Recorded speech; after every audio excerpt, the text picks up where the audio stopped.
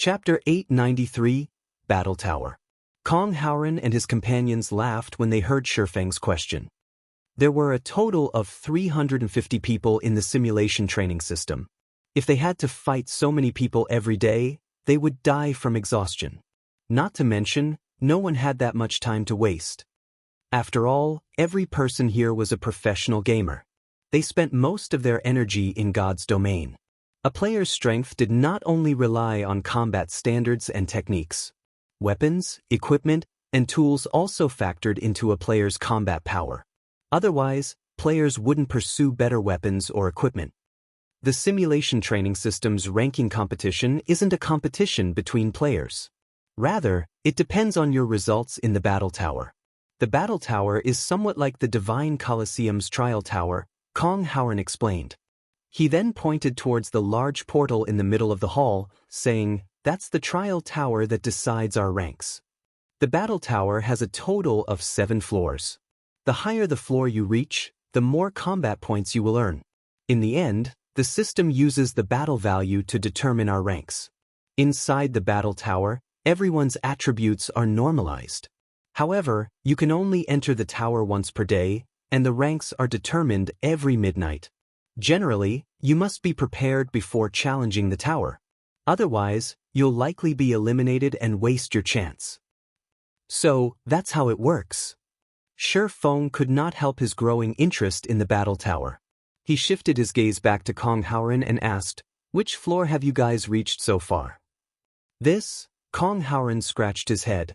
Awkwardly, he replied, "We're still on the first floor." "Is it that difficult?" Shifeng asked in surprise. He could tell that Kong Haoren's combat standard was quite high. Although the man was no match for Red Feather, he was not far off. In a first-rate guild, he would be considered a top-class expert there. In terms of the Divine Colosseum's Trial Tower, Kong Haoren would be a 6th-floor expert at the very least, yet such an expert was stuck on the Battle Tower's first floor. How difficult was this tower? In truth, all of the newcomers are stuck on the first floor. Only the Pavilions group have reached the 2nd floor. Violent Bear, for example, is on the 2nd floor. However, he ranks among the top of those on that floor, Kong Haoren explained. The experts who have reached the 3rd floor rank within the top 100. Their ranks practically never change. The most we can do is fight for the top 200 spots. The top 100 are monsters. The Battle Tower's difficulty has been set incredibly high. I really don't know why the secret pavilion made 7 floors. I've heard that, even so many years after the pavilion created this training system, nobody has the 7th floor. The highest record is the 6th floor. When they spoke of the tower's difficulty, both Hua Jingyang's and Du Xian's expressions twisted into something ugly. They were their guild's prided geniuses in God's domain. Countless players looked up to them, yet upon joining this simulation training system, they had been stuck at the bottom of the food chain. Although Kong Haoren had entered the top 300 ranks, it was beyond these two, and they were limited to a pitiful 20 points each day. The record holder has only reached the 6th floor? Shifeng was even more surprised. A transcendental power like the secret pavilion should have a few old monsters who had, at the very least, reached the domain realm, yet even they had only managed to reach the 6th floor. It was hard to imagine just how difficult the 7th floor must be. As he learned more, Shifeng's curiosity about the Battle Tower grew. Since Shifeng currently had 900 points, he had no interest in the starter pack. At the very least, he needed a Void Realm expert as a decent opponent. However, simulating Void Realm experts required 1,000 points. As for Domain Realm experts, facing them cost 2,000 points. Following which, under Kong Haoren's guidance, Shifeng entered the Battle Tower. As Shifeng entered the Battle Tower, news of his overwhelming victory over Violent Bear spread like wildfire. After all, this was the first time a newcomer from another guild had defeated a secret pavilion elite. Furthermore, Violent Bear was an expert that ranked among the top 150. Many people, curious about how well Shifeng would fare in the Battle Tower, rushed to the Battle Fortress to watch. Since this brat had easily defeated Violent Bear, he shouldn't have any problems reaching the 3rd floor. If he does, someone's going to get kicked out of the top 100. How can that be? The third floor isn't easy to reach. Moreover, Violent Bear had handicapped 10% of his attributes in that battle. Damn, which guild did that guy come from? He's so strong. If he reaches the third floor, he'll place a new record. Meet him. I recall that the best record an expert from a different guild had set on their first try was the second floor. However, that person is a true genius. Even the pavilion is trying to recruit them.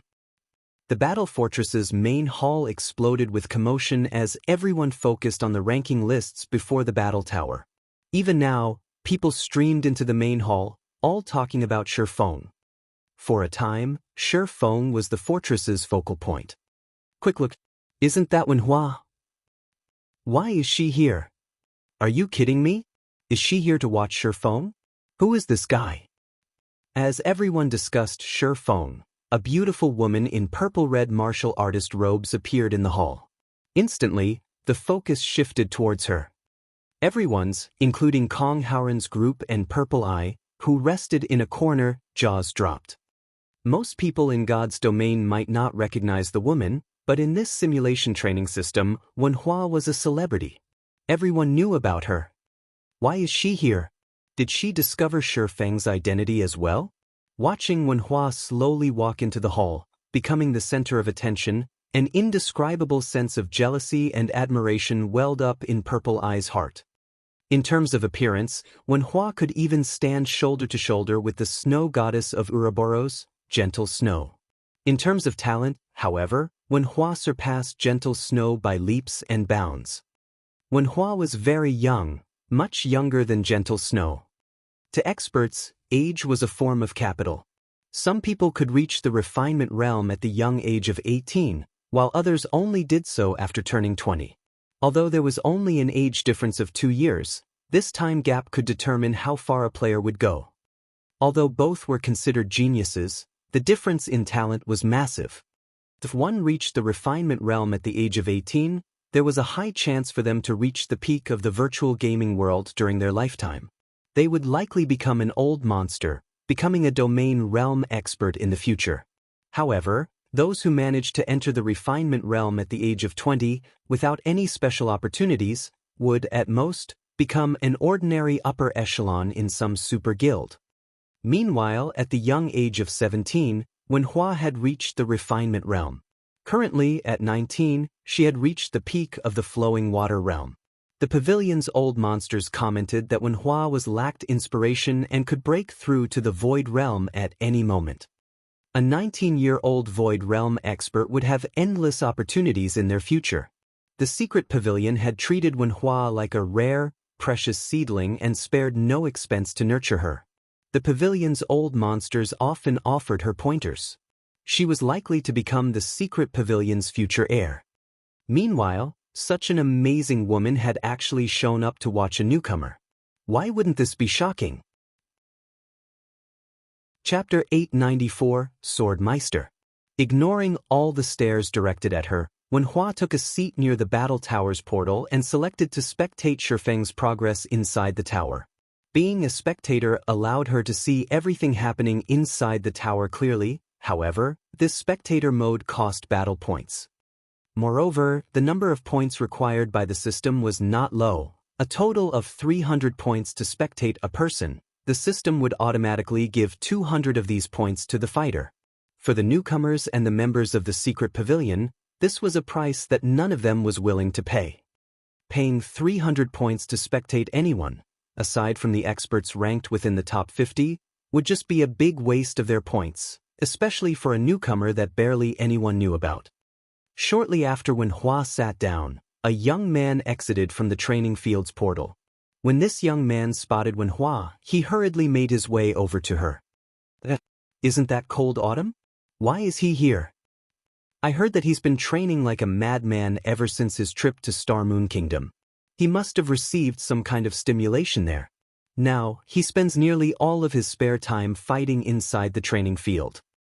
The members of the secret pavilion were shocked when they saw Cold Autumn, who had appeared out of the blue, walking over to Wenhua.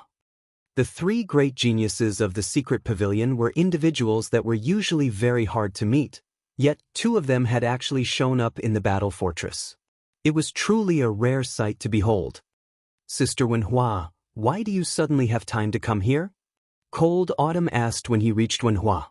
After taking a seat, he continued, didn't Uncle Yuan say that you were going to challenge Sanctuary's Gale Sword Meister, Ruthless Sky?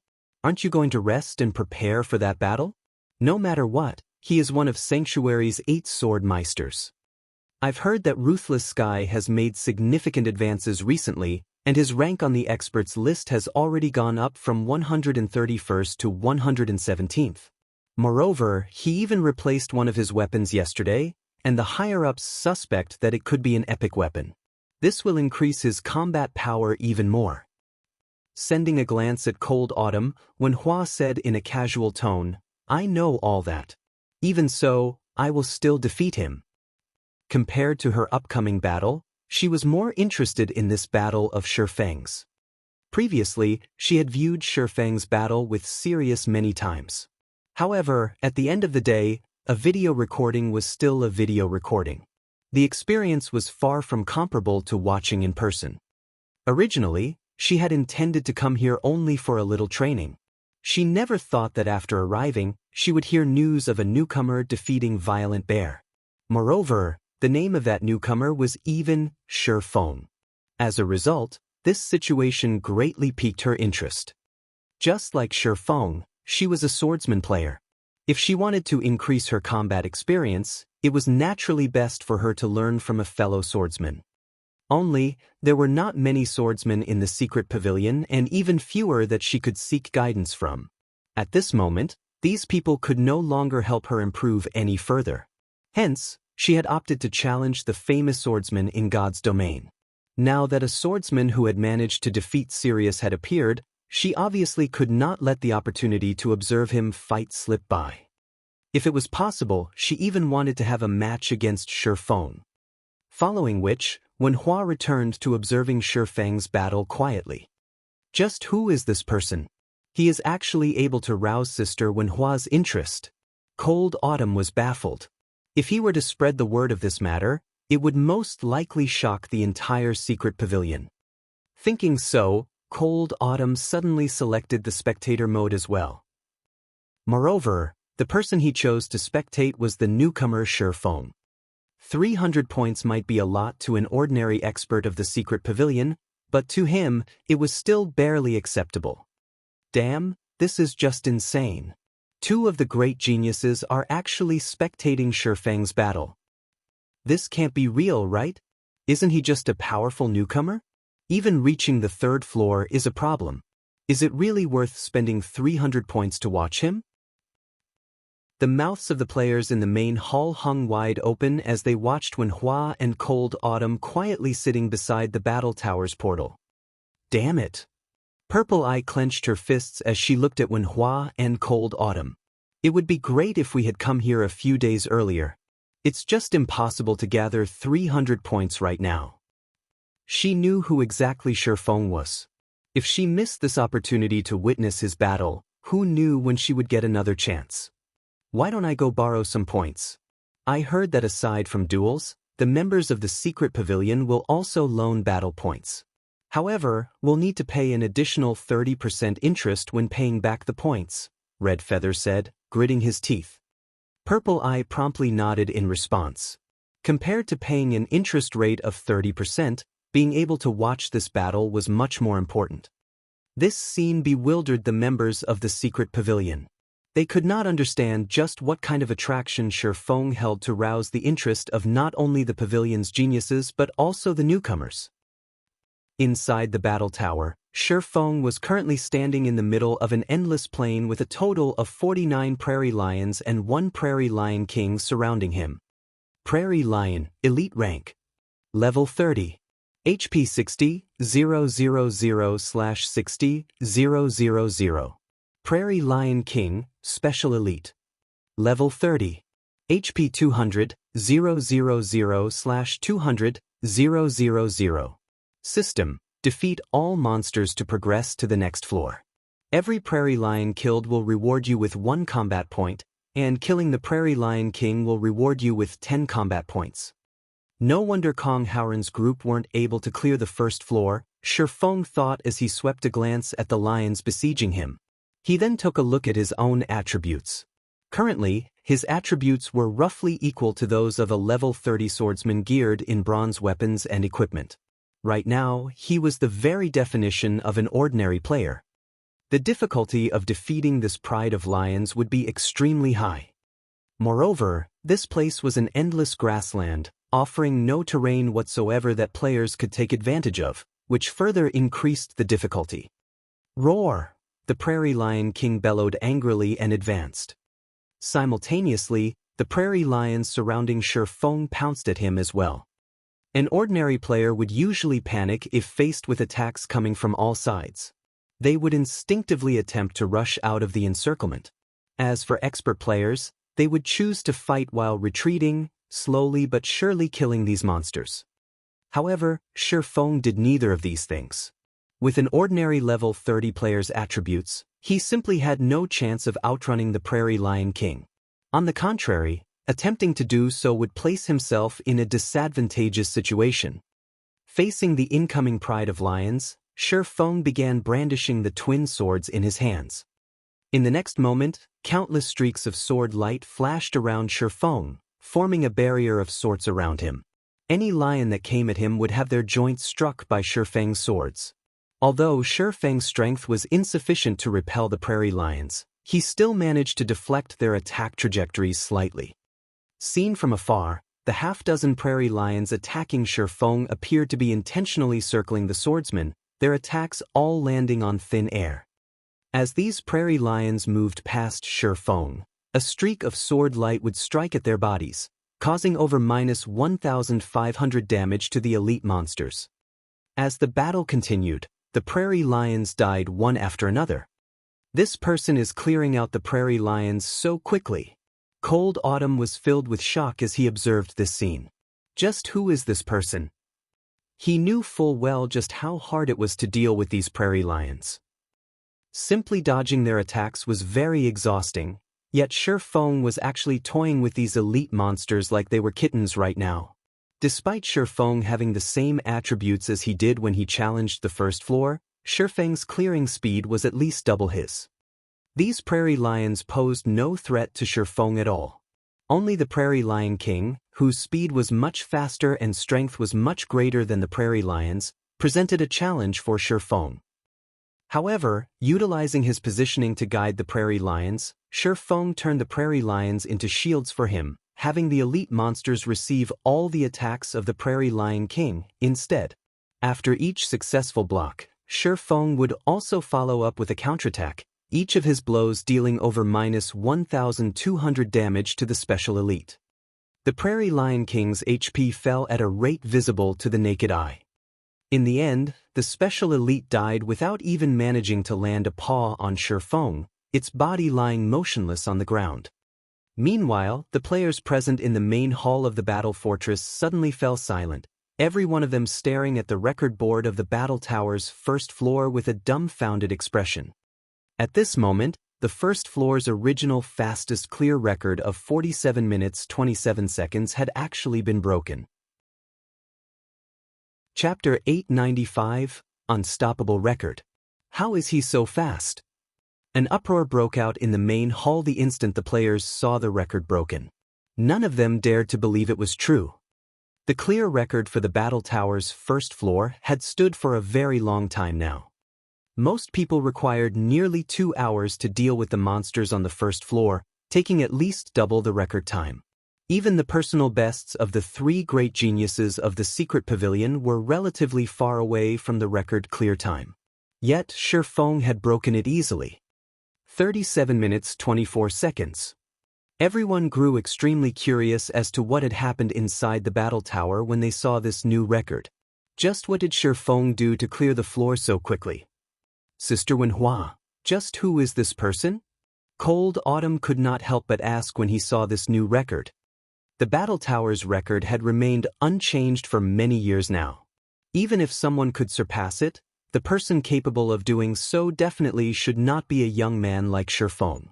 Nevertheless, A newcomer originating from another guild had beaten the best record by over 10 minutes.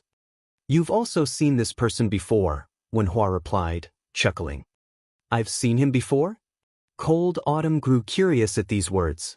However, he could not figure out where he had seen Shifeng before.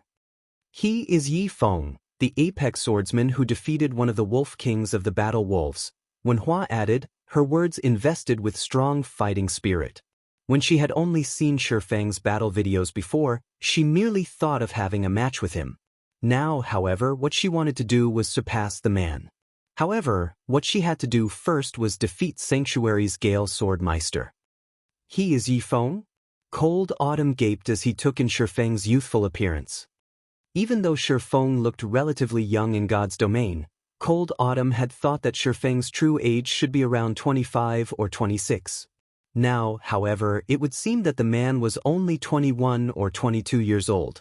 He was not that much older than Wenhua, yet he had already managed to defeat the legendary Sirius. Although he had relied mainly on his equipment advantage and skill advantage, a win was still a win. Sister Wenhua, aren't you being a little too mean? Since you already knew he was that Yi Feng, why didn't you tell me? I nearly missed out on a big opportunity to spectate one of his battles, Cold Autumn grumbled. Inwardly, however, he felt thrilled. At the cost of just 300 battle points, he got to spectate the battle of an expert like Shifeng. This was an opportunity that could not be bought even with money. Everyone has their own opportunities. If you miss it, then you can only consider yourself unlucky. Just like the time when the Glorious Lions went up against the Azura battle team. Who knew that the battle at that time would become one of the most memorable battles in the Dark Arena? Wenhua sighed as she shook her head. Alright, enough talking. Focus on watching. We won't get another chance like this as easily later on. While Wenhua and Cold Autumn were chatting, many of the Secret Pavilion's members had also gritted their teeth and chosen to spend 300 points to spectate Shifeng's battle. A person capable of breaking the record of the first floor definitely possessed extraordinary abilities. After just a short moment, the number of people spectating Shifeng's battle grew to a total of 13, instantly increasing Shifeng's battle points to 3,500.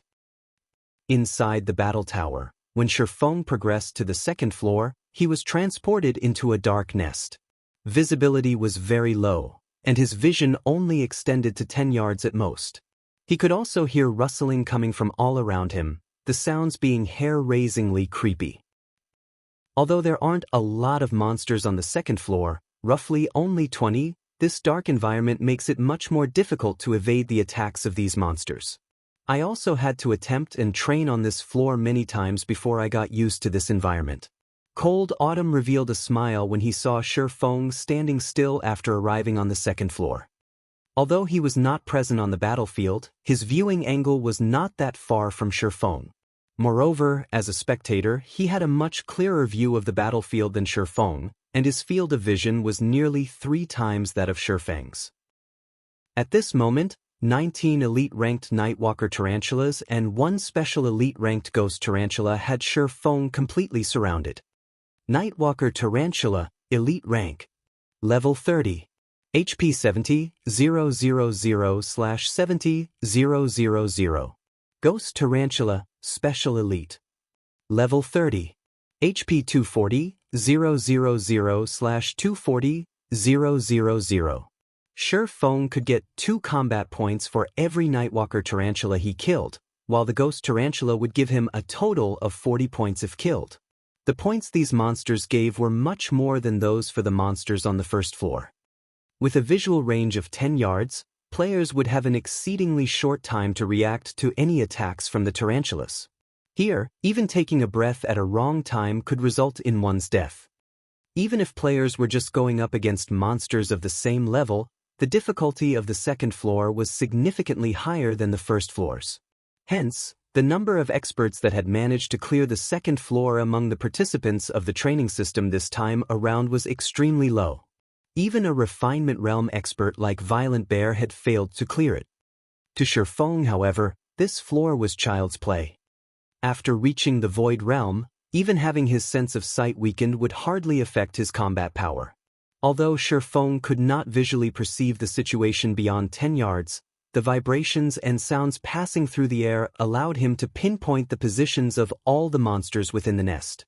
Before the monsters even got to 10 yards of him, Shifeng had already started taking appropriate countermeasures. Compared to the lions on the first floor, the massive tarantulas on the second floor were much easier to handle. Although the tarantulas were slightly faster than the lions, their strength was weaker. Up to the moment the battle ended, none of these tarantulas had landed a direct hit on Shifeng even once. Only the ghost tarantula's high attack speed managed to force Shifeng to block its attacks a few times, inflicting a small amount of damage as a result. Shifeng's evasive maneuvers and attacks completely mesmerized the spectators of the battle. Shifeng had fought the monsters as if he was just taking a leisurely walk through the park. Aside from these feats, Shifeng had also broken the clear record of the second floor. The original record time was 32 minutes 54 seconds, whereas Shifeng's clear time was 27 minutes 35 seconds. Following which, the number of people spectating Shifeng's battle increased by 15, boosting Shifeng's battle points further by 3,000. The third floor was a fiery hell. The majority of the ground on this floor was scorching red. Stepping on a patch of red immediately imposed burn damage. Only the areas scorched black were safe. However, there were very few of such areas in this fiery valley. Players would have their movement greatly restricted while fighting on this floor. Meanwhile, Shifeng's opponents for this floor were drastically different from his previous ones. Although there were only 10 monsters on this floor, all 10 of them were hovering around in the air. Flame Falcon, Elite Rank. Level 30. HP 60, 000/60, 000. Flame Eagle, Chieftain Rank. Level 30. HP 900, 000/900, 000. They say that the third floor is a major threshold, and until now, only a few experts have managed to clear the third floor. Just how far will he be able to go? Looking at Shifeng remaining motionless, many people began wondering how he would avoid the attacks of the Flame Eagle. A chieftain was much stronger than a special elite. Dodging attacks from such a monster was already extremely difficult, to begin with, not to mention the various constraints the environment placed on Shifeng's movements. Without a proper method to cope with the Flame Eagle, Shifeng would very quickly lose his life on the third floor. This is rather interesting. It's no wonder they say that the battle tower plays a crucial role in guiding one through the various combat realms. As Shifeng took in his surroundings and the Flame Eagle hovering above him, he suddenly understood what was going on in the battle tower. Chapter 896, Skyrocketing Points. The secret pavilion had another name for the battle tower, the Tower of Guidance. From what Kong Howren shared, the battle tower could help a player grow, all the way up to grasping a domain. Previously, Shifeng only partly believed these words. Now, however, he no longer doubted them. In order to be considered as having reached the refinement realm, one needed to have excellent control over their own body and be able to flexibly and naturally vary the amount of strength their body exerted. The flowing water realm required one to perceive and observe the opponents. One had to be able to distinguish their opponent's thoughts and carry out appropriate responses in advance by observing the opponent's minute movements. To put it simply, one needed to be able to react before their opponents even acted. The Void Realm demanded a certain amount of control over one's surroundings. Instead of merely judging the environment through vision alone, one needed to push their 5 senses to the very limits and rely on these enhanced senses to determine all movements occurring in the background. The goal of the battle tower's first floor was to have players learn how to control themselves, using the pressure of facing a large number of lions to learn how to adapt nimbly to sudden changes. The second floor was meant to improve a player's instantaneous observation powers and snap judgment. The third floor served to improve a player's perception and judgment of distance. Accurately judging distance was a challenging task. However, as long as one managed to achieve this, they would be considered to have officially entered the flowing water realm. Shifeng had to admit that the guidance provided by the battle tower was very on point. It was no wonder that super guilds could nurture such a large number of top-tier experts. The flame falcons and flame eagle hovering in the sky had no intention of giving Shifeng too much time. Letting out screeches that echoed throughout the entire valley, the fiery birds spat out scorching flames in Shifeng's direction in unison. It will be difficult for him to clear the third floor. Among those present inside the battle fortress were quite a few people whose progress stalled on the third floor. Hence, they were very clear on how difficult this floor was. Not only would one receive flame attacks from all directions, but the valley floor would also change at random. Places that were originally safe zones could turn into a danger zone in the next second. One constantly needed to pay attention to their footing while on this floor. Moreover, there were no objects in the area that could serve to block the flame attacks of the monsters. One could just imagine the difficulty of the third floor. Not to mention attacking the flying monsters, the majority of the players who reached this floor would generally fail to cope properly and ultimately died to either the scorching ground or the flame attacks. What is he trying to do? Everyone suddenly noticed that, despite seeing the 10 streaks of flames coming at him, Shifeng actually chose to remain standing still. Just as the flames were about to devour Shifeng, the swordsman suddenly strode forward, his body leaving behind numerous afterimages as he moved about the small platform he was on. In the next moment, one streak of flames engulfed the afterimages Shifeng left behind. After all 10 were gone, Shifeng was standing back in his original position completely unscathed. How is this possible? Cold Autumn was momentarily stupefied. Although he had yet to reach the third floor himself, it was obvious to him that were he the one going up against these flame attacks, aside from running and dodging, he would have no other method to retain his life. The distance the flame attacks were launched from was simply too short.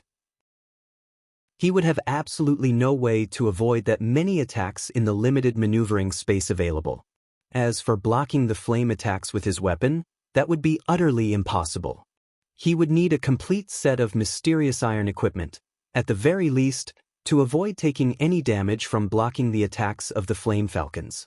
Blocking the attacks of the flame eagle would require him to be fully geared in secret silver equipment at the minimum. However, the system armed them with only a set of bronze equipment in the battle tower. Trying to defend against the flame attacks would be suicidal. Now, even while standing in that small area, Shifeng had actually managed to avoid all the flame attacks. It was as if these flames were intentionally circling his body. This is impossible. There must be something wrong with the system. How can he dodge all those attacks in time at such a close distance? The players spectating Shifeng had long since gone into an uproar. Almost all of them had shouted the same thing. No matter how they wrapped their minds around it, dodging so many attacks from such a close distance was not feasible. The only possibility was that an error had occurred with the system. Otherwise, how were they supposed to explain the earlier scene? Wenhua, however, did not feel any surprise at the outcome of that onslaught. Everyone was basing their judgments only on the distance the flames were coming from. However, they had forgotten that they were living in a three-dimensional world. Aside from horizontal and vertical distance, one also should not forget depth. On the screen, it might seem as if all 10 flame attacks came over similar distances. But in reality, the distance each attack needed to travel was different. As all 10 attacks were launched simultaneously, the times at which the attacks reached Shifeng would differ slightly. Meanwhile, Shifeng had utilized the small time difference in the arrival of the attacks to systematically evade them one after another. The one part about this scene that annoyed Wenhua, however, was that she had not noticed the slightest bit of haste or anxiety in Shifeng's movements. The man had casually dodged the attacks as if he was just taking a leisurely stroll, his actions containing no excess movement whatsoever. Wenhua even felt a shiver go down her back when she looked at how smooth and natural his movements were. The numerous surprised gasps coming from the spectators immediately attracted the attention of those resting in the main hall, every one of them looking at these several spectators in confusion. What's up with them? Aren't they just spectating a battle? Is there a need to go so crazy over it? This curiosity now tempted many more people who were reluctant to part with their points. Such a commotion had never occurred before, even when the upper echelons of their guilds fought in the battle tower. What exactly was going on inside the battle tower? Just as everyone was hesitating over whether or not to spectate Shifeng's battle, a middle-aged man dressed in luxurious red-black martial arts robes entered the hall. With quick steps, this middle-aged man walked up to the portal of the battle tower. After finding a quiet place to sit in, the man then chose to spectate Shifeng's battle. Damn. This is madness. This is simply madness. Why has Elder Yuan come over as well? Isn't this a training system meant to nurture youths with potential? He couldn't be here too? All the bystanders suddenly thought of a possibility when they looked at Yuan Tiexin quietly sitting down and calling out his system interface. However, none of them could accept this shocking thought of theirs. Those who had still been hesitating immediately looked for seats and chose to spectate Shifeng's battle. Instantly, the number of people spectating Shifeng increased to 63. Those who lacked the points to spectate were all stupefied by this scene. Even when the upper echelon of the secret pavilion came to challenge the battle tower, the number of spectators would be around this number, at most. Moreover, today was a day when many people were busy with their own matters and had not come to participate in the training system. Otherwise, the number of spectators right now would definitely rise even higher. Just who is Brother Shifeng? The shock Kong Haoren was feeling right now at this sight was many times more intense than what he felt when he had faced off against an army of over 100,000 elite players. I would be set for life if I could have this many people spectating my battle. Wu Xingyang could not close his mouth as he saw this scene. Just how many battle points could he earn if he had this many people spectating his battle as well? Even if he fought against a refinement realm expert every day, those points could last him for 2 whole months. On the 3rd floor of the battle tower, Shifeng repeatedly dodged the flame attacks sent at him. Even when the terrain changed, he managed to reach a safe zone immediately. Occasionally, he would also attack with a flying dart. Although the damage he caused was low, only minus 500 points or so, none of the monsters in the battle tower had the battle recovery ability. Hence, he could slowly but surely wear down these monsters. Following which, one Flame Falcon's HP continuously decreased. The battle had already fallen under Shifeng's complete control. That's enough experimentation. It's about time things ended. He then threw out the last dart that took away the final strand of HP of a Flame Falcon. As a result of one Flame Falcon dying, the number of attacks Shifeng had to face at a single time decreased from 10 to 9, making dodging the attacks much easier for him. With no suspense whatsoever, he whittled down the remaining Flame Falcons and Flame Eagle, once again easily clearing a floor. Only, as Shifeng was not playing a ranged class, his attacks were a lot less effective compared those of ranged classes. Hence, he had not managed to break the record clear time for the 3rd floor. Even so, he still stupefied all his spectators. The reason for everyone's shock was because Shifeng's clear time for the 3rd floor was only marginally slower than the current record holders. If his ranged weapon had been slightly better and he had learned a few more good skills, he could have easily broken the record. Following which, Shifeng entered the 4th floor of the battle tower. This was also the highest floor the current batch of trainees had reached. Chapter 897, Silent Hell. This person is strong. It was worth spending all those points to spectate him. This is my first time seeing someone clear the 3rd floor so easily. This shows that he has still not reached his limits. At this rate, he might even be able to clear the 4th floor and become the first person among this batch of trainees to reach the 5th floor. That's impossible. This is the 4th floor we are talking about. Even the top experts of our guild are still stuck there. Even if Shifeng is amazing, it is simply impossible for him to match up to the top experts of our guild. I guess you're right. Our guild's top experts all stand at the peak of God's domain.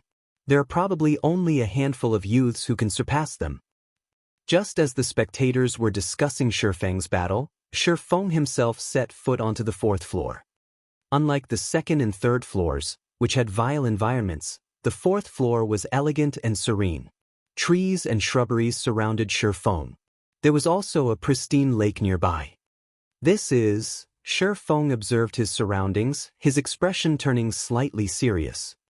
Although his surroundings looked very peaceful, Shi Feng could not ignore a sense of crisis in his mind.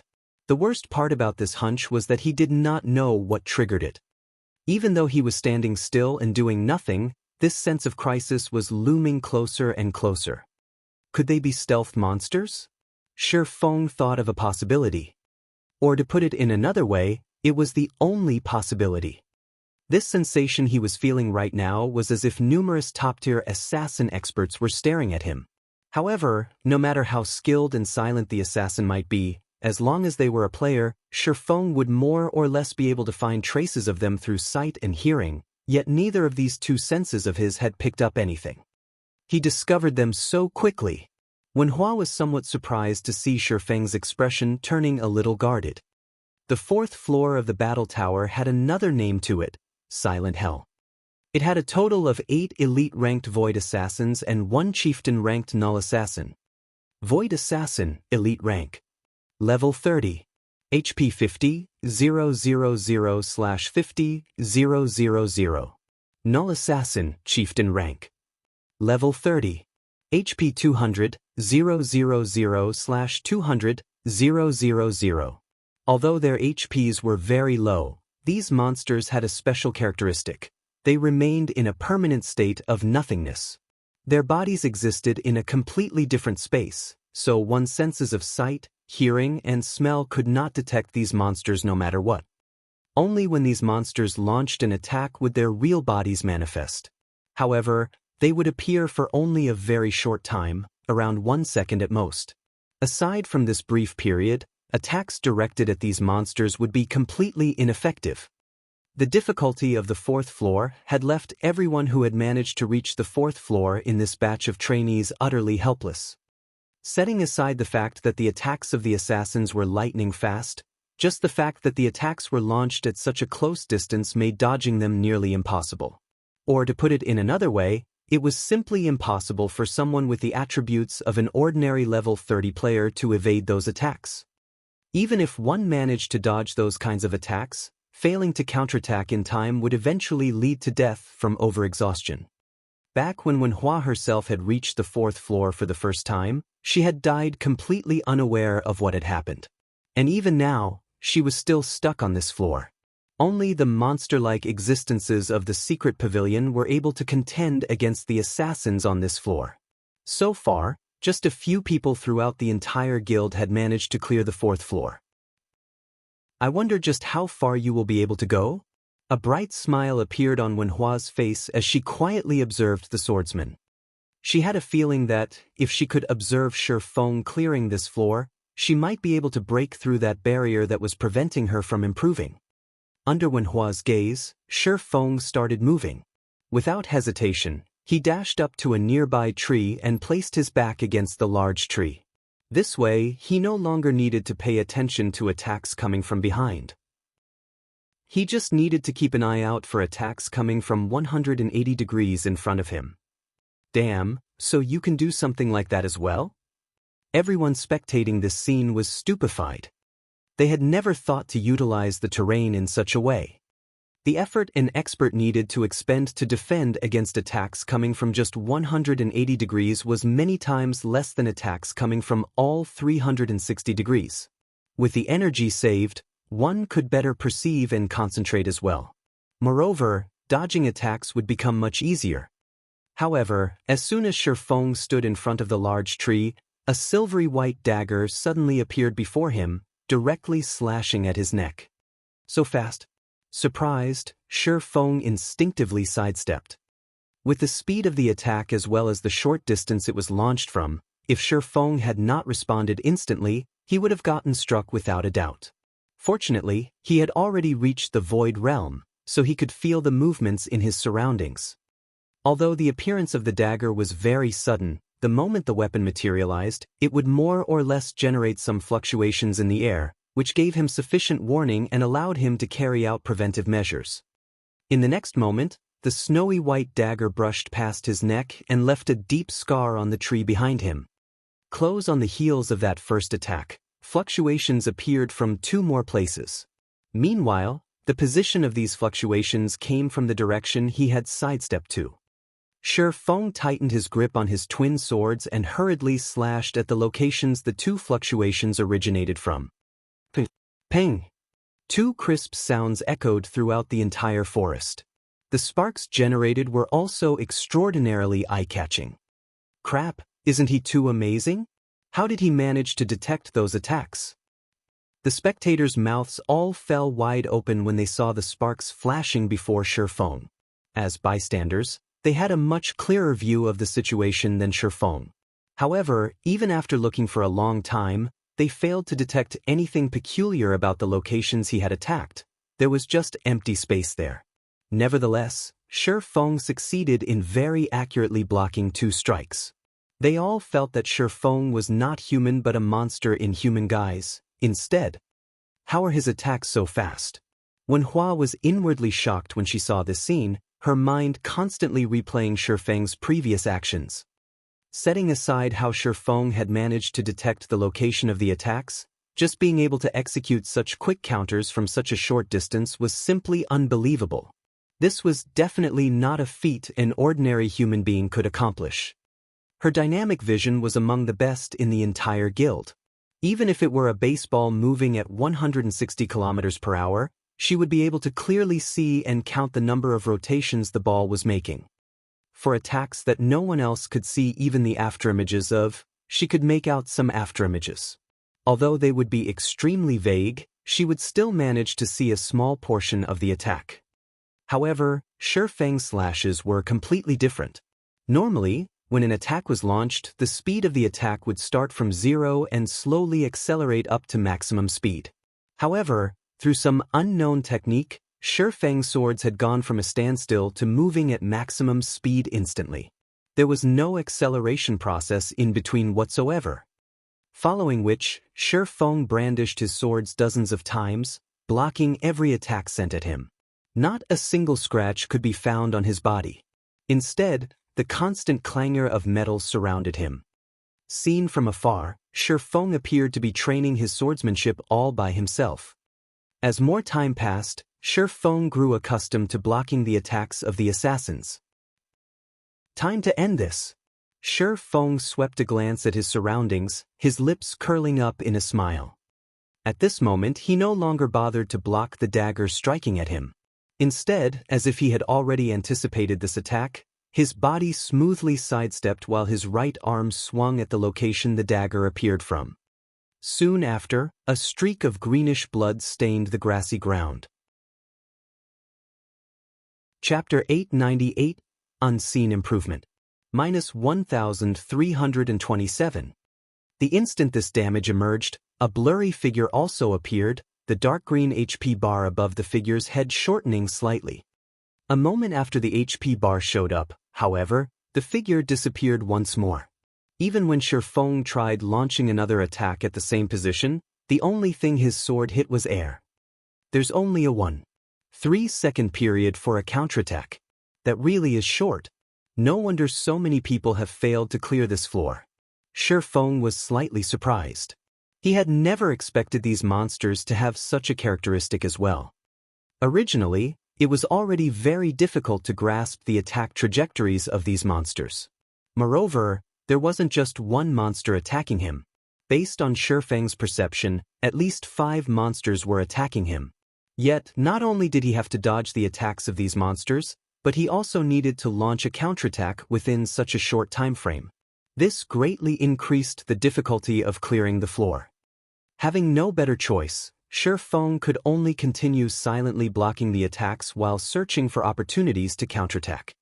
He often had to block over a dozen attacks before he got the opportunity to launch a counterattack. If he failed to grab this opportunity, he would have to block another dozen, or even 2 or 3 dozen attacks. If an ordinary person were standing in Shi Feng's place right now, they would surely feel bored at the moment. Shi Feng, however, was actually joyous. He could not help but admit that the guidance provided by the battle tower was indeed excellent.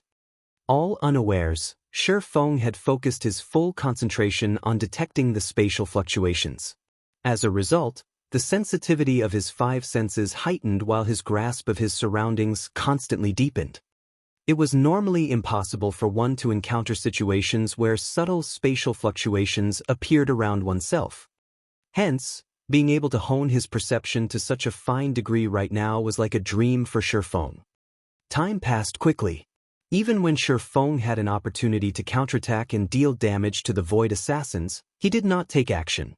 After all, this here was the best place for him to train right now. As his perception improved, Shifeng became increasingly sensitive to the subtle fluctuations caused by the Void Assassins. Initially, these weak fluctuations felt no different from tiny raindrops hitting his skin. Although he could feel them, his perception of them was not that clear. As a result, even when his body felt these fluctuations, his brain dismissed them as negligible. However, after sensing the fluctuations for thousands of times, his awareness of them intensified.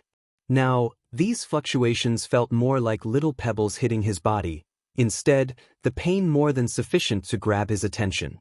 Even without his brain making any conscious decisions, he would instinctively react and turn towards the direction the fluctuations came from.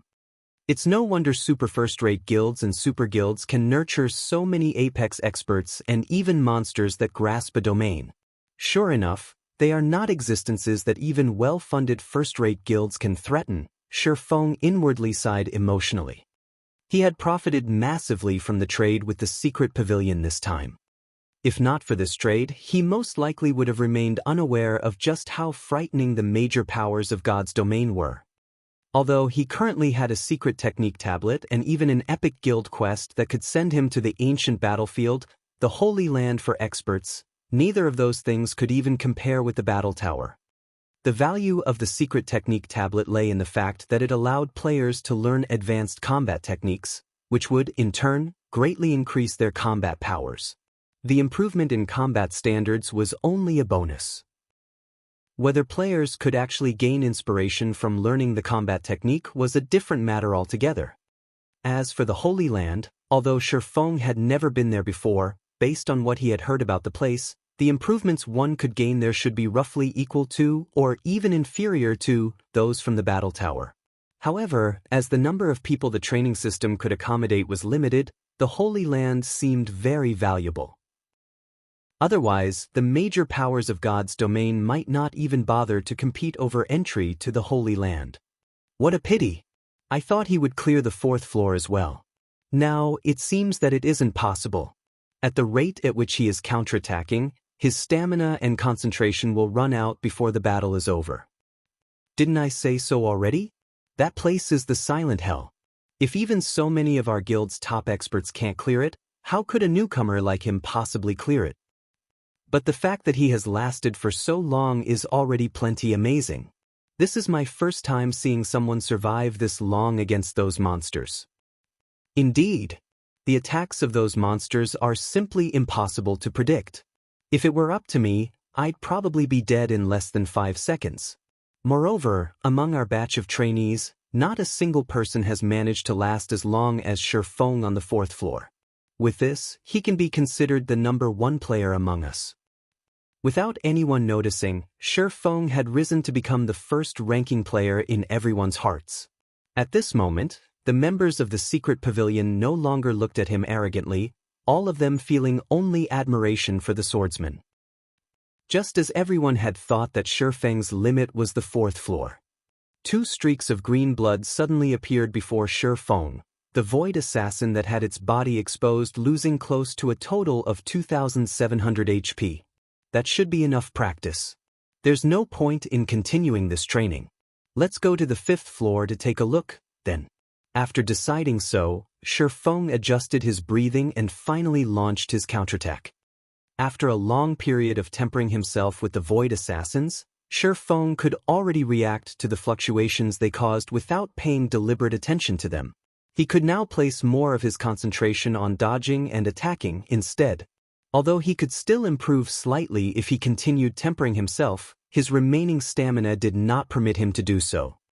Moreover, compared to tempering his perception of the surrounding space, he was currently more interested in finding out what sort of trial awaited him on the 5th floor. What's going on? Shouldn't his stamina and concentration have declined significantly? Theoretically, his counterattack rate should gradually drop. So, why is it now increasing? The spectators were all shocked to see Shifeng behaving as if he had just taken a dose of stimulants. However, what no one knew was that, after undergoing that period of tempering, Shifeng's combat standards had received significant improvements. If before he had to focus 3/4 of his concentration on sensing the spatial fluctuations, he now needed to use only 1/3 of it to do so. This change allowed Shifeng's attack rate to increase over threefold. In less than 10 minutes, Shifeng had defeated all 8 Void Assassins, leaving only the chieftain-ranked Null Assassin, which had not moved at all since the start of the battle. The instant the 8th Void Assassin died, the Null Assassin finally took action. The instant the Null Assassin struck, Shifeng nearly lost his life. The Null Assassin's attack was exceedingly fast, and its strength was extremely powerful. It was simply impossible for Shifeng to evade the chieftain's strike even though he had managed to sense it coming. Reacting quickly, Shifeng launched an attack of his own at the Null Assassin's dagger, using the force of the impact to deflect the dagger's attack trajectory slightly so that it struck air, instead. So strong. Shifeng inwardly felt fortunate as he looked at his still trembling arm.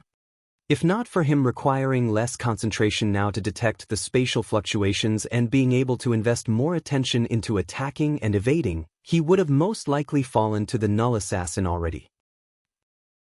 He dodged it? Yuan Tianxin was astounded as he looked at the unmarked Shifeng. He had expected Shifeng to suffer miserably when the Null Assassin took action. The reason for this assumption of his was because he understood just how powerful the Null Assassin was. Although he, too, was a Void Realm expert, he had suffered hundreds of defeats at the hands of the Null Assassin. Only after a long period of arduous training did he manage to defeat the Null Assassin. Moreover, even until now, his win rate against the Null Assassin was still not 100%. Hence, he never imagined that Shifeng would actually manage to deflect the Null Assassin's attack on his first try. The scariest part about the Null Assassin was its first attack. If one could avoid its first attack, the subsequent battle would become much simpler. Sure enough, after a short adjustment period, Shifeng launched his counterattack on the Null Assassin, continuously dealing damage to the chieftain. In the end, after a dozen minutes or so of strenuous battle, he depleted the Null Assassin's 200,000 HP. Chapter 899. Ranking Competitions Number 1. What? He cleared it, just like that? All of the spectators were stupefied as the Null Assassin's corpse appeared on the ground. Until now, not a single person among their trainees had conquered the Silent Hell. Although they knew that some of them would eventually clear the 4th floor, they never expected a newcomer from another guild to do so. Meanwhile, Shifeng's success caused an uproar among the other players in the main hall. Many people began to regret their decision to not watch Shifeng's battle. If they had done so, they might have learned something, allowing for minor breakthroughs. After all, every expert had their own strengths and weaknesses. If the other party's strength made up for what they lacked, they would gain some insight from watching the battle. Ha! You guys have seen it now, right?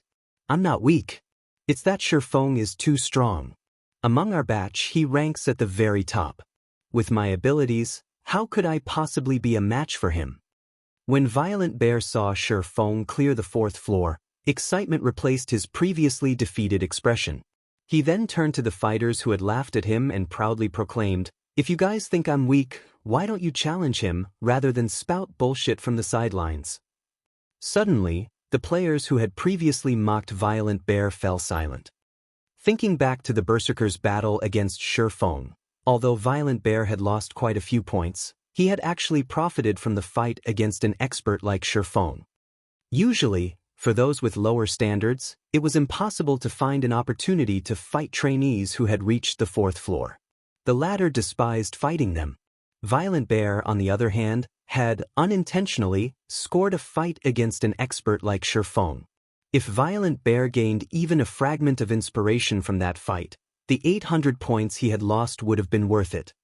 If possible, they were willing to spend 500 or 600 points, 800 points, for a match against Shifeng. However, this opportunity had obviously passed. The fact that Shi Feng had secured first place in the ranking competition meant that he no longer lacked battle points. Furthermore, why would Shi Feng need to fight them? On the battle tower's 5th floor.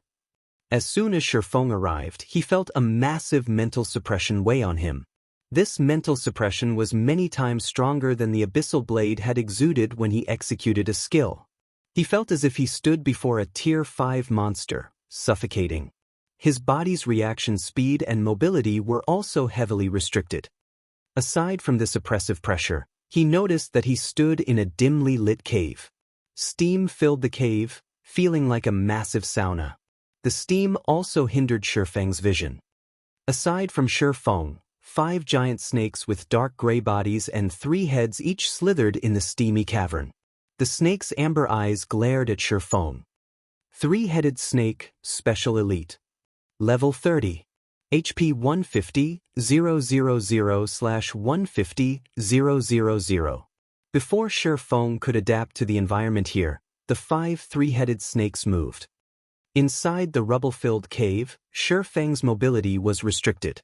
The 3-headed snakes, on the other hand, treated these obstacles as if they didn't exist. They moved through the cave like flowing water, easily overcoming the various obstacles in their path with unaffected speed. In the blink of an eye, all 5 snakes arrived before Shi Feng. After the 5 3-headed snakes surrounded Shi Feng, they began to spit needles of corrosive venom at the swordsman. The venomous needles rained down on Shi Feng like thin rain. In this steamy environment, it was simply impossible to detect them with the naked eye. Shi Feng could only determine the attack's trajectories by the fluctuations in the air. However, there were simply too many needles. A single 3-headed snake had spat over a dozen needles. With 5 3-headed snakes surrounding Shi Feng, he faced was over 70 attacks. An ordinary person would have their hands full with just 5 of these attacks. Now there were over 70. Moreover, even one of these attacks was more than enough to injure Shi Feng heavily. The 5th floor's difficulty was clear to see. Even if Shi Feng were at his peak, he could never defend against so many attacks.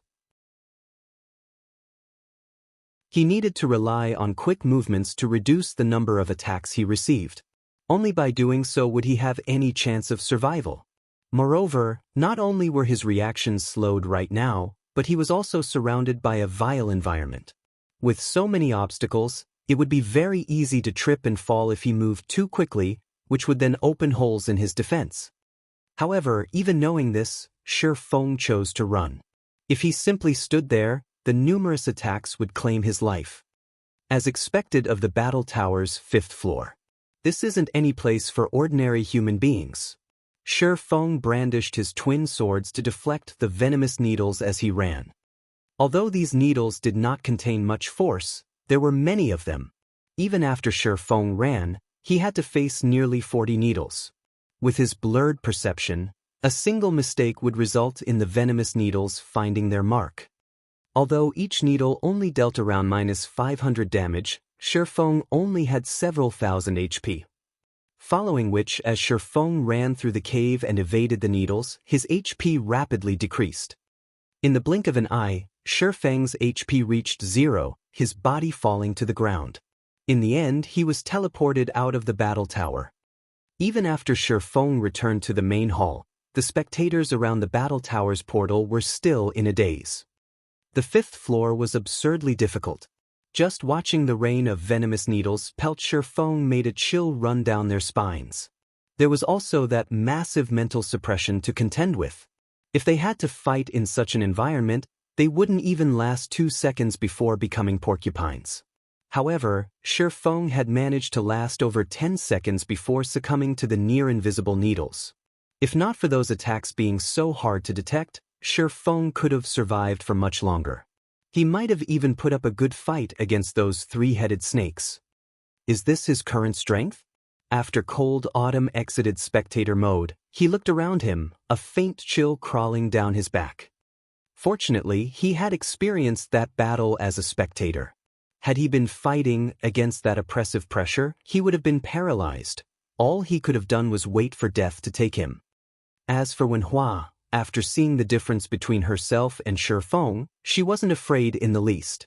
On the contrary, she brimmed with fighting spirit, the corners of her lips lifting into a bright smile. Although she could clearly feel just how massive the gap was between them, she had obtained tremendous insight from watching Shifeng's fight. Previously, she had concentrated on a singular question: why were Shifeng's attacks so fast? However, after a long period of observation, she more or less gained some inspiration. Every time Shifeng attacked, his body began to move even before his sword did. By relying on his body's movements and energy transfer, his sword had already been accelerating for a brief period by the time he moved his arm. Hence, when Shifeng actually swung his sword, the sword seemed as if it instantly transitioned from a standstill to maximum speed. Although the theory sounded simple, one needed a degree of physical control that was beyond the scope of ordinary humans to accomplish this feat. Of course, Wen Hua had a lot of confidence in herself. She believed that if Shifeng could do it, there was no reason that she could not.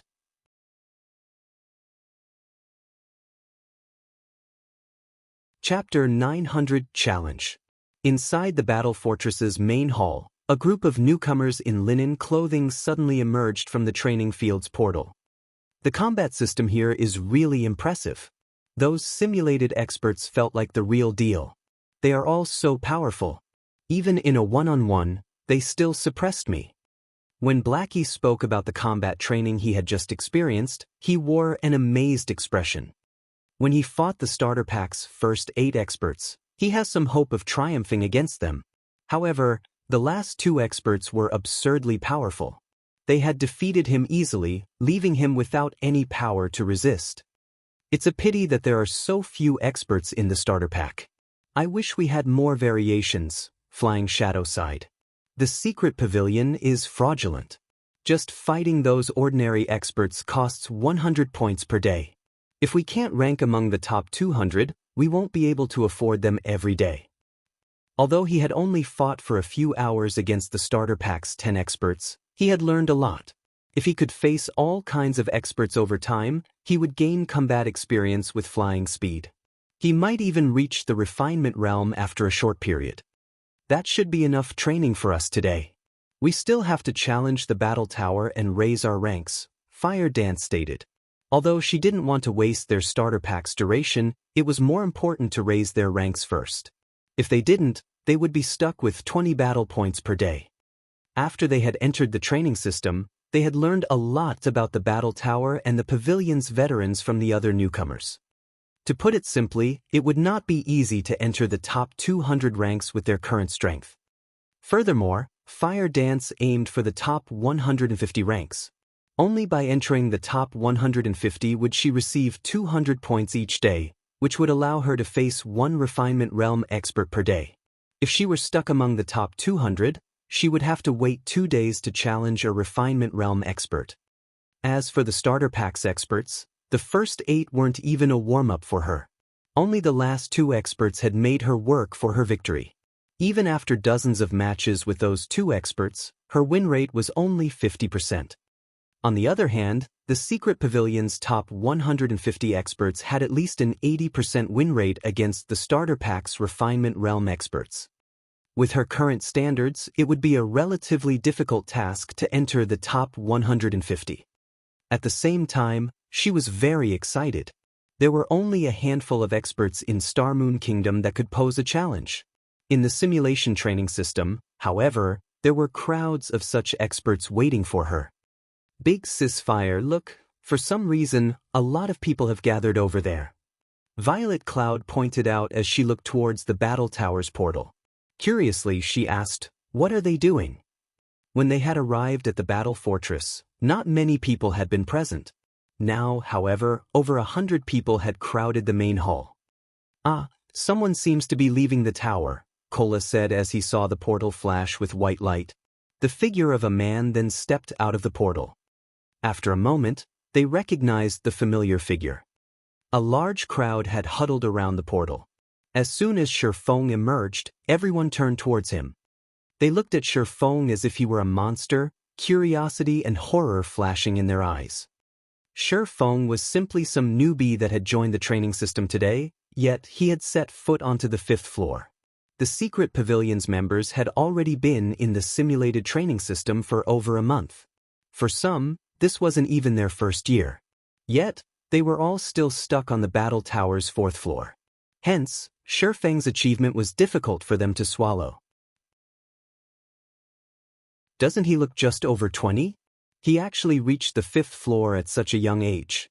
Even among all the geniuses throughout our secret pavilion's history, he should rank near the top, right? Yeah, he should rank within the top 20. Between Shi Feng and Wen Hua, who do you think has more talent? Do you even need to ask? It is certainly Wen Hua. Even our guild leader can't stop praising her talent, claiming that she ranks among the top 10 throughout the secret pavilion's history. When Fire Dance and the others overheard the conversation, they were momentarily at a loss for words. They did not know whether they should celebrate or smile wryly. While their heads still ached about obtaining a better rank, Shi Feng had already become number 1 in the ranking competition. Meanwhile, before Shi Feng even had the chance to relive the battle on the 5th floor, he heard the sound of an emergency notification. Shi Feng was then forcefully ejected out of the training system and forced into sleep mode. No one was surprised about Shi Feng's sudden disappearance. They all thought that he had logged out to avoid their pestering. Moreover, training in the battle tower was very taxing. Almost everyone had to log out and rest after challenging the tower. Inside the luxurious bedroom, Shi Feng climbed out from his virtual gaming cabin, the machine continuously beeping. A single tempering session in the battle tower consumes so much? Shi Feng could not help his surprise when he saw the virtual gaming cabin's depleted nutrient solution tank. Before he had entered the training system, he had made sure to refill the cabin's nutrient solution storage and had drunk a bottle of A-rank nutrient fluid. The depleted nutrient solution was one thing. However, he was extremely hungry. Moreover, his entire body felt drained. This emptiness felt similar to when he had broken through the limits of his mental strength for the first time. It's no wonder why Yuan Tiexin had warned me to prepare S-rank nutrient fluids. Ordinary people can't afford to play around with this training system. Shi Feng, more or less, understood why Yuan Tiexin had suggested caution.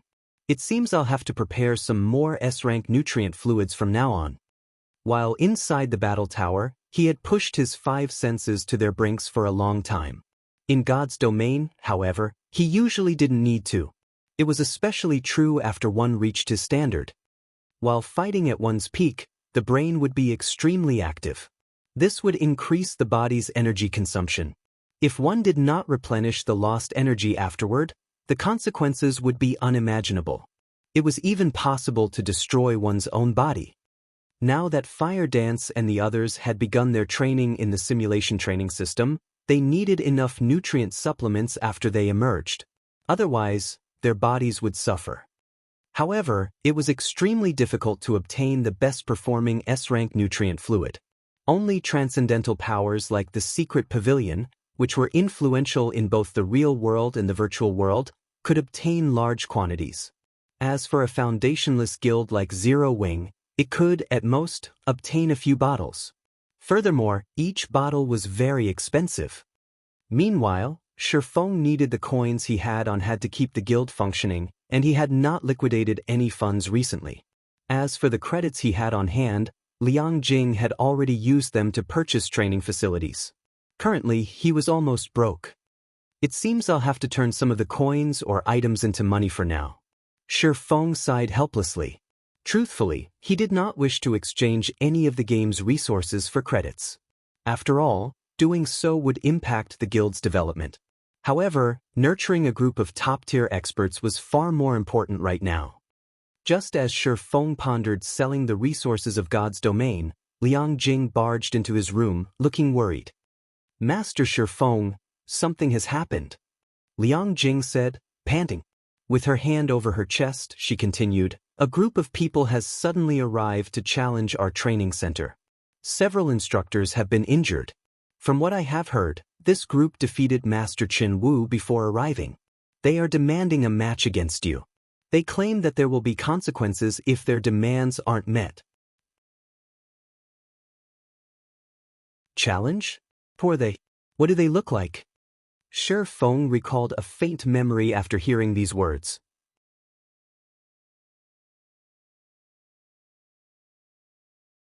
Chapter 901, Silent Blade. Inside the bustling dojo, hundreds of people had gathered around the arena. This dojo is pathetic. These instructors are just garbage. They're completely misguiding the students here.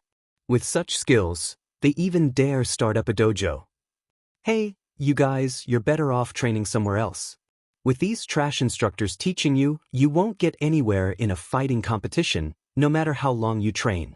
It's no wonder why, after so many years, this city has not produced a single, decent professional fighter. Of course, you're not to blame. Rather, it's these garbage instructors' fault. If it were up to me, I would pack up and leave after finding out how crappy these instructors are. I wouldn't waste my youth here. Over a dozen youths in their 20s wearing dark gray martial artist robes glanced at the middle-aged instructor who had just been defeated, disgust filling their gazes.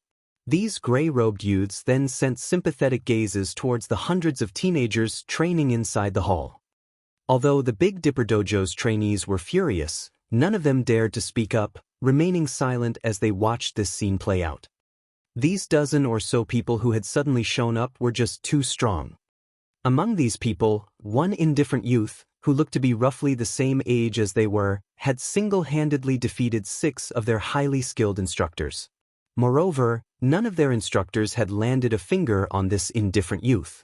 Even someone who knew nothing of martial arts could see the disparity in their strengths.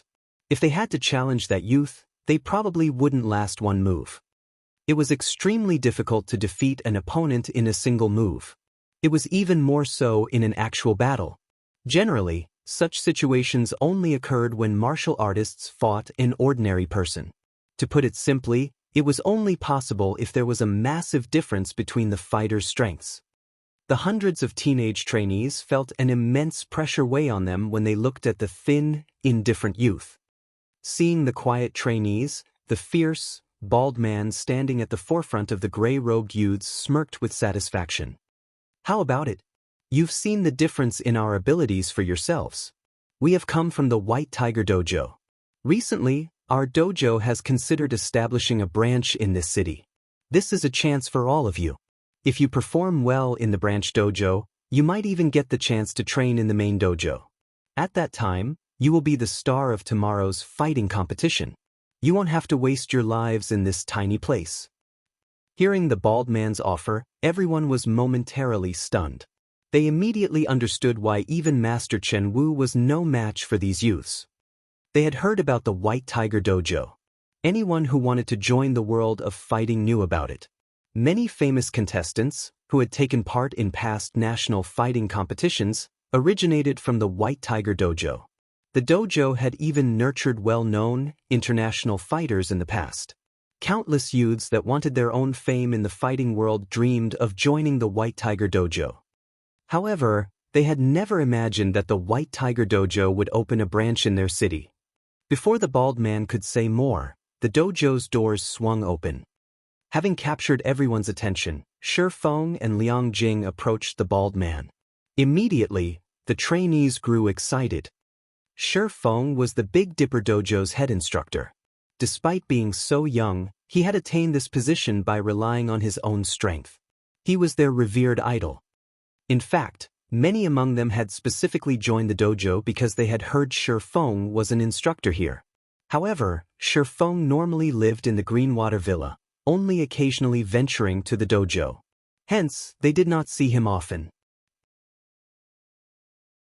You are the head instructor? The bald man's lips twisted into a sneer, glaring at Shi Feng with disdain. He had heard that the newly established Big Dipper Dojo had a 20-something-year-old martial artist who guided the students. He had thought it had been a joke.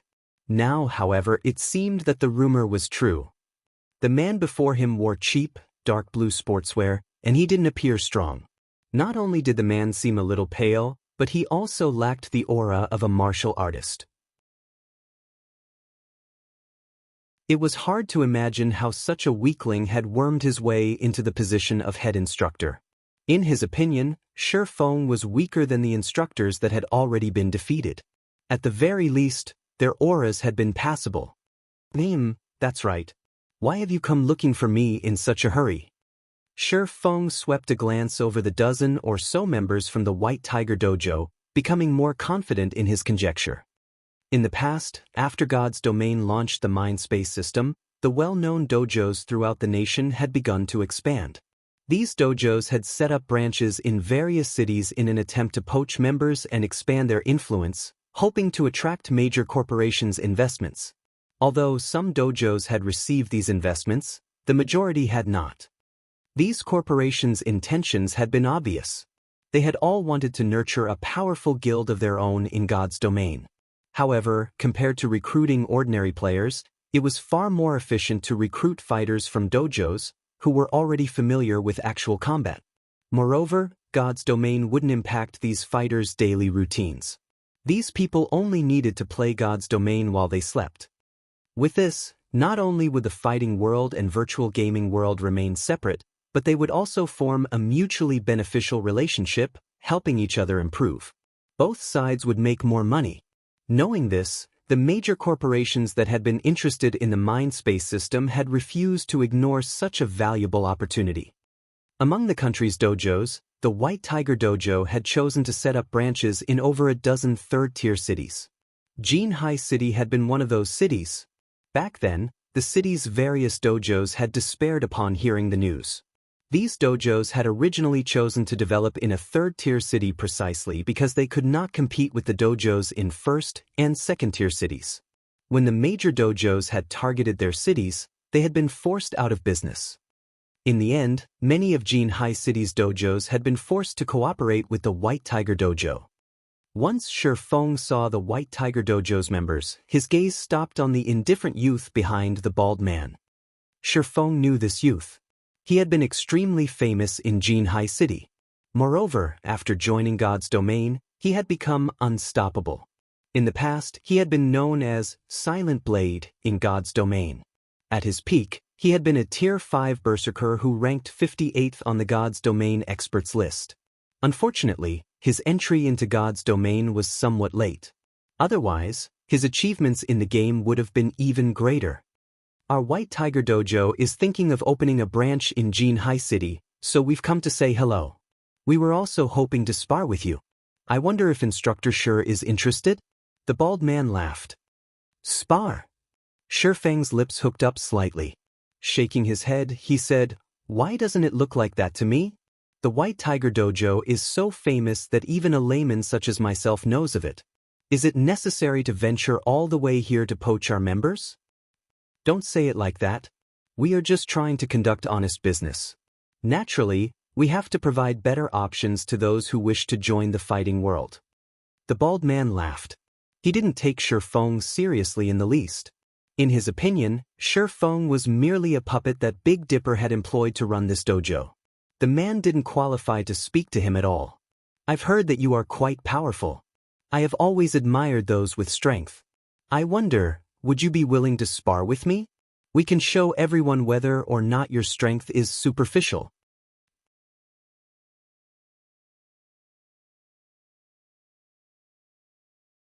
Chapter 902, Class versus Class. The bald man's sarcasm earned the displeasure of many within the dojo. Just as Liang Jing was about to step forward and say something, Shi Feng held her back with a hand.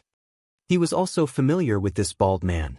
The man's name was Gan Xingting, and he was one of the White Tiger Dojo's advanced disciples. The man was quite strong, even stronger than Qin Wu. He was very active in all sorts of fighting competitions and had earned himself some fame. Hence, he had the confidence to wipe the floor with every martial arts instructor in Jinhai City. What's wrong? Afraid? Gan Xingting sneered. In Gan Xingting's opinion, Shi Feng's pale complexion was definitely due to fear. With this thought, he became even more certain that Shi Feng was afraid of sparring with him. I'm not particularly opposed to a sparring match. However, if I catered to every random person who burst into our dojo to challenge me, wouldn't I die from exhaustion? Shi Feng responded softly. Feng's retort didn't fluster Gan Xingting in the least. Rather, he laughed as he continued to run his mouth, saying, "The high and mighty head instructor of the Big Dipper Dojo only knows how to make up excuses. Instructor Shi, aren't you afraid that you might become a laughingstock if others in our industry heard about your cowardice?" Initially, he had thought that the Big Dipper Dojo's rumored martial arts master was truly quite powerful. Now, however, it seemed that those rumors had been nothing but lies. "I see that the Big Dipper Dojo only amounts to so much. If even its head instructor is too afraid to spar, what's the point of starting a dojo? Might as well switch professions, start a dance hall instead. You and I are closer in age. If you don't want to spar with senior brother Gan, how about my challenge? Do you dare to accept it?" Although Gan Xingting was not angry, the intermediate disciples behind him were more than raring to fight. Wrathful flames filled their eyes when they looked at Shi Feng, and they wanted nothing more than to teach him a lesson, showing him exactly how powerful the White Tiger Dojo was. Any one of the White Tiger Dojo's advanced disciples could easily serve as a dojo's head instructor in a second-tier city. Even Chen Wu, Jin Hai City's top expert, had lost to senior brother Gan, yet Shi Feng had actually implied that their senior brother wasn't qualified to fight him. It was an insult to the White Tiger Dojo and their senior brother Gan. In their opinions, even one of the White Tiger Dojo's basic disciples could easily defeat Shi Feng with a few moves. Sparring against their senior brother Gan was too much of a privilege for this man. Don't misunderstand me. I did not refuse your invitation to spar. However, since you are White Tiger Dojo members, I can't use my status as an instructor to bully you, right? I intend to allow our disciples to spar with you. What do you think?" Shi Feng asked as he glanced at Gan Xingting. The entire dojo fell silent as Shi Feng finished his question. The crowd from the White Tiger Dojo looked at Shi Feng as if he were an idiot. If even the Big Dipper Dojo's instructors were no match for them, why would the disciples have any chance? Even with one hand tied behind their backs, they could easily defeat any of Big Dipper's disciples. Meanwhile, when the Big Dipper Dojo's disciples heard Shi Feng, they were all dumbfounded. They had already learned how terrifying the White Tiger Dojo was when they had watched the previous fights. Even if they fought together in groups of 5 or 6, they wouldn't be a match for one of the White Tiger Dojo's fighters, much less in a one-on-one. Sure. Only, once every Big Dipper disciple has been defeated, I hope that you will stop giving me excuses and spar against me yourself, Gan Xingting sneered and nodded. Rest assured, if you win, I will step up. Shi Feng laughed.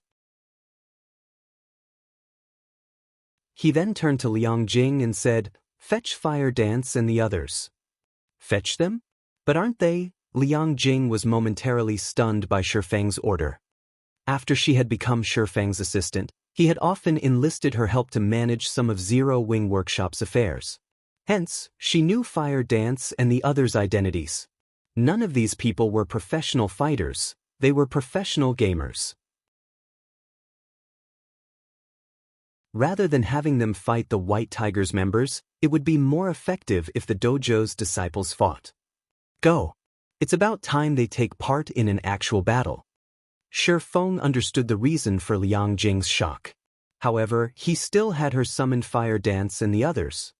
Fire Dance's group might not be professional fighters, but after such a long stay in the Greenwater Villa, they had undergone various training. Lei Bao had even guided their foundations. In addition, they received an endless supply of A-rank nutrient fluids and the occasional S-rank nutrient fluid. Their current physiques were already many times stronger than when they had first arrived at the Greenwater Villa. Fire Dance and the others had even surprised a martial artist like Lei Bao, and the man often praised the group for being martial arts geniuses. Lei Bao had even wanted to accept them as his personal disciples. Unfortunately, Shi Feng had rejected his requests. A short moment later, Fire Dance and the others entered the dojo. Immediately, their appearance caused a great commotion. When the White Tiger Dojo group saw Fire Dance and the others, their jaws nearly hit the floor. Rage flashed in their eyes as thoughts of murdering Shi Feng surfaced in their minds. Originally, they had thought that Shi Feng had summoned a group of powerful experts to spar against them. Now, however, it would seem that he was simply ridiculing them. The group Shifeng had called to face them actually included girls. Although there was no lack of female disciples in the various dojos, and there were female-only competitions in major fighting competitions, males and females were simply on different levels. The fact that Shifeng had sent for a female disciple trampled on their glory and pride. Why wouldn't they be angry? Instructor Shi, are you trying to insult the White Tiger Dojo? Gan Xingting asked Shifeng with a frosty tone. Gan Xingting intended to wait for an answer. However, Fire Dance walked up to the arena and pointed at the White Tiger's members, issuing her challenge, "One-on-one matches will be too boring. I want to take on all of you at once." Before the White Tiger Dojo's members could react, Liang Jing nearly fainted. Just who did Fire Dance think these people were? This wasn't a game. They were all bona fide fighting experts. They were not random monsters that one could casually defeat in a game. Liang Jing had thought of warning Fire Dance. However, seeing the murderous looks from White Tiger Dojo members, she rushed up to Shifeng and said softly, "Master Shifeng, please ask her to stop. These people are from the White Tiger Dojo. If she angers them and they stop holding back, someone will end up in the hospital." "You're right," Shifeng nodded. He then looked towards Fire Dance and said, "Hold back. We shouldn't hospitalize them." If it were Kola or Yi Wumian, they could have played with their opponents without hurting them too badly. If it were up to Fire Dance, however, her opponents would be in danger. After all, Fire Dance had never fought ordinary people before. After reaching the refinement realm, she usually only trained with Lei Bao. If she fought an ordinary person, she could miscalculate her opponent and use too much strength. "I understand." Fire Dance nodded and smiled. Shifeng's instructions left Liang Jing speechless. Although she wanted to inform him that that was not what she had meant, the indifferent youth from the White Tiger Dojo had entered the arena. As for the other White Tiger members, they shouted their indignation. "You Zipping, you better not hold back just because she's pretty. Show them the strength of the White Tiger Dojo. You Zipping, if you can't defeat her with a single move, I'll mock you forever." The visiting fighters' eyes were all bloodshot with anger. They all wished they were in the cold Yu Zipping's place, eager to show these bumpkins from the Big Dipper Dojo the extent of their strength. Meanwhile, Gan Xingting laughed out of anger. He even wondered if Shifeng acted out of desperation after realizing the hopelessness of the Big Dipper's situation. Yu Zipping nodded seriously as he turned to Fire Dance with a chilling expression. Since Yu Zipping was already prepared, Shifeng promptly initiated the fight. "All right, then. Since you have decided, let the match begin."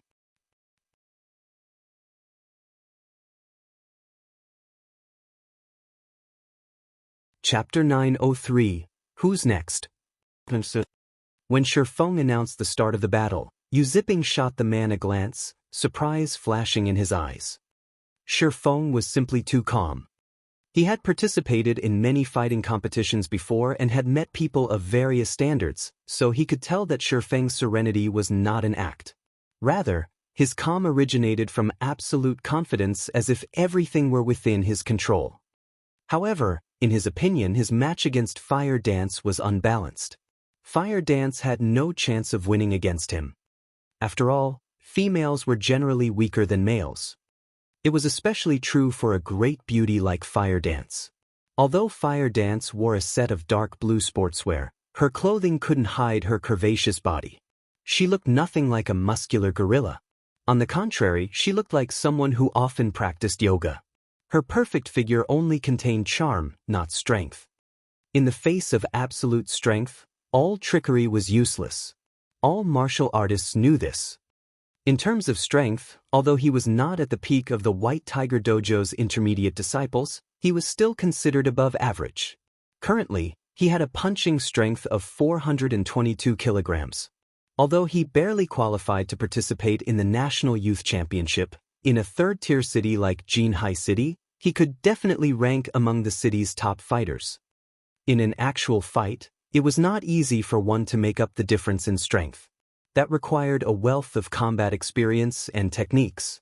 However, while he might only be 18 years old, he had already participated in over a dozen large-scale competitions. He possessed a considerable amount of combat experience. He even frequently sparred with the dojo's advanced disciples.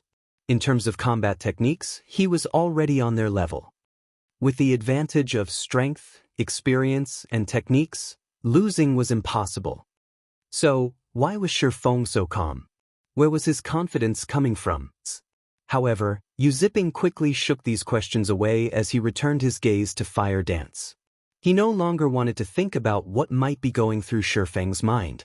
Defeating Fire Dance was his priority. With this match, he would teach Shifeng the meaning of a true professional fighter. Fall! Yu Ziping shouted, his voice as cold as snow. Like an arrow, he dashed to Fire Dance and sent a fierce punch towards her abdomen. His attack was both fast and precise. He did not hold back in the least. Ziping sure is vicious. No matter what is going on, his opponent is still a great beauty, yet he's not showing any mercy, Gan Xingting muttered with sympathy. With this, the match would end as quickly as it had begun. Even in the White Tiger Dojo, Yu Ziping was looked upon favorably. However, the boy had one shortcoming. He did not know how to hold back. To a youth, however, this was a benefit. If one were frequently distracted, it would be very difficult to improve. Peng! The sound of a collision radiated from the arena. She blocked it? How is that possible? The people below the arena stared at Fire Dance in disbelief. The impact should have sent Fire Dance flying, yet she had actually blocked Yu Ziping's fist with one hand. It was truly hard to imagine just how that thin, frail arm could endure so much force. Logically, her arm should have been knocked away. No one would have been surprised if her bones had cracked or shattered. However, Fire Dance showed no sign of pain. On the contrary, she had received Yu Ziping's full power punch as if she had reached out to say hello. Yu Ziping was also momentarily stunned. Hurriedly, he tried to withdraw. However, he suddenly discovered that his fist would not budge no matter how hard he tried. Fire Dance's tender fingers clasped his fist like chains. With no other choice, Yu Ziping raised his left leg and swept it towards Fire Dance's neck. Peng! However, Fire Dance caught his iron-like leg with her other hand. As if he had predicted this, Yu Ziping quickly sent a follow-up punch with his other hand. Just before Yu Ziping's fist struck Fire Dance's face, a creak echoed throughout the dojo. In the next moment, Yu Ziping released an agonizing scream, his fist halting as he suddenly tumbled to the ground. The fist and ankle that Fire Dance had caught had already begun to turn purple. The various spectators were flabbergasted. Having forgotten about the pale-faced Yu Ziping, everyone stared at Fire Dance with awe. Fire Dance's performance was simply too shocking. Nobody could believe their eyes. Among the crowd, the White Tiger Dojo members were the most affected. They knew just how strong Yu Ziping was. Among their group, only 2 or 3 people were stronger than him. Yet, in front of Fire Dance, Yu Ziping was as powerful as a child. What technique? What combat experience? In front of absolute strength, they were nothing. Does she have some kind of godly strength? Gan Xingting's expression was somber as he looked at the injured Yu Ziping. Fire Dance was merely a young girl. However, even he was far weaker than her. He couldn't compete with her strength in a fight. He could only rely on his speed and techniques to secure victory. Liang Jing, who stood beside Shifeng, was similarly stunned. She had assumed that Fire Dance would be hospitalized after this match. She had never imagined that Fire Dance was actually this powerful. Is she a hidden master like Shifeng? Liang Jing could not help but wonder. There was no other way to explain this overwhelming victory. However, there was one factor that confused Liang Jing. If Fire Dance possessed such skills, why hasn't she participated in any fighting competitions? With her skills, she would even perform excellently in the national competition. If she could earn herself a victory, she would earn an unimaginable amount of money. She wouldn't need to continue working as a professional gamer. As for Shifeng, he glanced at the stunned Liang Jing before shifting his gaze to Yu Ziping, who was still on the ground. he shook his head and sighed, saying, "Of all the things you could have relied on, you chose physical strength." After Fire Dance had reached the refinement realm, her body's physique had improved rapidly. Moreover, with Lei Bao's guidance, she had already grasped the technique to utilize internal force. To Fire Dance, a punching strength 4 or 500 kilograms was not difficult to achieve. Yu Zipping had been looking for a beating by relying on physical strength. If the boy had simply used his combat experience, he might have lasted a little longer. "I believe that the outcome has been decided. Take him away," Shifeng said, pointing at Yu Zipping as he looked at Gan Xingting. Only now did the White Tiger members recover from their daze. This match was over. They had even forgotten that one of their companions was injured and needed immediate medical attention. "Relax, I didn't use that much force. His bones should be intact. After some treatment, he just needs to rest for a few days to recover," Fire Dance explained as she looked down at the silent Yu Zipping. She then turned to Gan Xingting, who stood below the arena, and quietly asked, "The first match is over. Who's next?"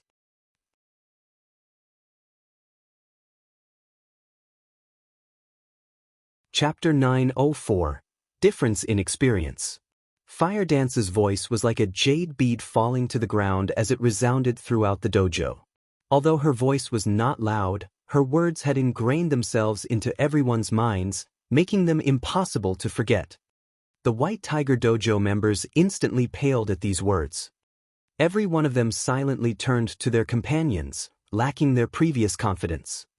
Yu Zipping's overall strength could rank second among their group, only Gan Xingting was slightly stronger. They would only suffer if they fought Fire Dance. In contrast, the Big Dipper's disciples stared at Fire Dance with reverence. Even Yu Zipping, who had beaten their instructors, had been defeated in less than a handful of moves.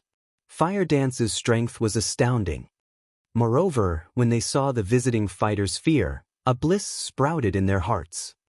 So what if the White Tiger Dojo was impressive? In the end, its disciples had still lost against their Big Dipper Dojo. Aside from helping them vent their stress, Fire Dance's victory reassured them of their decision to join the Big Dipper Dojo.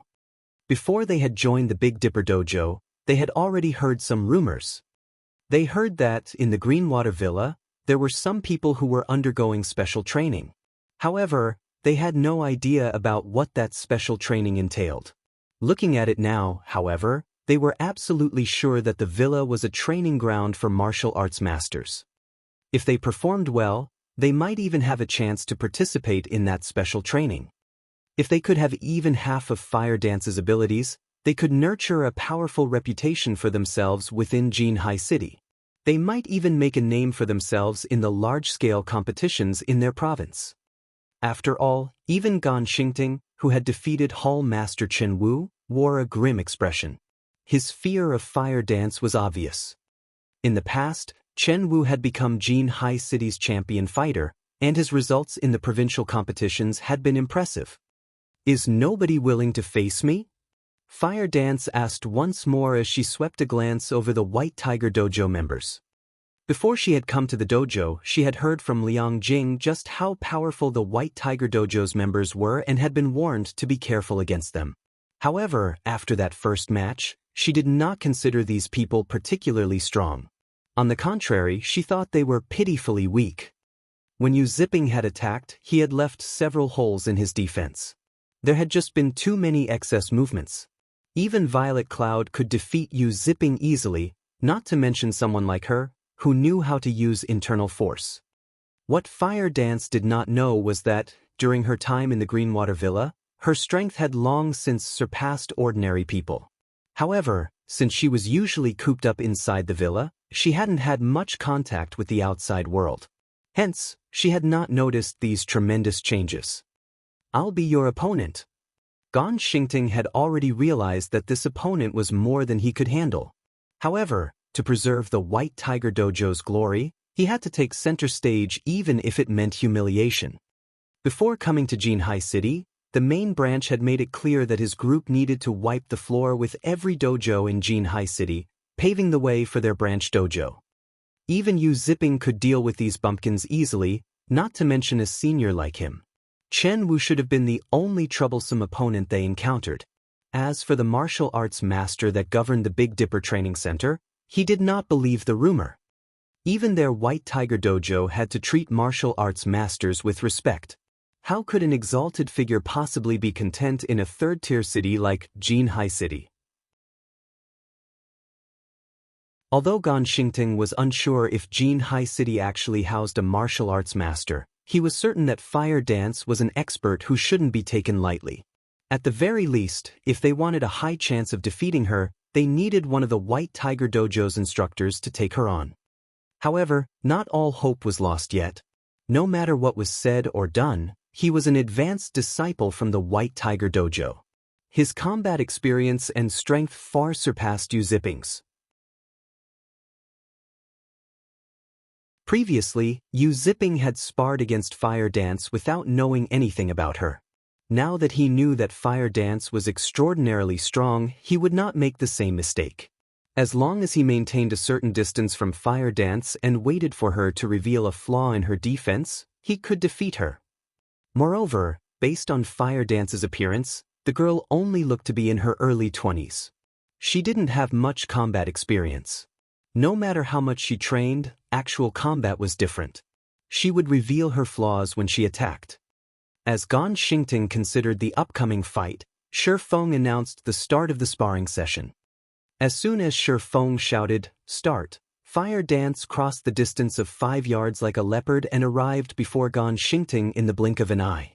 She proceeded to send an open palm strike towards Gan Xingting's chest. The wind whistled as her palms sliced through the air. So fast! Surprised, Gan Xingting abruptly retreated. Fortunately for Gan Xingting, he had evaded Fire Dance's fast attack in the nick of time, with the latter's palm stopping just a few centimeters from his chest. This single exchange struck fear into Gan Xingting's heart. He hadn't expected her to have explosive speed in addition to an absurd amount of physical strength.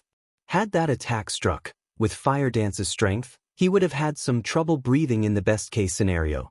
In the worst-case scenario, his ribs would have broken, and he would have lost consciousness on the spot.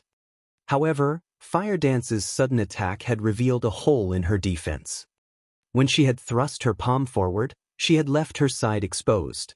As long as he attacked that location, Fire Dance wouldn't be able to defend against his attack. In the end, a youngster is still a youngster. Because you're so eager to win, you've exposed such a basic flaw. Gan Xingting inwardly laughed. He then sent a roundhouse kick at Fire Dance. Both this kick speed and power were far more refined than Yu Ziping's. Just as Gan Xingting's leg was about to connect with Fire Dance's side, Fire Dance moved, her other hand snaking out to grasp the man's leg. Suddenly, she jumped and twisted in the air, and with Gan Xingting's leg as a pivot point, she planted her feet straight onto his face. Immediately, Gan Xingting's face flattened, blood spurting from his nostrils and his eyes rolling as his head was thrown back. Gan Xingting felt the world spin. He couldn't even feel pain. After taking a few steps back, his body abruptly fell to the mat as he fainted. "Senior brother Gan." The White Tiger Dojo's members cried out. None of them could believe what had just happened. They all felt as if they were dreaming. Just how fast had Gan Xingting's kick been? They had only seen an afterimage of his leg, yet Fire Dance had managed to grab it and use it as a pivot point, utilizing the flaw she had exposed to land a finishing blow. How much combat experience and how much reaction speed was required to carry out this feat? Even their instructors couldn't replicate Fire Dance's counterattack. Yu Ziping, who rested below the arena, was dazed when he saw this. He finally understood that his loss had not been a simple lack of strength. Fire Dance had only chosen the simplest, most efficient method to deal with him because the gap between them was simply too massive. However, there was one point that he could not make sense of. How did Fire Dance gain such a frightening amount of combat experience? To perform that kind of counterattack, one needed extremely precise control over their bodies. Any mistakes could easily put one in peril.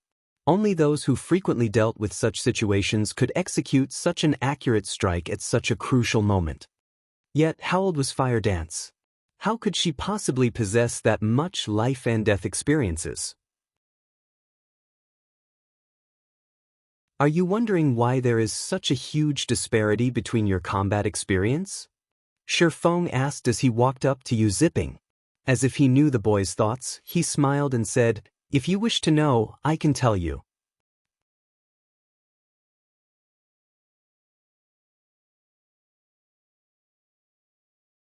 Chapter 905, Workshop Expands. Are you seriously willing to say it? Yu Ziping eyed Shifeng suspiciously. Accumulating combat experience was not something easy to do, especially combat experience involving life and death situations. Training under such circumstances was practically gambling with one's life. There were quite a number of martial artists who had destroyed their own futures as a result of such training. If there actually was a method to accumulate life and death combat experience, improving rapidly within a short time would be an easy task. This rapid improvement was also the reason why so many martial arts experts liked to challenge their own limits. Of course. However, I have a condition, Shifeng laughed. I knew it. Forget it. I won't be joining your dojo. Yu Ziping let out a soft snort. He had long since known that a person like Shifeng wouldn't reveal such a huge secret without conditions. However, Shifeng's attempt at poaching him would only end up in failure.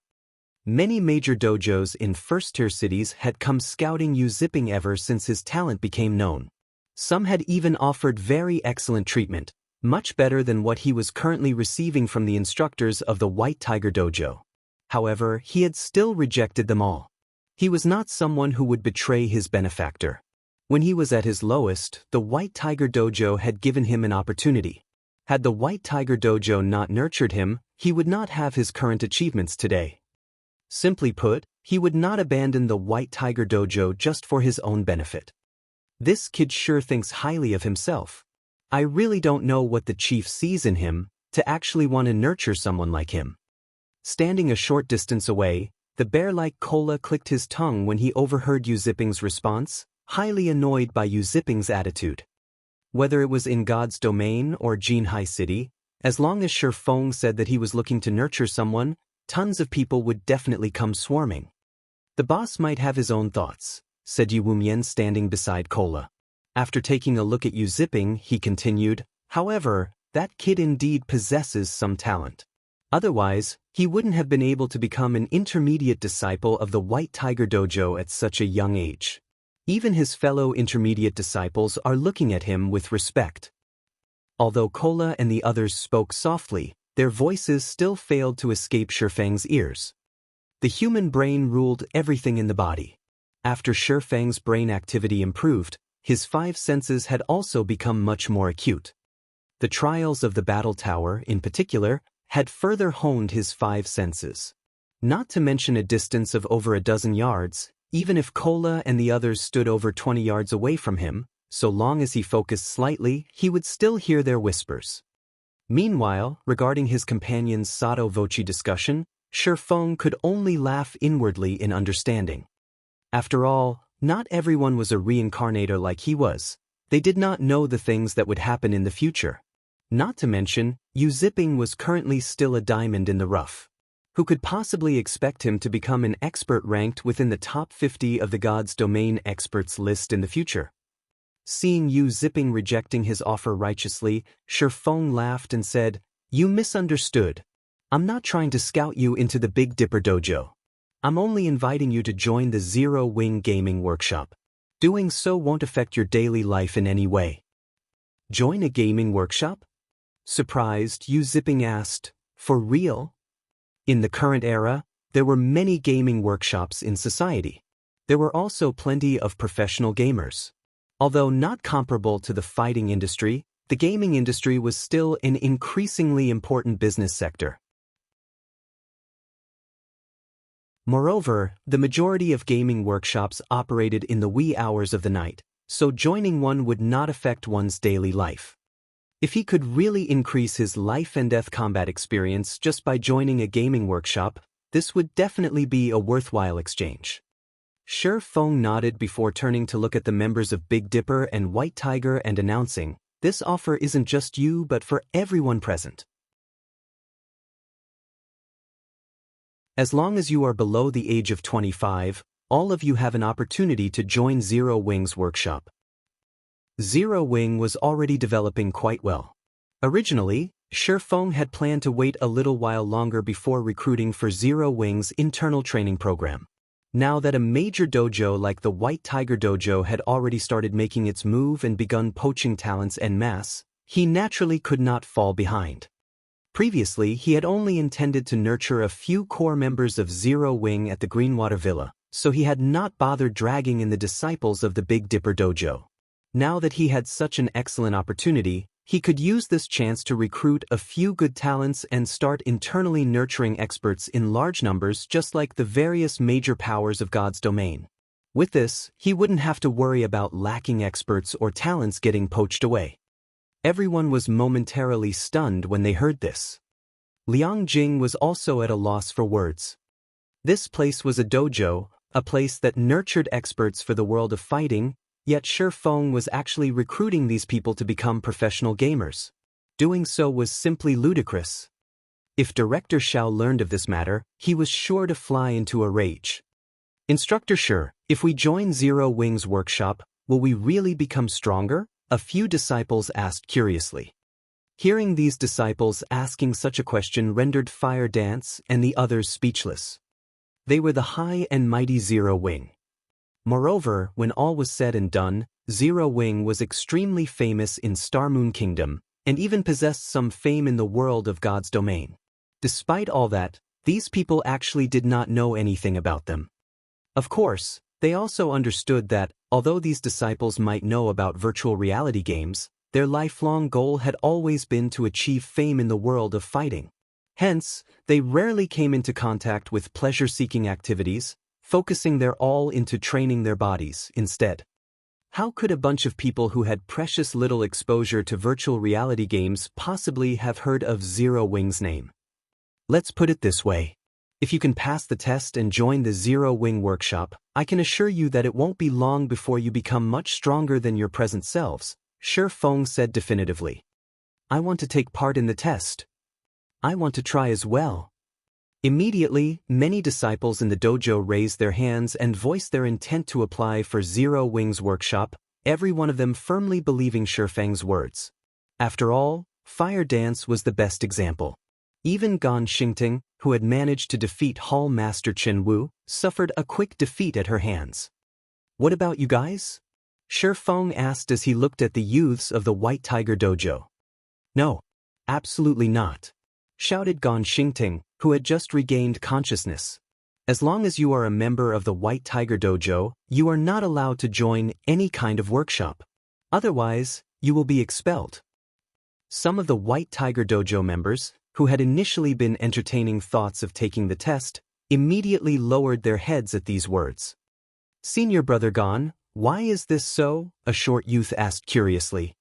Logically, there should not be any clash between a dojo and a gaming workshop. Disciples would normally take on part-time jobs. After all, not everyone could make a living out of participating in competitions, and the dojo did not provide everyone with financial support. They still needed to live. Joining a gaming workshop could be considered a part-time job. Moreover, it was more lucrative than any other part-time job.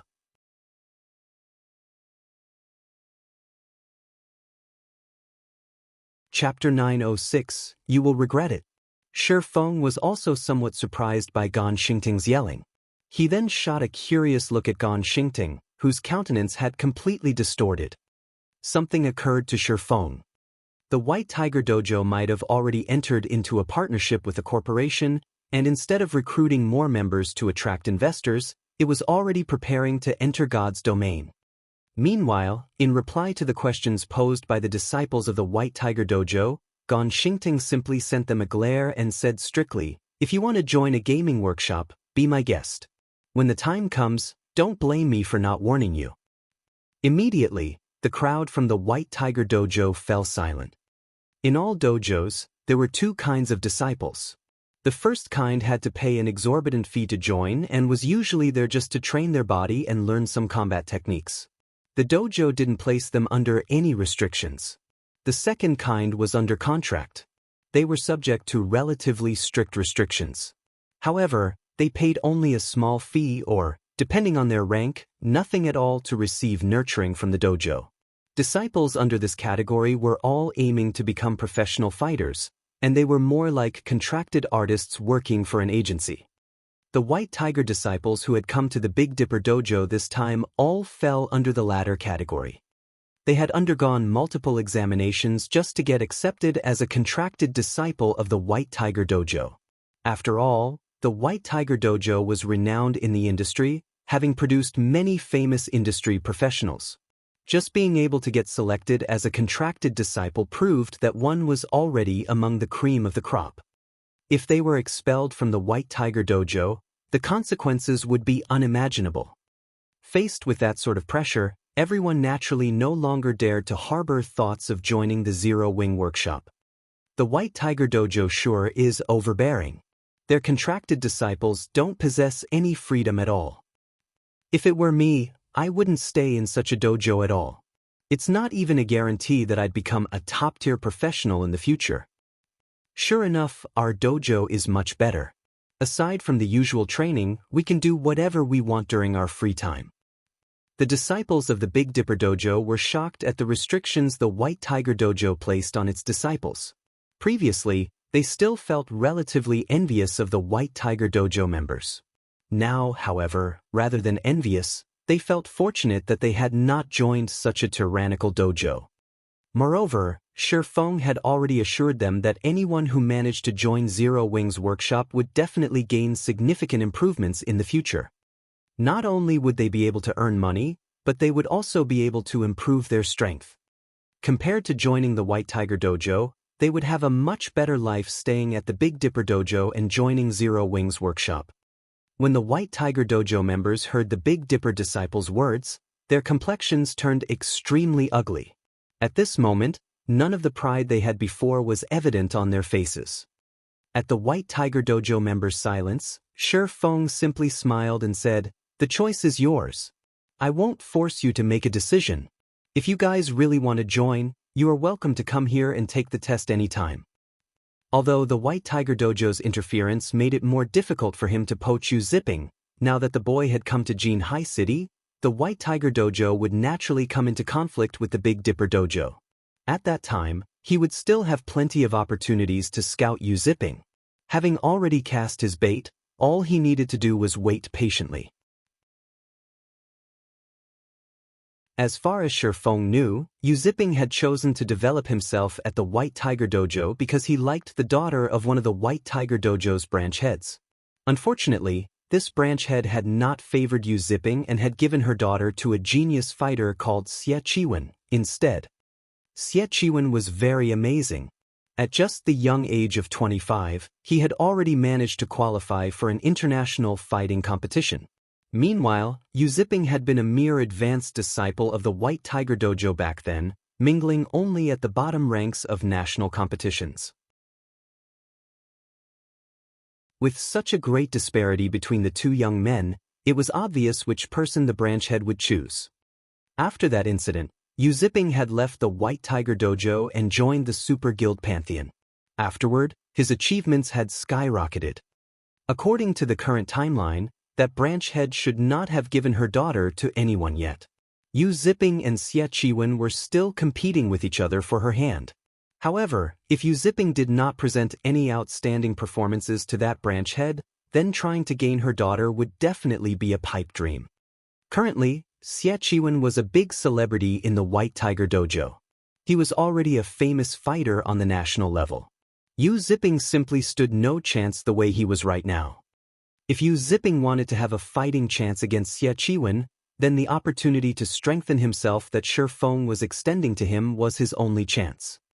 Even if the current Yu Zipping did not wish to join Zero Wing, once he felt that he could not outcompete Xie Qiwen, he would surely think back to the absolute strength fire dance show today. At that time, he would naturally consider joining Zero Wing. Just as Gan Xingting thought that no one would dare to join the Zero Wing workshop, a White Tiger dojo member suddenly raised his hand. "I want to take the test." Gan Xingting and the other White Tiger dojo members promptly turned to look at the origin of this voice. The person speaking was a young man around 20 years old. To those aiming to become professional fighters, his body was slightly too thin. It was truly hard to imagine how such a person had managed to become an intermediate disciple of the White Tiger Dojo. Lu Ping, have you lost your mind? Yu Ziping was filled with shock as he turned to look at the young man currently taking care of him. In the White Tiger Dojo, Lu Ping's talent was considered merely average. The only reason he had managed to become an intermediate disciple was his having trained at the dojo for many years. Currently, he was already 21 years old, yet he had been promoted to an intermediate disciple just recently. He could also be considered one of the few friends Yu Ziping had in the White Tiger Dojo. Yu Ziping never imagined that Lu Ping would actually forsake his future at the White Tiger Dojo just to join a gaming workshop. Although Yu Ziping wanted to dissuade his friend, Lu Ping forestalled him. I'm different from you. You are a genius, while I'm just an ordinary person. I know my own limits. It would be a miracle if I can even become an advanced disciple by the time I reach 30. Rather than continue walking on this path, I would rather take a gamble, Lu Ping explained. Hearing these words, Yu Ziping inwardly ridiculed himself. At the same time, he also understood that Lu Ping was firm on his decision. The other members of the White Tiger Dojo could more or less understand Lu Ping's feelings as well when they heard his explanation. Gan Xingting, however, had an extremely ugly expression on his face right now. He had originally come to the Big Dipper Dojo, representing the White Tiger Dojo, to humiliate the people here as well as poach some of its disciples. He had never imagined that he would end up on the receiving end of this plan. Instead, if news of this matter were to spread, the White Tiger Dojo's reputation would fall into ruin. Ha! Good. Very good. Gan Xingting could not help but laugh madly at this development. He then turned to Lu Ping and said, I won't hold you back if you want to leave. However, you will definitely regret this decision in the future. We're leaving. Seeing that several more people in his group were starting to show signs of hesitation, he no longer dared to remain here any longer. He hurriedly called for everyone to leave the Big Dipper Dojo. At this time, Cola walked up to the somewhat dazed Lu Ping and patted the young man's shoulders.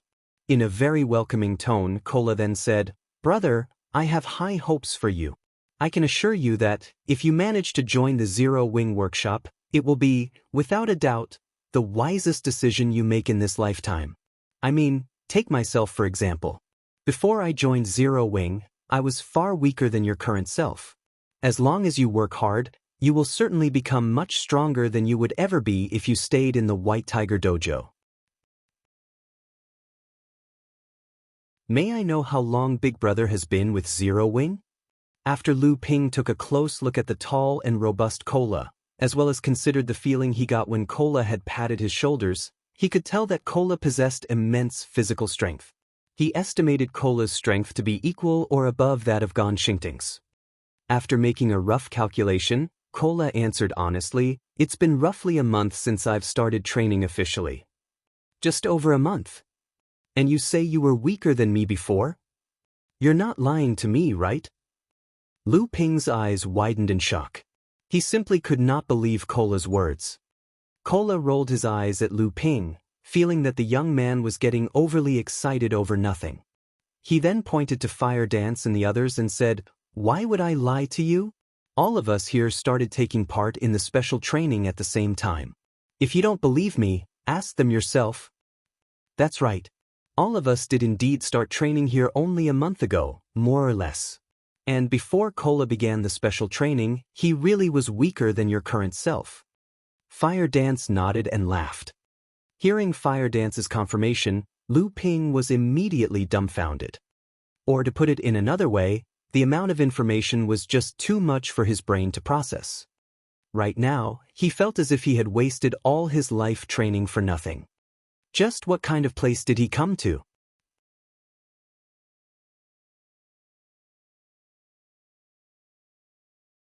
Chapter 907, Strength Changes. After leaving the Big Dipper Dojo with miserable expressions, Gan Xingting and the other members of the White Tiger Dojo returned to the high-class hotel where they were temporarily lodging. Disregarding his injuries, Gan Xingting immediately reported what had happened at the Big Dipper Dojo to the main branch of the White Tiger Dojo upon arrival. "What did you say? There's an expert who's even stronger than you at the Big Dipper Dojo?" The white-robed middle-aged man on the other side of the video call repeated in surprise. Could that person be that rumored internal force expert? Master Jiang, that head instructor called Shi Feng, did not take action. The one who fought was a woman. Judging from her appearance, she should be around the same age as Shi Feng. However, she is extremely powerful. Even Xie Qi would have difficulty defeating her.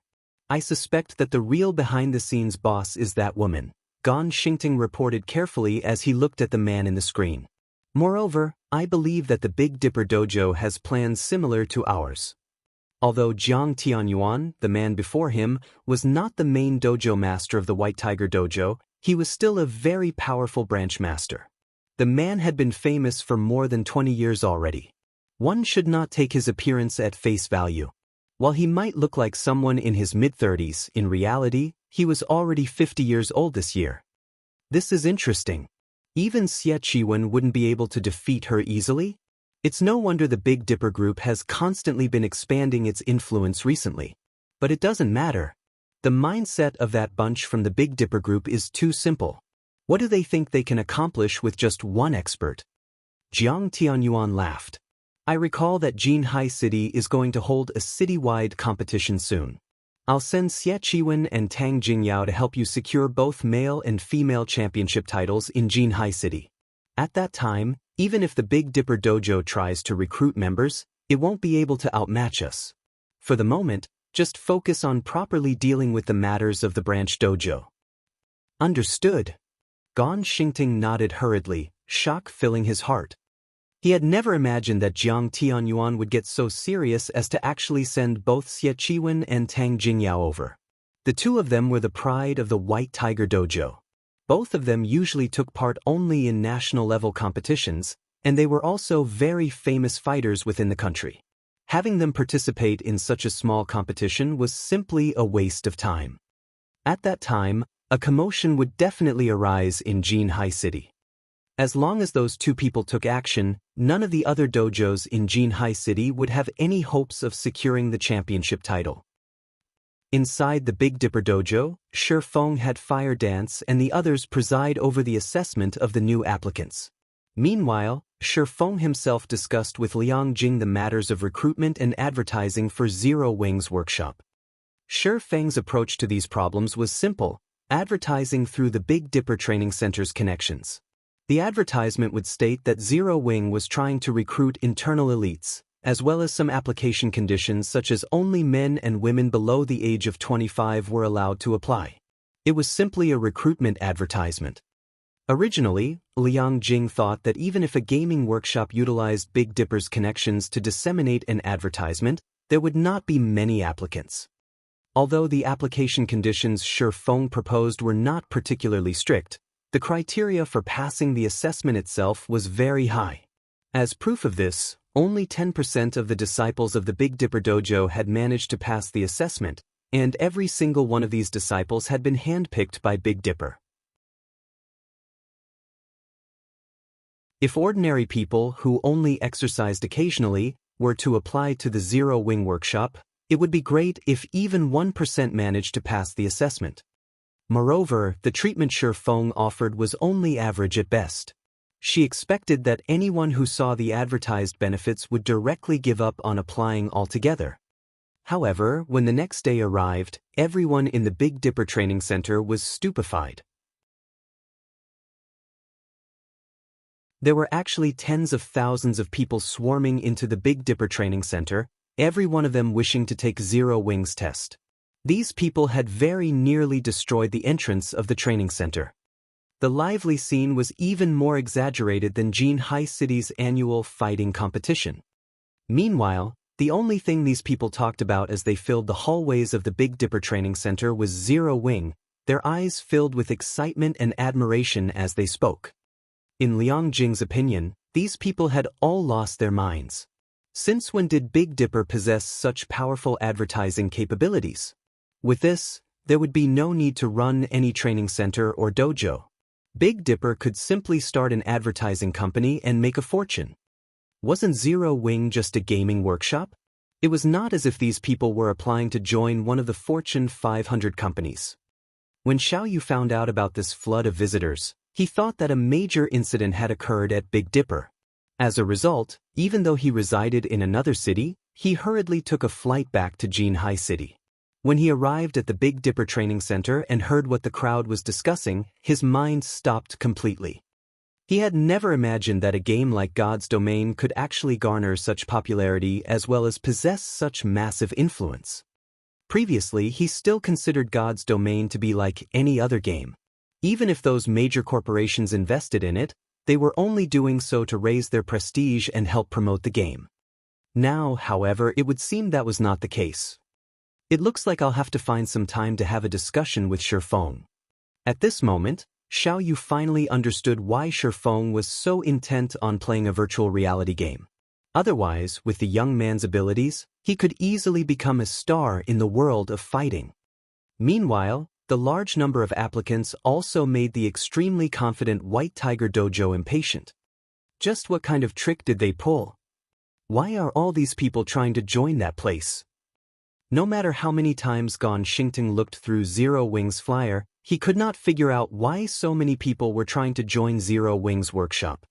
Meanwhile, the instructions from the White Tiger Dojo's main headquarters were also very simple: speed up the construction of the branch dojo. At the same time, the main headquarters also withdrew some funds to start advertising as well, refusing to believe that they could not outcompete Big Dipper with the fame of the White Tiger Dojo. After learning of the White Tiger Dojo's actions, Liang Jing suggested Shifeng either increase his scope of advertising or reduce the difficulty of the assessment. However, Shifeng rejected her suggestions. In his opinion, the people of the White Tiger Dojo were truly fools. He was currently recruiting members for a gaming workshop, not a dojo. No matter how much the White Tiger Dojo advertised itself, it would not affect his recruitment campaign in any way. Following which, Shifeng handed over all the tasks related to the recruitment to Liang Jing to handle, which kept her extremely busy. Not only did she have to go through the applications of tens of thousands of people as well as manage their assessments, but crowds of new applicants also continued coming in every day. If she did not mobilize every staff member of Big Dipper, she would have died from overwork already. Fortunately, becoming an internal elite of Zero Wing was not easy, and the passing rate of the assessment was exceedingly low. At the moment, the passing rate was not even 1%. As for Shifeng himself, he continued training at the battle tower. At the same time, he shared some of his battle points with Fire Dance and the others, allowing them to fight with the simulated experts for long periods of time. During the 2 days that God's Domain's system update took to finish, Fire Dance and the others received massive improvements. Violet Cloud, in particular, had finally set foot into the refinement realm after training at the battle tower, becoming Zero Wing's third expert to set foot into the realms of refinement. As for everyone else, they had all reached the half-step refinement realm standard already. When Big Sis Aqua finds out about this, she will most likely be very shocked at our improvement speed during this period, Violet Cloud said over the public channel, after entering her virtual gaming cabin, her heart full of anticipation as she prepared to log into God's Domain. "Oh right. Guild leader, please don't tell Big Sis Aqua about this matter right after you log in. She was always bullying me before. This time, I must give her a surprise." "Sure," Shifeng laughed as he shook his head. After Aqua Rose obtained her epic staff, although she was still a bit inferior to Violet Cloud in terms of techniques, she became far superior in terms of basic attributes. As a result, when the two sparred with each other, Violet Cloud was usually the one who got the worst of it. "After you guys log in, gather at White River City. I have something important to tell you all. In addition, there is also the matter of these newcomers." Following which, when the countdown timer for God's Domain's system upgrade ended, everyone logged into the game simultaneously.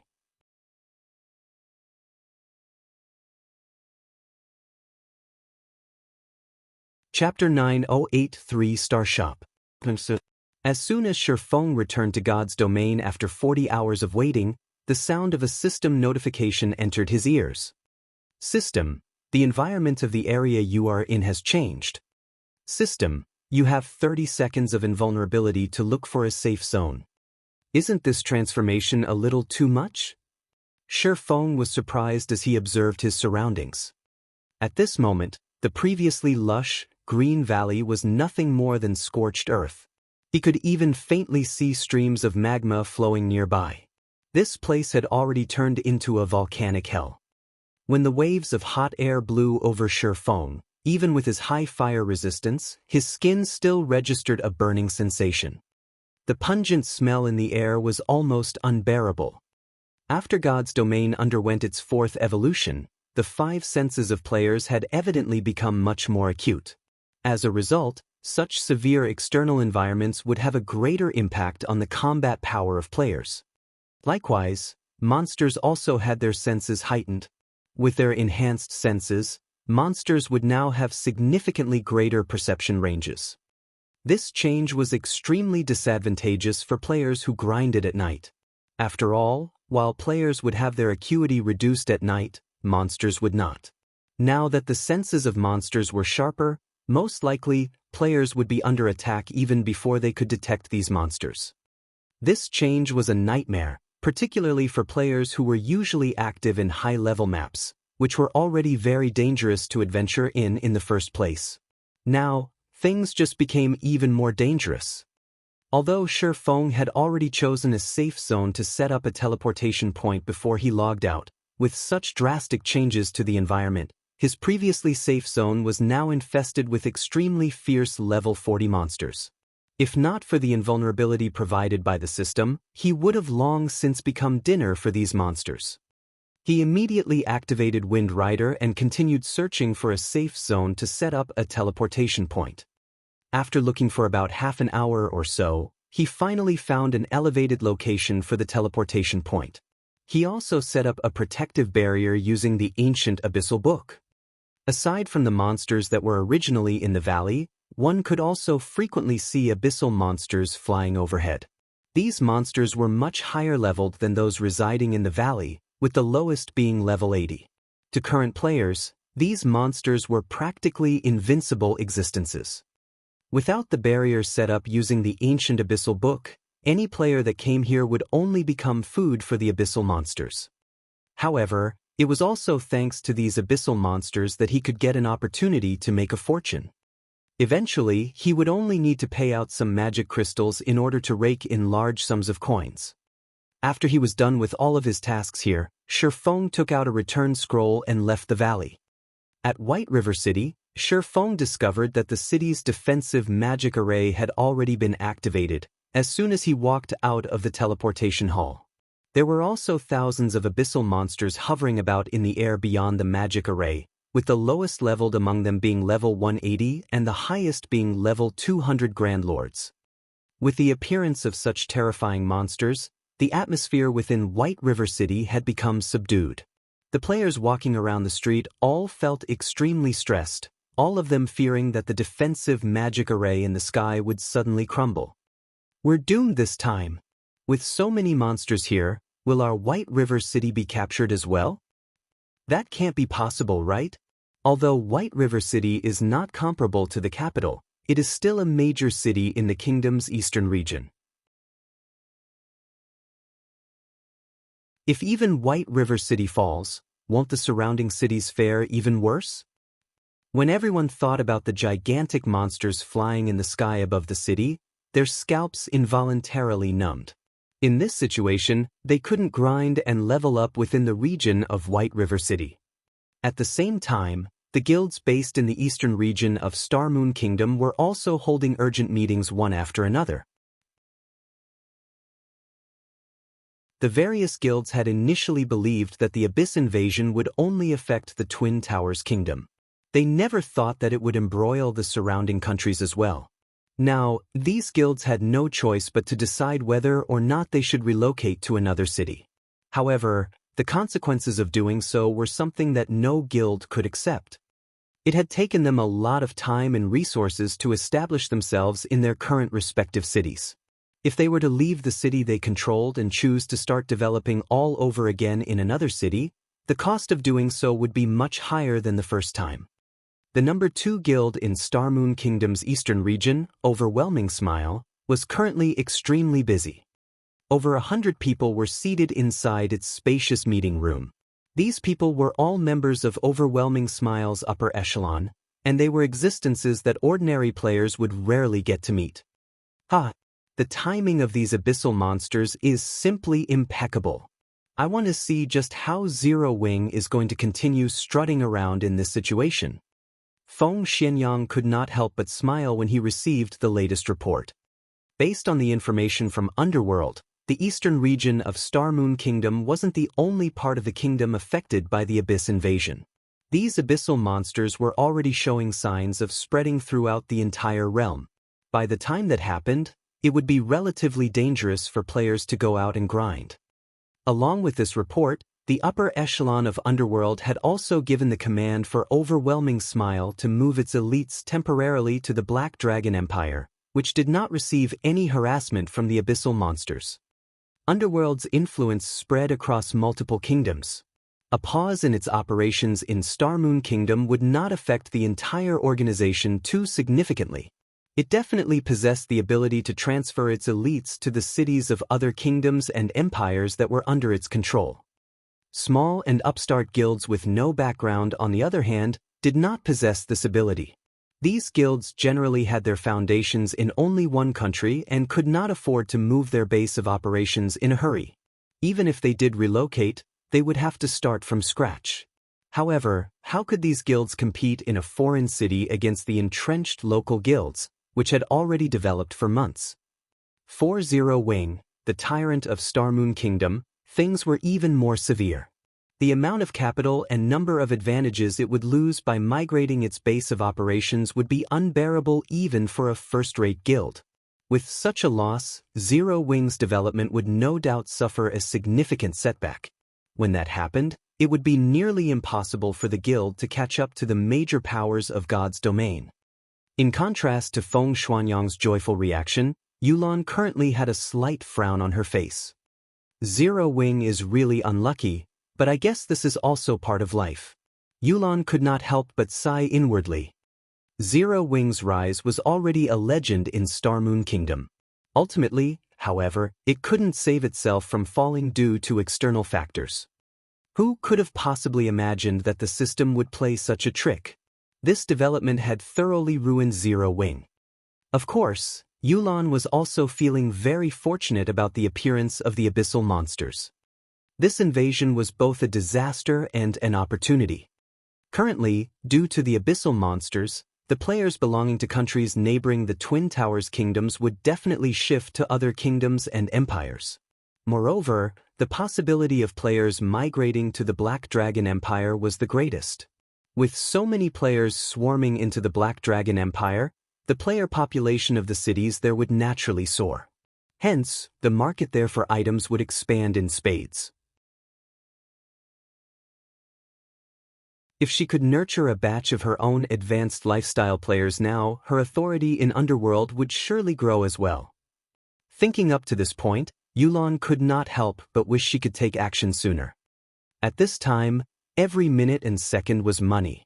Unfortunately, while today should have been the day they went to the holy city of Titan, due to the system upgrade, the operation had been delayed. While every guild was busy holding meetings and deciding on how they should develop in the future, Shi Feng himself arrived at the city hall of White River City. "How may I help you, sir?" the NPC beauty standing behind the VIP counter asked with a smile. In response, he calmly took out a purple gold, diamond-shaped token and said, "I wish to upgrade the Candlelight Trading Firm into a 3-star shop."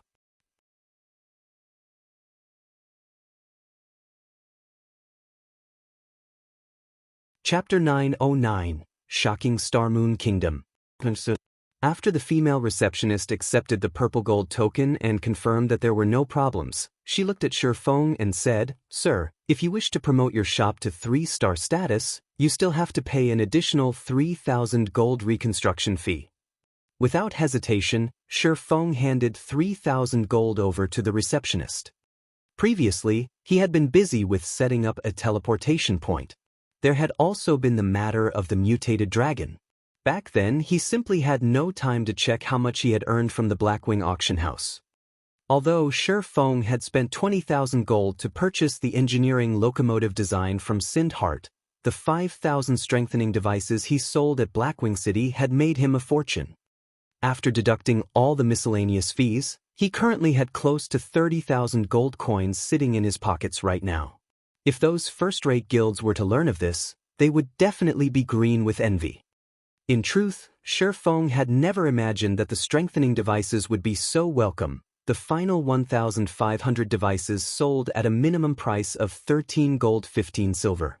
The combat guilds at Blackwing City had gone nuts over the devices. It's a pity that the number of people who can produce the strengthening device is limited. Otherwise, with just the strengthening device, I could probably earn enough money to construct a city, Shi Feng sighed inwardly. While the strengthening device forging design itself was already extremely rare, the forgers capable of producing the item at a profitable rate were even rarer.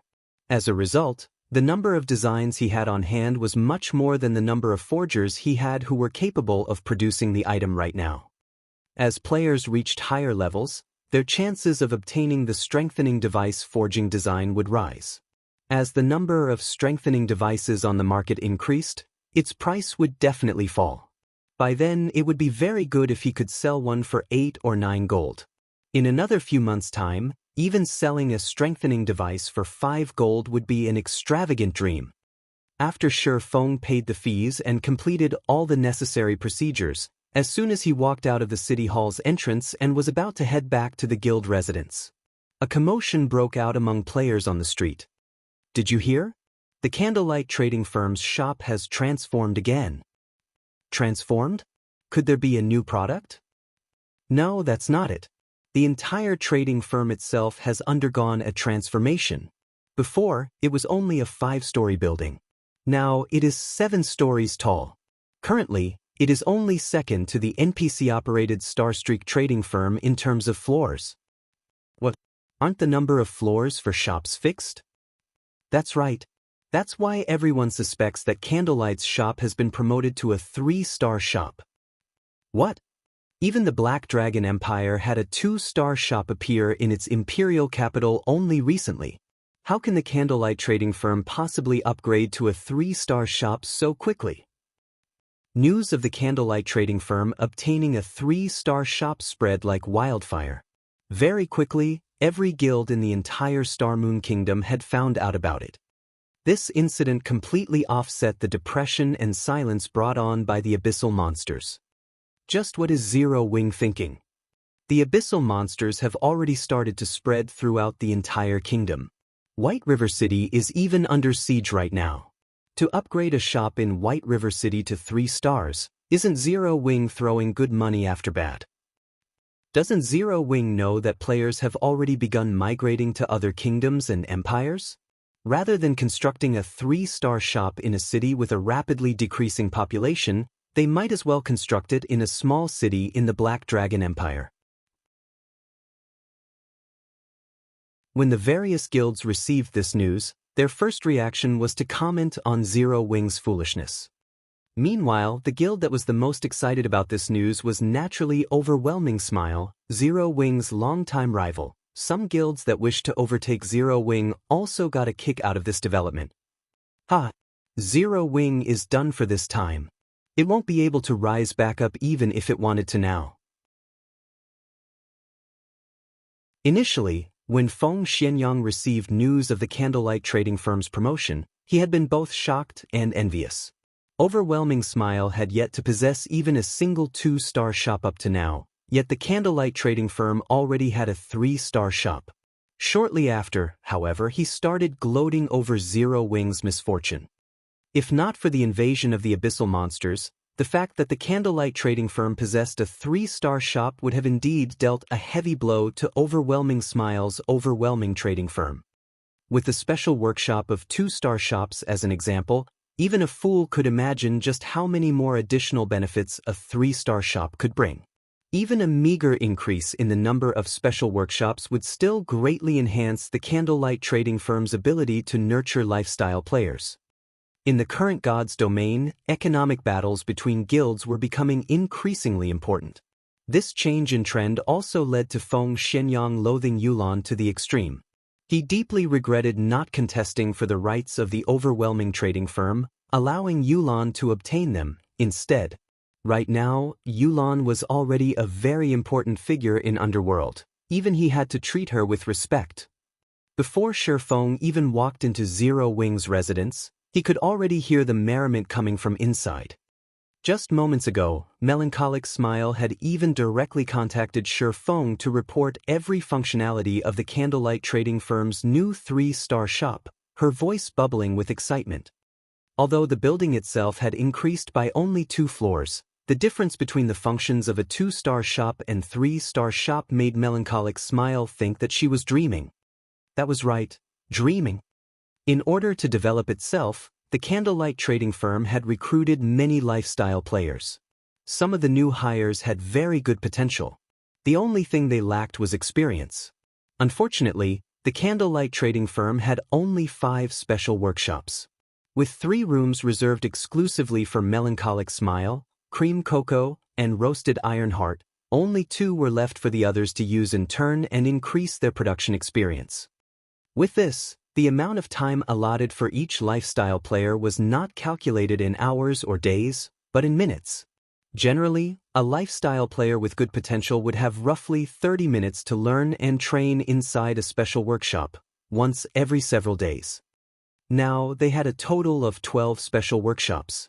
Aside from the 3 reserved, they now had 9 special workshops for those with excellent potential to use. This would increase their efficiency over 4-fold. Finally, there was the basic meditation room, which was what truly shocked Melancholic Smile. Out of curiosity, she had spent 300 magic crystals to activate the room. Although the price was indeed costly, the effects of the room left her speechless. While inside the meditation room, her mind experienced a calm like never before.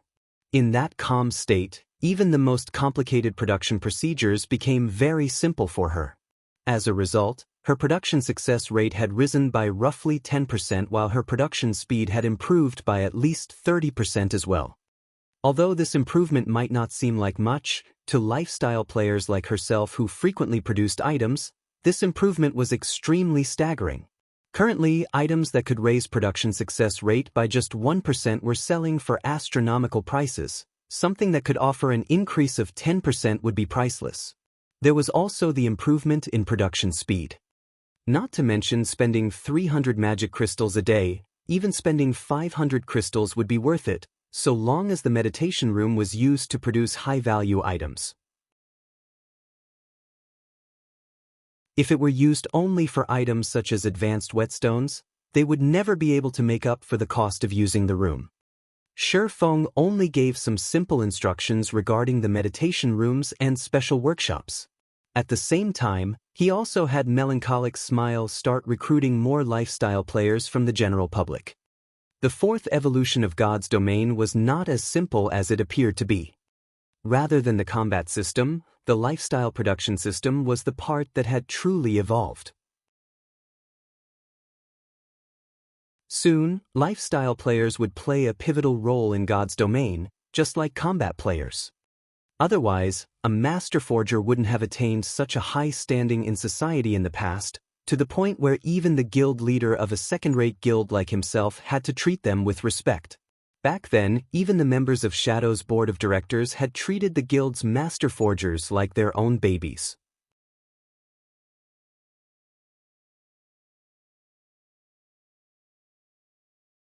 Chapter 9-10. Killing multiple birds with one stone. While the candlelight trading firm was causing a huge commotion, over 100 people were currently gathered inside the meeting room of Zero Wing's guild residence. Every person present was a core member of Zero Wing. Not only did everyone possess very high levels, but even the equipment they wore could easily make expert players of God's domain envious. While the general public considered level 35 dark gold equipment rare, it was just basic equipment for them.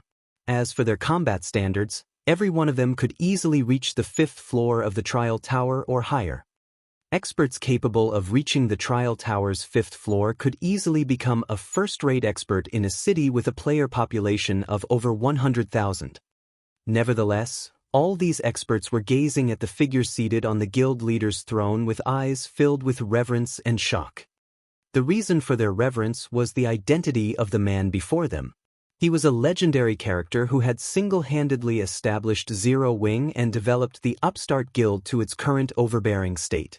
The man was even the publicly acknowledged #1 expert of Star Moon Kingdom, and until now, he still maintained his indomitable record. As for the reason for their shock when they looked at Shi Feng, it was his level.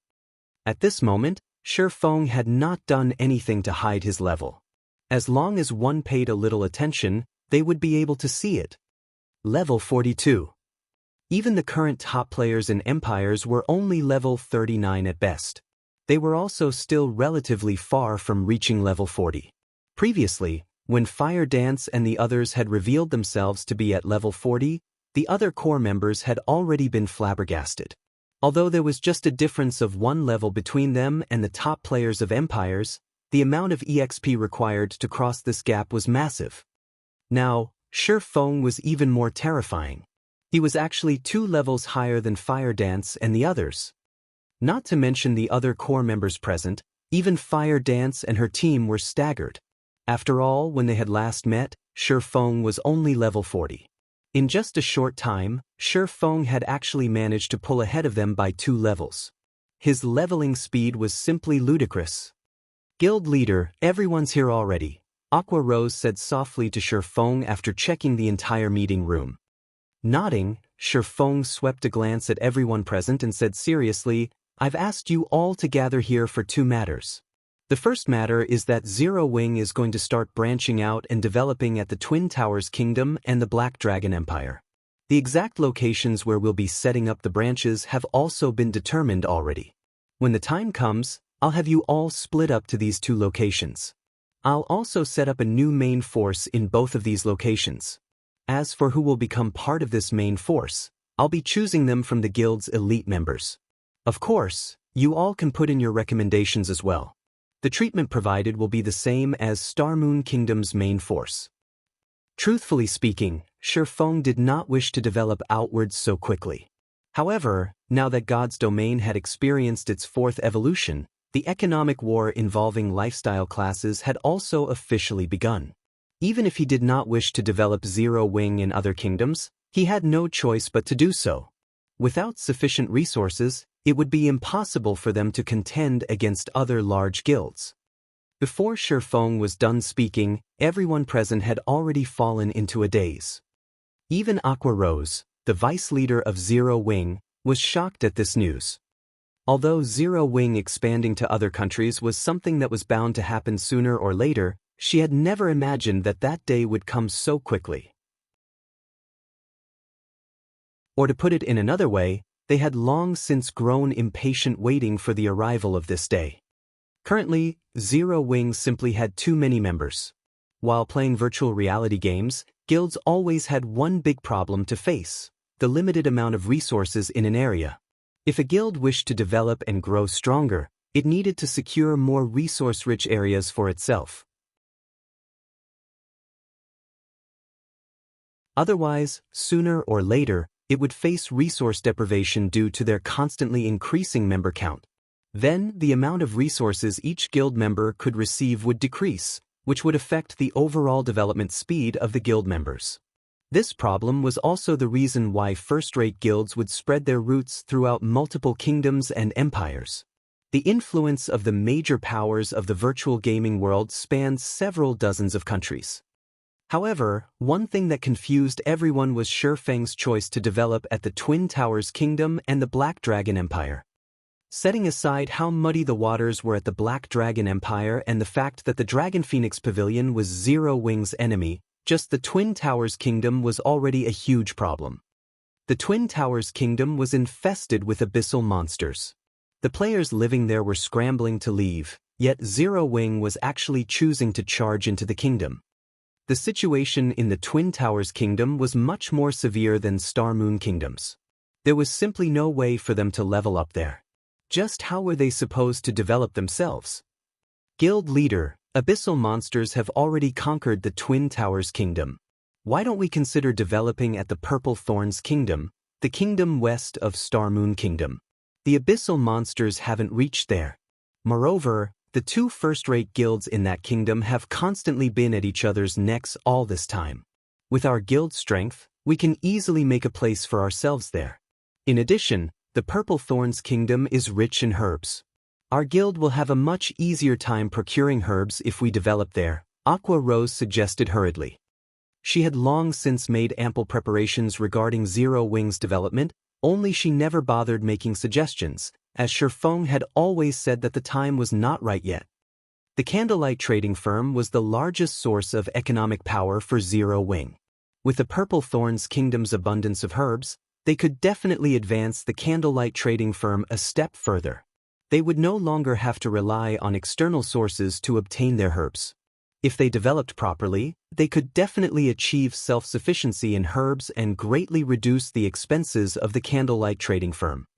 The players in the room voiced their agreement with Aqua Rose's suggestion one after another.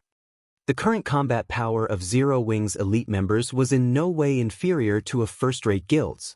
In addition, they also had quite a number of experts in the guild now. Even if they sent only a portion of their forces, they should not have any problem handling the threats present in the Purple Thorns Kingdom.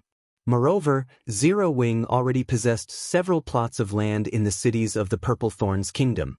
With this foundation, they would be able to construct a guild residence in that kingdom right away. One could say that the Purple Thorns Kingdom was the best option by far. While the Purple Thorns Kingdom is indeed a good option, the Twin Towers Kingdom is much better, Shifeng replied, shaking his head. Better. All the core members were filled with questions as they looked at Shifeng. They simply could not figure out what exactly was good about branching out to a place infested with abyssal monsters. I know that you all are worried about the abyssal monsters, but that is also the greatest opportunity for Zero Wing. Shifeng naturally understood everyone's worries.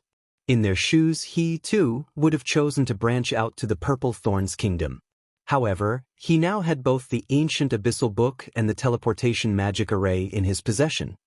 Regarding the threat of powerful abyssal monsters, he could just set up multiple barriers and allow his guild members to grind at high-resource maps safely. There was also no need to worry about other guilds and players coming to contest for those locations. In addition, they could also gain honor points by killing low-level abyssal monsters.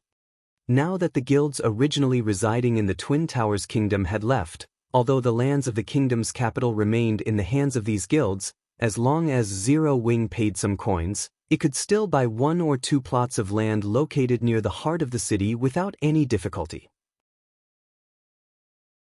Had he chosen to branch out to other kingdoms, Zero Wing couldn't even dream of obtaining the central lands of the top 10 major cities in these kingdoms, much less the central lands of the capital city.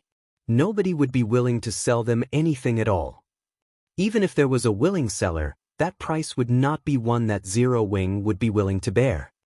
Furthermore, the Twin Towers Kingdom was a country of ore. In terms of ore-related resources, it was only slightly inferior to the Storm Empire. At the end of the day, the Candlelight Trading Firm focused mainly on forging. Ore was something that it could not lack. Hence, developing at the Twin Towers Kingdom was akin to killing multiple birds with one stone. Following which, Shifeng cleverly hid the matter of the ancient abyssal book, simply telling everyone that he had discovered many special areas not assaulted by the abyssal monsters. Afterwards, as long as he set up teleportation points at these locations, they would be able to level up without worrying about abyssal monsters or other players, essentially turning those locations into Zero Wing's backyard. When they heard Shifeng's reason, everyone's eyes sparkled, anticipation filling their hearts. Nobody present was a noob. They knew full well just how valuable an uncontested high-resource map was. Otherwise, the various large guilds would not fight over these high-resource maps. However, no one knew that Shifeng had actually concealed another important reason for his choice to develop at the Twin Towers Kingdom. The large-scale regional dungeon, Tower of Time.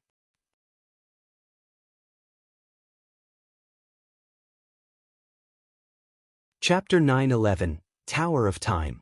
The Twin Towers Kingdom was named such because of its two ancient towers within the kingdom's boundaries. These ancient towers had existed in God's domain for a long time. Their age could no longer be verified. Among these two towers, one was the Tower of Time. It was also the Twin Towers Kingdom's sole, large-scale regional dungeon. Like the dungeon in the Stoneclaw Mountains, this dungeon was set to Azura mode. However, the Tower of Time's level was much higher, thus it was more difficult to raid. Meanwhile, the Tower of Time's fame throughout God's domain had not only been due to its abundance of magic crystals, but its bosses also had a chance of dropping the 7 Luminaries crystals. The level requirement just to enter the Tower of Time was level 50. In the past, when mainstream players had been around level 50, the Mind Space system had not yet launched in God's domain. As a result, everyone had treated the Tower of Time like an ordinary regional dungeon that produced large quantities of magic crystals. Even when people killed the many bosses inside the dungeon and obtained the 7 Luminaries crystal, nobody knew their true value. The various large guilds had simply treated as the 7 Luminaries crystal as a high-end item to use or trade. Only after the Mind Space system launched did everyone realize their blunder. The guilds that used or traded their 7 Luminaries crystal had nearly choked to death with anger. Regional dungeons all had level limits that prevented anyone below or above a certain level from entering. When the Mind Space system had been introduced, God's domain had been operating for over a year. Players' average level had already been beyond the Tower of Time's limit of level 70. Hence, it had been practically impossible for guilds to rely on their main forces to grind the bosses for 7 Luminaries crystals. Meanwhile, when one wanted to enter the Tower of Time, aside from the level requirement, one needed a space-time crystal. A single space-time crystal could allow 100 players into the Tower of Time. However, only the monsters near the tower dropped the space-time crystals, and its drop rate wasn't very high. This greatly restricted the number of players who could enter the dungeon.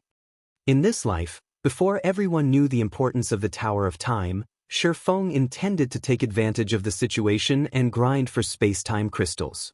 Once Zero Wing's core members reached level 50, they could get a head start over the other guilds, raiding the Tower of Time. After Shifeng explained his plans for the guild's expansion to everyone, he continued with notifying everyone about Zero Wing's preparation to nurture a large batch of internal experts. Guild leader, if we try to recruit members now, it will be far less effective than our past recruitment campaigns. After all, nobody knows if White River City will hold off the abyssal monsters.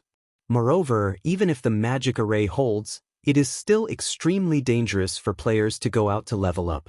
On the off chance that one encounters a high-level abyssal monster, a team wipe is practically a guarantee. Based on my investigation, a portion of players have already moved to the Black Dragon Empire. Moreover, many of our guild members are worried about this crisis. This really isn't a good time to recruit members. We would be better off holding a mass recruitment campaign after we secure a foothold in the Black Dragon Empire. It would be more effective to wait.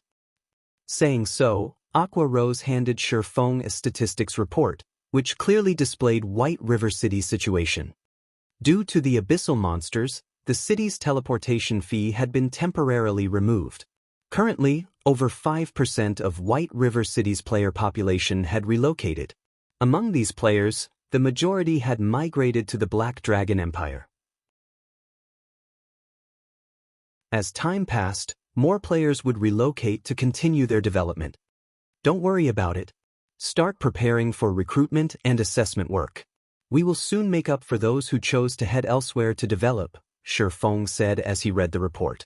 The situation was much better than his initial prediction. Make up for? Aqua Rose was slightly confused. However, since Shi Feng had already spoken, she did not probe into the matter any further. She trusted Shi Feng's judgment. Shi Feng simply smiled at Aqua Rose's confusion.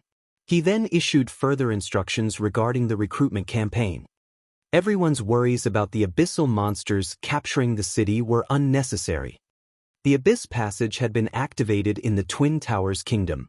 The powerful NPCs guarding the border had held back most of the strongest abyssal monsters. As for the remaining powerful abyssal monsters, almost all of them were busy besieging the various major cities.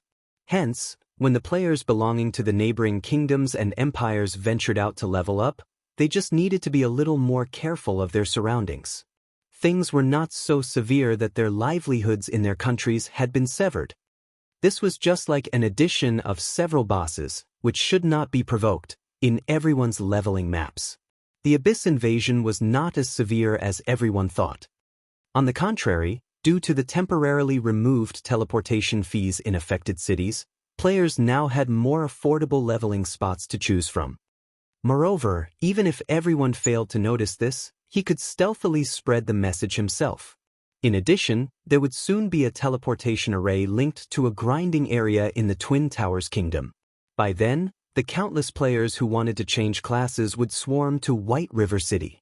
They didn't need to worry about a lack of players in the city. Once the teleportation array was set up, they also wouldn't need to worry about lacking development funds. As Shi Feng arranged for Blackie to lead the Dark Gods Legion's elites to power level the newcomers from the Big Dipper Dojo, Aqua Rose approached and whispered, "Guild leader, Miss Phoenix Rain has arrived and is waiting in the reception room. She says that she has brought what you requested." "She's finally here." Shi Feng nodded. He then left the remaining matters to Aqua Rose while he met Phoenix Rain. Inside the elegant, stunning reception room, Phoenix Rain sat quietly by the windowsill, a black cloak draped over her back. When Shi Feng entered the room, her gaze promptly moved away from the Zero Wing members walking around the first-floor hall and to Shi Feng. Level 42. Phoenix Rain was stunned. Currently, she knew of several people who had reached level 40 in the Empire. However, these people had used special methods to achieve their level. Take herself for example. She was an elementalist. Not only had she learned several AoE attack spells, but she also had a large number of elite members to assist her leveling progress. Her leveling speed was already fast. However, even now, she was over 30% away from reaching level 40, yet Shi Feng had already reached level 42. "Phoenix Pavilion Master, may I see the Lake Heart City's deed?" Shi Feng asked. He smiled in response to Phoenix Rain's surprise. "Here, take a look." Phoenix Rain quickly recovered her composure and took out a deed for a land in Lake Heart City. "This is the only deed I can give you. Even if you're not satisfied, I cannot change it." Not bad. Although it cannot compare to a golden land, it still has relatively high potential, Shi Feng said with satisfaction after examining the deed. With this deed, Zero Wing could secure a foothold in the Black Dragon Empire. What followed next would depend on how things progressed on Melancholic Smile's side. Once they were ready, Zero Wing would officially start pushing its way into the Black Dragon Empire. Elsewhere, a large crowd of players had gathered before the 7-story tall candlelight trading firm. It was even more lively than during normal times. While many among the crowd were lifestyle players, the majority consisted of sightseers. After all, nobody had ever seen a 3-star shop before. They were all quite curious about the differences between a 3-star shop and a 2-star shop. This was especially true for lifestyle players. Not long ago, the candlelight trading firm had published a shocking message. The candlelight trading firm was currently recruiting lifestyle players, regardless of rank. It did not care if one was an apprentice, who had just started, or someone far along the path of their lifestyle. As long as they could pass the simple entrance test, they could become an official member of the candlelight trading firm. High achievers would even get the opportunity to improve themselves in the special workshop. This was a benefit that could not be found anywhere else throughout the entire Star Moon Kingdom and even God's domain. After all, special workshops were simply too rare. Most trading firms only allowed their most skilled and trustworthy members to utilize their limited special workshops. Ordinary people had no hope of enjoying this particular benefit.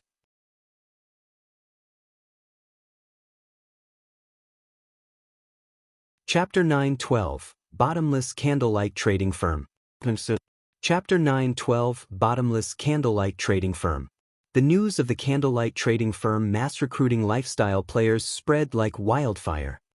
It wasn't just limited to White River City. Very quickly, everyone throughout Star Moon Kingdom heard about the opportunity. The official forums buzzed with activity. What? This can't be true, right?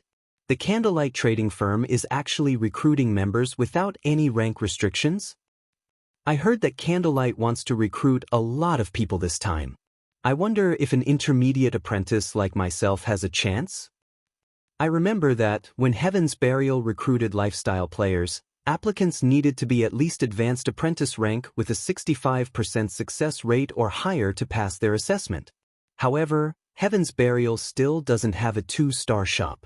Candlelight's assessment will probably be extremely difficult. Currently, lifestyle players grew more important by the day. However, it was extremely difficult for a lifestyle player to make a name for themselves if they had to rely on their own strength. This was because lifestyle players needed a lot of resources for their practice. The more important a lifestyle class was, the more resources they needed to improve. Moreover, the further a lifestyle player progressed, the more valuable were their required resources. Hence, if a lifestyle player did not join a guild, it would become extremely difficult for them to grow stronger.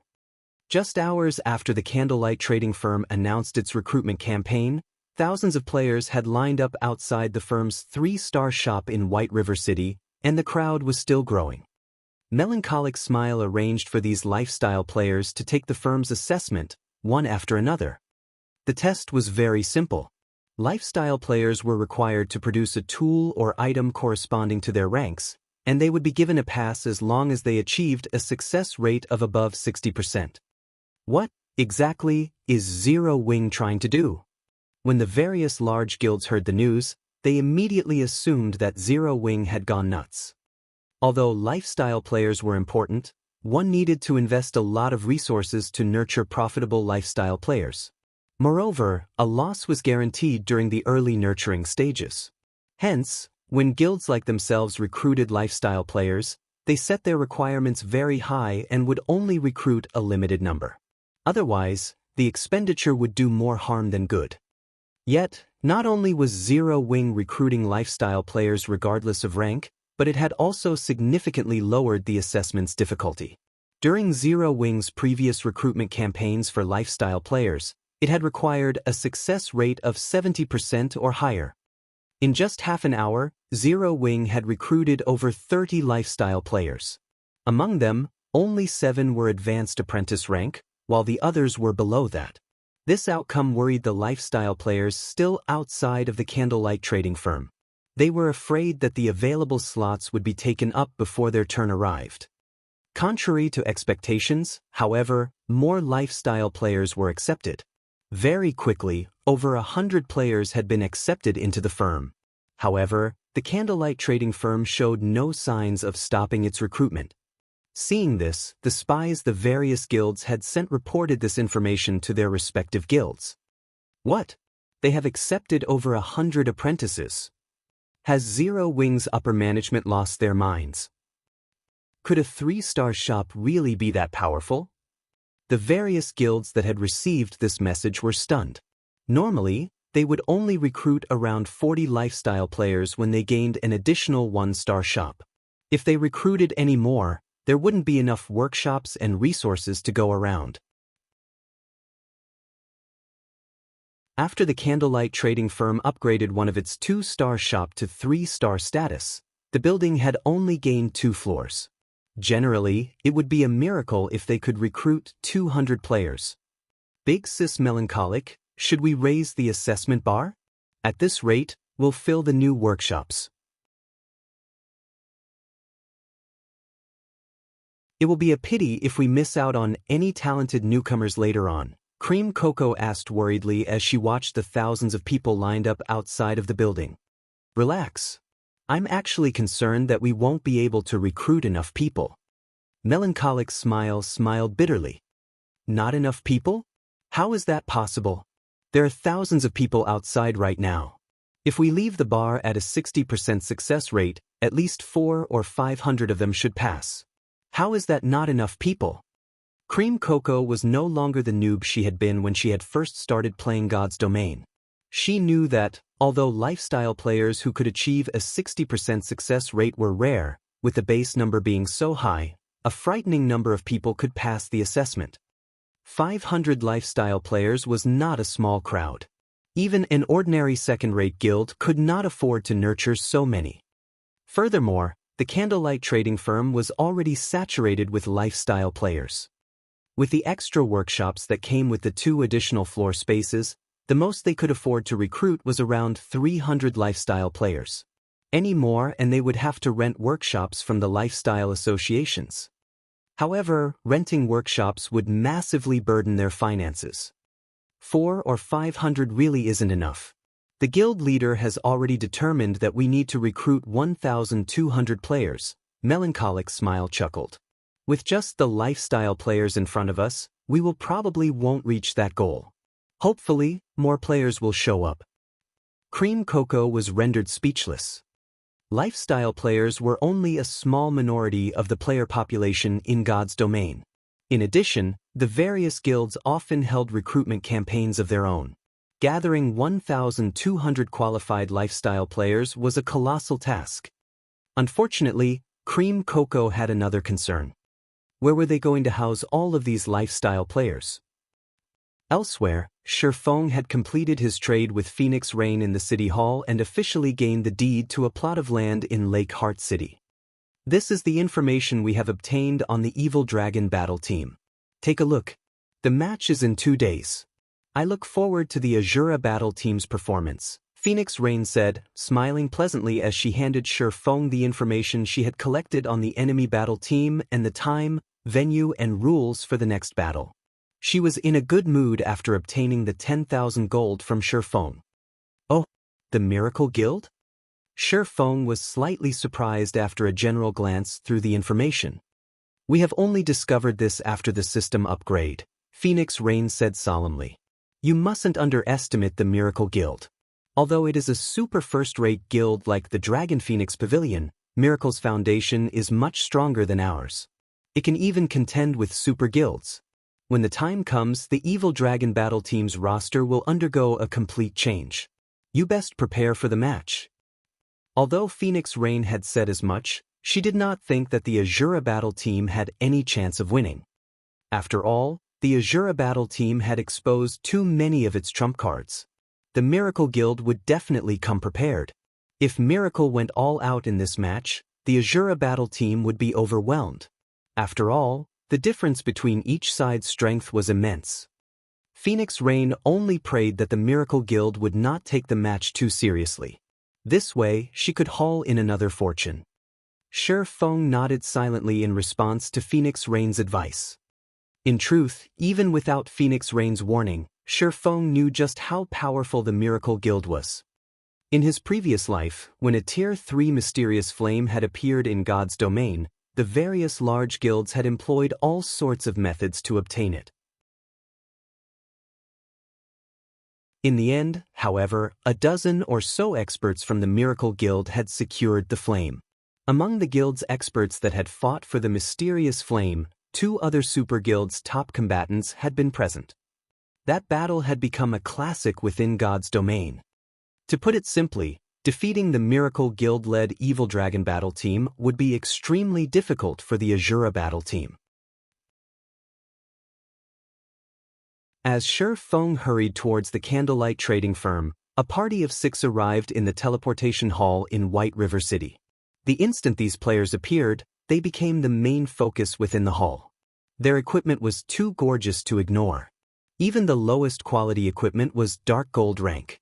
As for these players' levels, that was even more impressive. Of the 6 players, 2 were level 40, while the remaining 4 were level 39. Even in an empire, this group would be a force to be reckoned with, much less White River City. So this is White River City? The standard of the players here is quite high.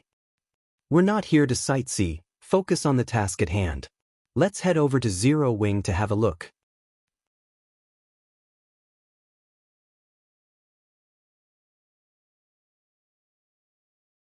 Chapter 9:13, Intermediate Shop. After these 6 players conversed among themselves, they left the teleportation hall and stepped onto the busy street as everyone watched. As soon as the group left the building, the leading white-haired, middle-aged man carrying a black and white spear summoned a giant snow-white wolf. The wolf was even larger than a lion. An assassin, wearing dark gray leather armor with 2 blood-red daggers hanging from his waist, summoned a black warhorse beside the middle-aged man.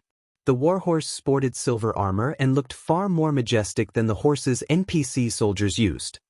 The instant these 2 mounts appeared, they had immediately attracted the attention of every player on the street. Damn, who are those people? Their mounts are definitely not common rank. You're right.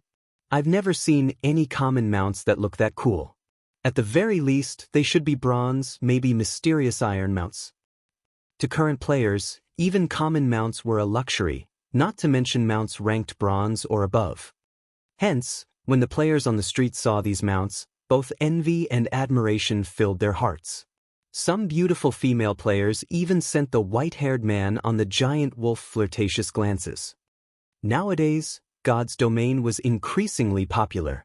One frequently saw the game mentioned in the news. Moreover, powerful guilds were offering annual salaries ranging from 500,000 credits to 6 million credits, depending on a player's strength. To ordinary people, this was an astronomical amount of money. Seeing as the white-haired man rode a bronze mount or greater at this stage of the game, his salary must have been in the 7-digit range. Ha! Boss Blood, I think those beauties are interested in you. An elementalist, who wore a robe embroidered with runic symbols and exuded a refined air, poked fun at the white-haired berserker leading his group.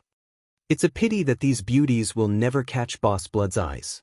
After all, his heart already belongs to someone. Why won't these beauties look at me instead? A level 39 skinny, male swordsman said as he sighed. Masked, you really should learn a thing or two from the boss. If you put more effort into your improvement, you would have already reached level 40 and could amount to woo those beauties. The male assassin on the black mare snorted. How can I possibly compare to Boss Blood? Even now, I have not passed the test or obtained a title, unlike you, Kiran, who obtained your title half a year ago, the swordsman named Masked Angel said enviously. Alright, that's enough chit-chat. Focus on our task. I will head to Zero Wing with Kiran.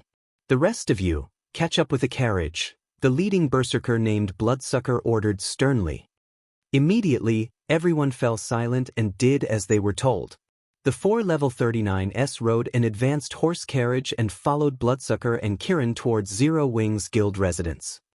Although the advanced horse carriage was fast, it was still slightly slower than the Snow-White Wolf and Black Warhorse. As a result, the gap between the 2 groups gradually increased. The party caused a commotion everywhere they went. Meanwhile, the candlelight trading firm's entrance was overcrowded. Before anyone knew it, the candlelight trading firm had recruited over 300 lifestyle players. With this number, everyone could see how powerful the firm's foundations were. The other trading firms in Star Moon Kingdom could not compare to this. Guild leader, we've reached our recruitment limits for the moment. Any more and we'll have to send these people to the lifestyle associations, Melancholic Smile reported worriedly as she looked at the numerous files on the newcomers. 1,200 people. This was already beyond what the candlelight trading firm could handle. If they really recruited this many people, they would lose money each day, rather than make it. It's fine. Bring all of the information you have on the Candlelight's branch shops, Sher Feng instructed, waving his hand dismissively and chuckling. In God's Domain, shops were officially categorized by star ranks. However, one could also categorize a shop by its size. Players in his previous life had realized his and summarized the differences. There were a total of 4 categories: basic shop, intermediate shop, advanced shop, and special shop. To begin with, 1-star and 2-star shops fell under the basic shop category. A basic shop could only accommodate a limited number of lifestyle players, and a firm had to rely on numbers to make up for the lack of space. A basic shop's assistance it could provide to lifestyle players was also quite limited. The intermediate shop category included 3-star shops to 5-star shops. In terms of size, intermediate shops were massively different than basic shops. As long as a shop reached 3-star status, it gained far more room than a 2-star shop. Hence, when the various guilds opened their own shops, while it was relatively easy to upgrade a 1-star shop to 2-star status, it was many times more difficult to upgrade a 2-star shop to a 3-star shop. Naturally, upgrading from an intermediate shop to an advanced shop was even more difficult. Meanwhile, the benefits an intermediate shop could provide became more obvious. The basic meditation room was a primary example. After Shifeng's command, Melancholic Smile compiled all of the information she had on every Candlelight's branch shop and handed the files to Shifeng. Not only was the compiled information detailed, but it was also easy to understand. So far, the Candlelight trading firm had a total of 25 shops. Among them, 24 were branch shops. These branch shops covered 22 cities. The fact that the firm had expanded so much was partly due to Phoenix Rain's secret assistance. Her help had allowed the Candlelight trading firm to set up shops in the cities of a few neighboring countries. Moreover, she had only sold the shops to Shifeng at a price slightly higher than the initial cost. Phoenix Rain is certainly dedicated in her work. Shifeng smiled slightly after reading the information. Among the many shops, 6 were within the Black Dragon Empire. Moreover, 5 of these shops were in cities with a player population in the millions. In addition, there were 6 shops in the kingdom's neighboring Star Moon Kingdom. Among them, 4 were in the Purple Thorns Kingdom. All 4 of these shops were in the top 10 most populated cities in the kingdom. As for the remaining 2 branch shops, they were in the Twin Towers Kingdom. Unfortunately, most of the kingdom had fallen into ruin, and only the capital city remained standing. Shifeng had to admit that it was beneficial to cooperate with a major power. Without Phoenix Rain's help, Shifeng would have to exhaust himself to no end to achieve a similar result, and this would have greatly impacted his personal growth. Based on this alone, one could see how frightening the foundations of God's domain's major powers were. Currently, Zero Wing's advantage only lay in the fact that it had a lot of liquid funds. However, this did not mean that the game's major powers were poorer than Zero Wing. Rather, these powers reinvested most of the money they earned into valuable lands. Although Zero Wing had a lot of money on hand, it didn't have anywhere to invest. In terms of capital turnover, the difference between Zero Wing and these major powers was obvious at a glance. I will have to thank Phoenix Rain. I would have had a hard time using up these 5 slots otherwise. Shifeng then chose 5 branch shops and upgraded them to 2-star shops. When upgrading these shops to 2-star status, he saved far more money by using the special rights of a 3-star shop than when he had used a promotion order. Each shop only cost 600 gold to upgrade. With this, he only needed to spend 3,000 gold to obtain 5 2-star shops. Meanwhile, of the 5 shops Shifeng chose, 3 were in the Black Dragon Empire, with one of them in Lake Heart City. As for the remaining 2 slots, he used one on a shop in the Purple Thorns Kingdom, and the other on the shop in the Twin Towers Kingdom's capital.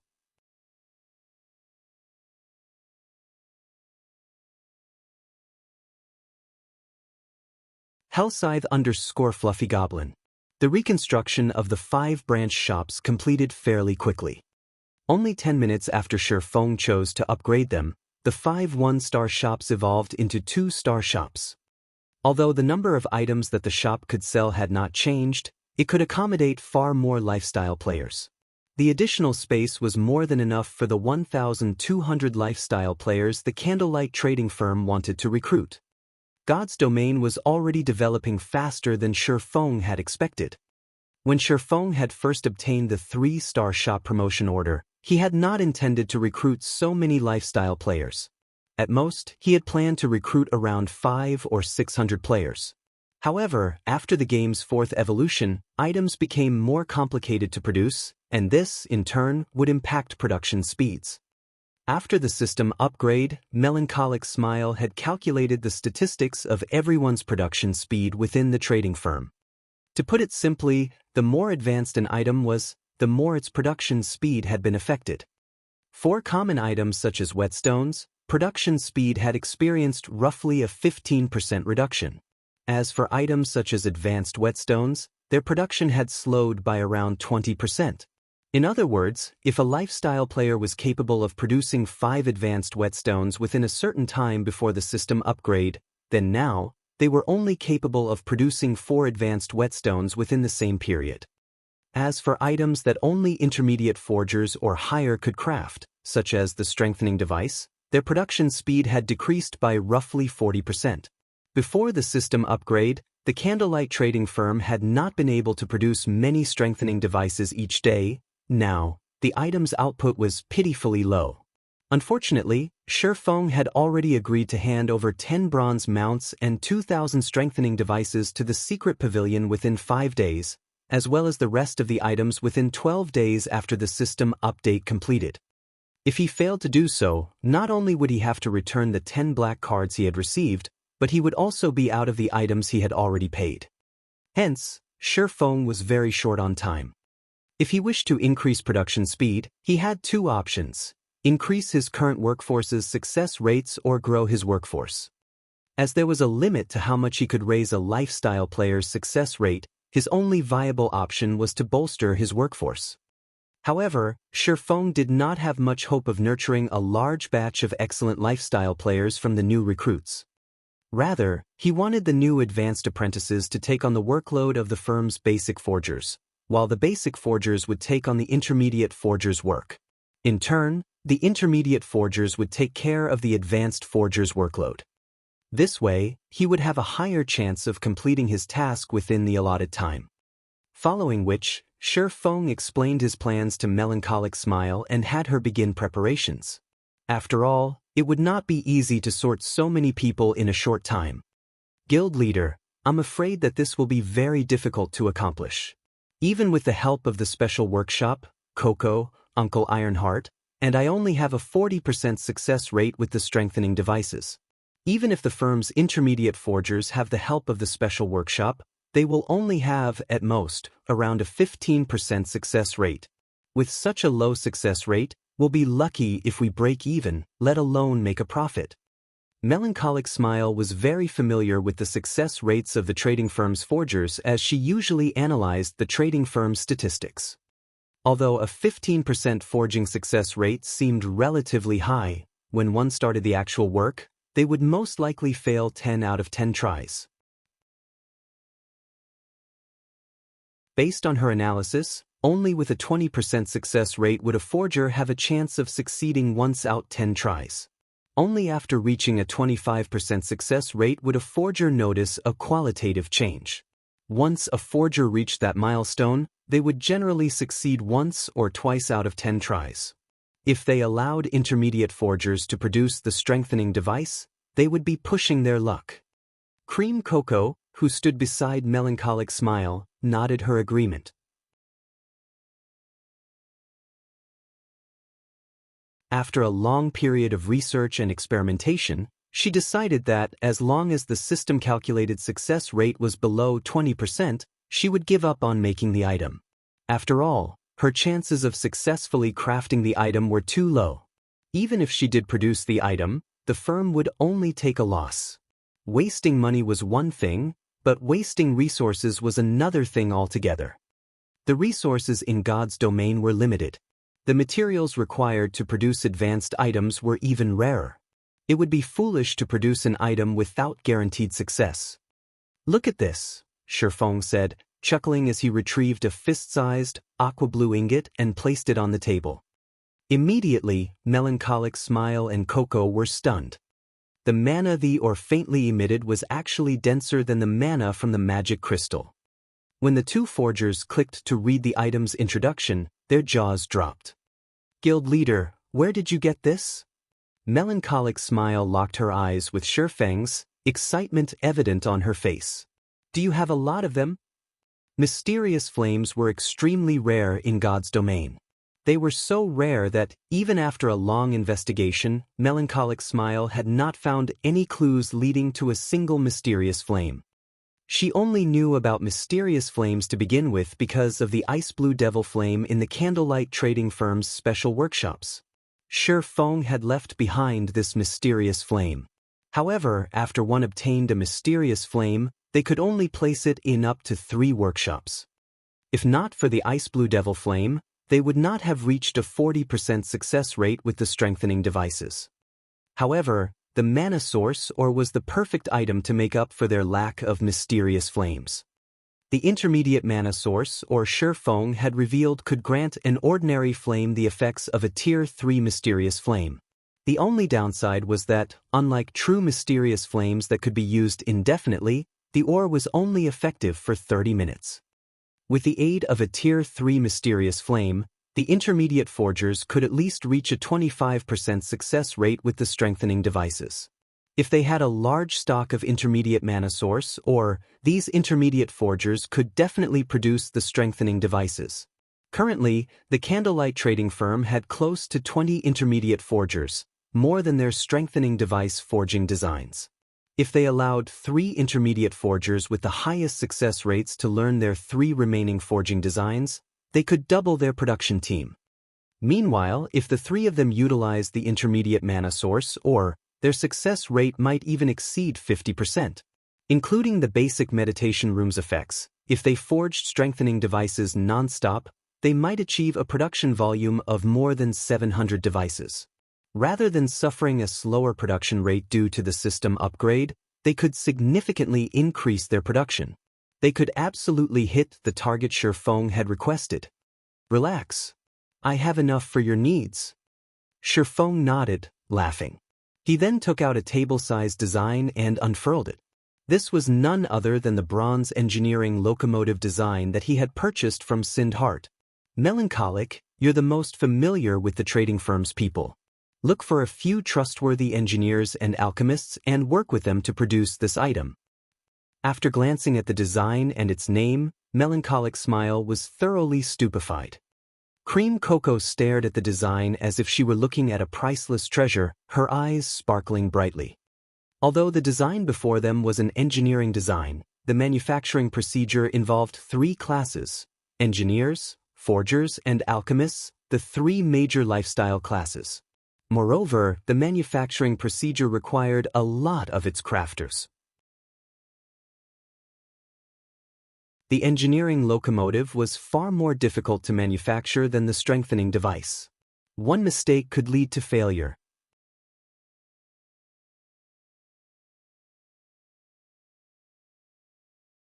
Chapter 9:15 Difference in Mounts. Mounts' importance to players went without saying. Even Melancholic Smile and Cream Coco understood the importance of any mount, not to mention bronze mounts.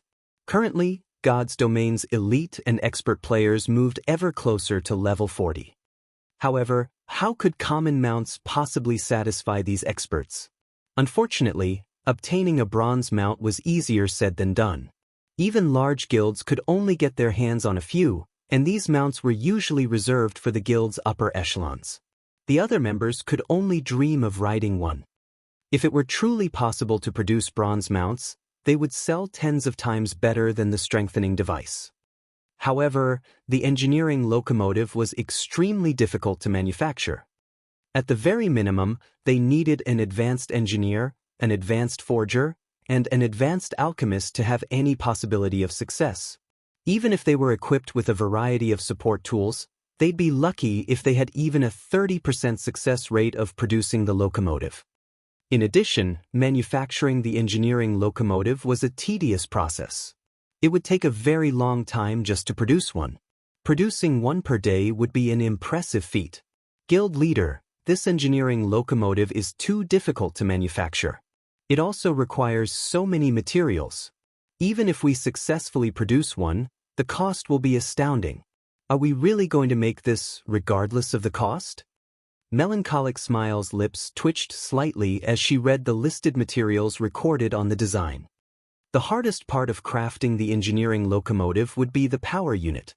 The power unit alone required 30 magic crystals. Other components, such as alchemy arrays, also required magic crystals. After taking all of the miscellaneous components into account, they needed a total of 50 magic crystals to produce one engineering locomotive. In addition, the mount's manufacturing required certain rare materials such as fine steel ingots. A fine steel ingot was the product of refining fine iron with other materials, and one only had a chance of obtaining fine iron from mining hematite Oregon. On the market, a refined steel ingot cost around 30 silver. That was practically the equivalent of a piece of level 30 bronze equipment. However, there were fewer refined steel ingots available on the market than level 30 bronze equipment. Meanwhile, the engineering locomotive required 20 refined iron ingots, a total cost of 6 gold. Based on market value, producing a single bronze engineering locomotive cost roughly 25 gold. In reality, though, as most of the materials could be sourced from their guild, they wouldn't have to spend that much. Even so, the final cost would still be around 20 gold. Based on their current success rate, it could cost anywhere from 100 gold to 160 gold to craft one engineering locomotive. Meanwhile, a single bronze mount currently sold for around 300 gold. It was not nearly as profitable as the strengthening devices. The only advantage the engineering locomotive had was its demand. If they offered the mounts for sale, someone would buy them if the price were reasonable. If they wished to save more money, they would need the help of a master engineer. Although there was only a single rank difference between an advanced engineer and a master engineer, the latter could increase the success rate of producing the engineering locomotive by around 30%. After including the bonuses from various tools, they could achieve a success rate of 60% or higher. With such a high success rate, they could reduce their total cost to 40 gold or lower. They could also produce the mounts much faster. How many advanced engineers do we have right now? Shi Feng realized how high the production cost was. However, he had already signed an agreement with the secret pavilion. They had to manufacture the engineering locomotives regardless of the cost.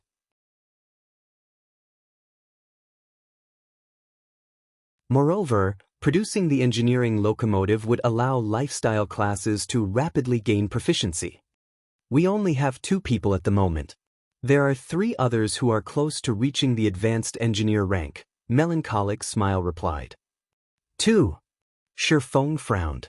Based on their current manufacturing speed, producing 10 engineering locomotives in 5 days would be cutting it very close.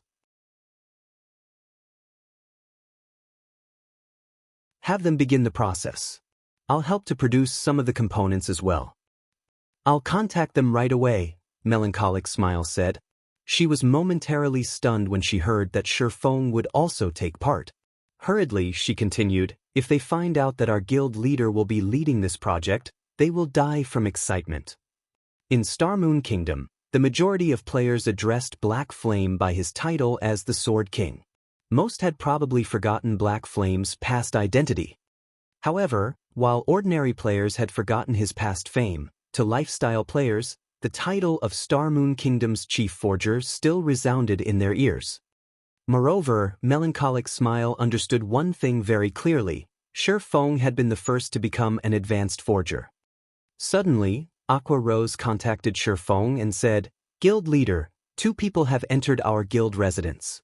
Both are level 40 players. Moreover, their mounts are high quality. They are saying that they have something very important to talk to you about. 2 people with high-ranking mounts? Shi Feng was slightly surprised. Reaching level 40 was still very difficult at this stage of the game, much less obtaining high-ranking mounts. Do you know their identities? I've never met either of them. Moreover, they aren't wearing a guild emblem. Although, it is possible that they purposely removed it, Aqua Rose said as she shook her head. She had seen most of God's Domain's mainstream experts at least once. However, she had zero recollection of the 2 people that had arrived. Even after sending her subordinates to investigate, she had not obtained any information on these players. This is interesting. Alright, I'll head over right away. Feng could not help his curiosity. After disconnecting the call, he rode the demonic flame tiger back to Zero Wing's residence. In front of Zero Wing's residence. As Zero Wing had announced another mass recruitment, players crowded around the guild's residence. However, there was a clearing within the crowd where players had given 2 people a wide berth. 2 massive mounts rested beside these players. Nobody dared to approach either of them. Who are these people? They look so strong. They aren't here to cause trouble, right? When the players who had come to apply to Zero Wing saw the Berserker Bloodsucker and the Assassin Kirin, they were shocked by the two's auras and equipment. The advanced horse carriage is so slow. When will Mast and the others get here? Kirin exclaimed as he looked at the time, paying no attention to the surrounding crowd. As soon as Kirin finished speaking, an advanced horse carriage approached from one end of the street. A moment later, the advanced horse carriage stopped before Zero Wing's residence, and 4 people stepped out. Mysterious iron mounts are wonderful. Once I reach level 40, I will have to find one of my own. Mast, don't even think about obtaining a mysterious iron mount. They aren't weeds that sprout up everywhere. Even those with titles in the guild are struggling to get their hands on one, let alone someone like you. The 4 people that had emerged from the carriage chatted merrily amongst themselves. However, when the crowd saw these 4 newcomers, they were flabbergasted. All 4 were level 39. Although the pressure these 4 people gave off was not as strong as the 2 that had already arrived, when these 4 players stood together, they felt like 4 ferocious beasts. A single glance from them was enough to give one shivers. This is Zero Wing's residence? It's quite big, but it's rather shabby. The standard of the guild members isn't much to look at either. Masked Angel gave a rough evaluation after a cursory examination of Zero Wing's residence. The other 3 agreed with Masked Angel. However, the Zero Wing members coming and going were somewhat annoyed when they heard the comment. Zero Wing's residence had cost a lot of gold to build. Even if it did not rank number 1 in Star Moon Kingdom, it ranked near the top. However, these people spoke as if their residence belonged in the slums. These Zero Wing members had intended to argue with these people. However, when they saw a black figure appear at the entrance, they immediately fell silent. Even the independent players lining up outside the residence stared at this figure with admiration. Although the giant, snow-white wolf and pitch-black warhorse in front of the entrance were quite attractive, they were on an entirely different level from the demonic flame tiger that had appeared like lightning. In front of the demonic flame tiger, the wolf and warhorse were practically newborns.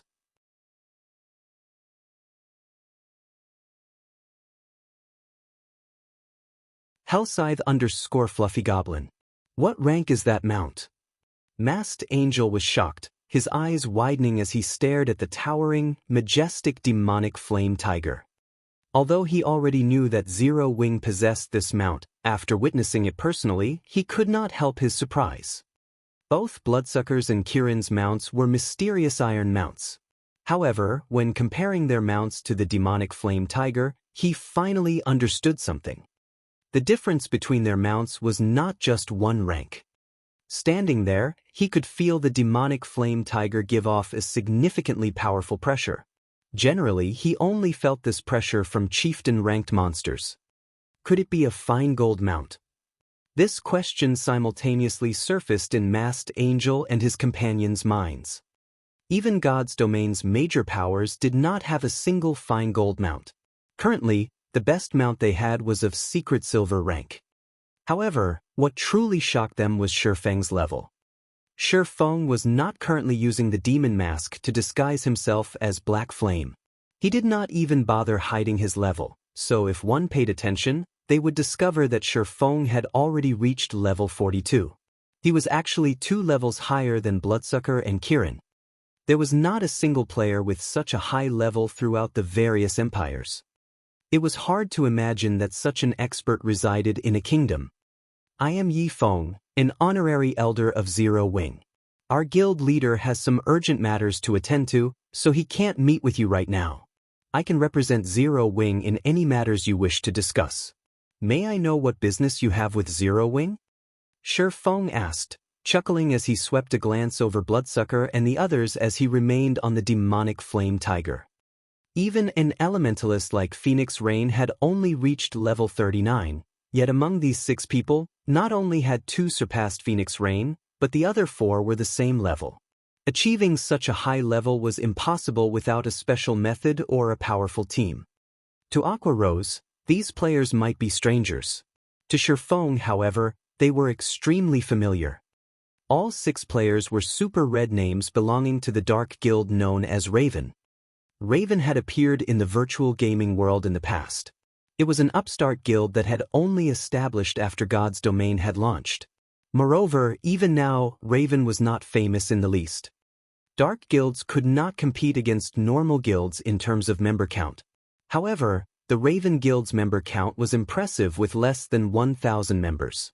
Even a decade after God's Domain had launched, the guild had less than 3,000 members. However, nobody in God's Domain dared to underestimate Raven. In the past, Raven had been one of the top 6 dark guilds in God's Domain. The guild was extremely powerful, even super guilds had avoided provoking it. While the 6 people before him looked like ordinary players, this was only a disguise. Without an advanced identification skill, one could not uncover any of their information. This disguise was similar to the demon mask. It could even hide one's aura. However, under Shi Feng's omniscient eyes, nothing would remain hidden. Such dense blood auras. How many people have they killed already? When Shi Feng used omniscient eyes, he discovered that their names were no longer red. Rather, they were thoroughly black. In God's Domain, when one actively killed other players, aside from their IDs changing color, a faint red blood aura would surround their bodies. However, this blood aura was barely visible. Generally, only after one had killed hundreds of players would this blood aura become more evident. Even so, this blood aura would gradually fade with time. However, the blood aura surrounding the 6 before him was powerful enough to make one's hair stand on end. Currently, their blood auras had thickened into a bloody mist that enveloped a radius of 4 to 5 yards around them. Shi Feng could not even begin to fathom just how many players these 6 people had killed to achieve such a dense blood aura. However, this was still not why their IDs had turned black. In God's Domain, only players who had committed unforgivable sins would sport pitch-black IDs. This was a type of curse. This curse could allow players to grow stronger. In return, however, cursed players were restricted to areas controlled by the dark forces. If NPC guards in an ordinary NPC city found them, the consequences would be unimaginably severe. Hello. My name is Bloodsucker. This place isn't suited for our discussion. Why don't we look for somewhere more private to talk? Bloodsucker suggested, smiling faintly as he looked at Shi Feng. All right, follow me, Shi Feng nodded. He then led Bloodsucker and the others into Zero Wing's residence. After Shi Feng entered the guild residence, the crowd outside of the residence grew excited. Their eagerness to join Zero Wing grew. Inside the reception room of Zero Wing's residence, as Shi Feng was about to prepare some refreshments for Bloodsucker and the others, Bloodsucker stopped him. I believe that Elder Yi Feng has already used an advanced identification skill on us, right? Bloodsucker said, smiling. I'm certain that you already know who we are. As you've seen, we are red players, or to put it another way, dark players. Shi Feng nodded without attempting to hide his actions. Now that God's Domain had already been operating for so long, most guilds had a few people with advanced identification skills. Hence, there was no point in hiding his actions. We are members of the Dark Guild Raven. You might not have heard of us as our guild has only recently established, but as for Raven's strength, you have seen for yourself. We have come here today seeking to cooperation with Zero Wing, Bloodsucker explained. Cooperation with Zero Wing? How do you wish to cooperate? Shi Feng asked curiously. Generally, dark guilds and adventure guilds minded their own businesses and tended to avoid each other. Moreover, Raven possessed powerful financial backers. The guild did not have that many members either, so it should be very easy for the guild to develop. Raven shouldn't need to cooperate with any other guild. That's right. We've investigated Zero Wing thoroughly. On the surface, while it might look like Zero Wing has a lot of experts, there are only a few true experts in the guild. If Zero Wing wants to progress in the Dark Arena, relying on these few experts is not nearly enough. Even the Azura battle team's victory in the next match is unlikely. Furthermore, since the system upgrade, the various major powers have begun to invest heavily into the Dark Arena. It will be very difficult for Zero Wing to earn money there in the future. You've already seen our strengths for yourself. If Zero Wing has Raven's assistance, your guild will have a fighting chance for the position of the Dark Arena's organizer. Not only can Zero Wing earn an astronomical sum of money each day, but you can also gain various rare materials. With these resources, Zero Wing will be able to expand easily and afford to nurture its lifestyle and expert players. I'm sure you can see the benefits of such an outcome. When Bloodsucker finished his proposal, he snapped his fingers. Immediately, several pieces of Bloodsucker and Kirin's equipment revealed the special glowing effect of epic equipment. Bloodsucker and Kirin's weapons, in particular, were epic weapons. With this array of equipment, they could rank at the peak of God's domain. What do you want in return? Shifeng asked, somewhat interested. Just as Bloodsucker had said, in the eyes of ordinary players, Zero Wing seemed like a guild full of experts. However, in the elite Dark Arena, Zero Wing was bland. Currently, only he, Fire Dance, and Violet Cloud could reliably win a fight. Unfortunately, Aqua Rose was still a little off the mark.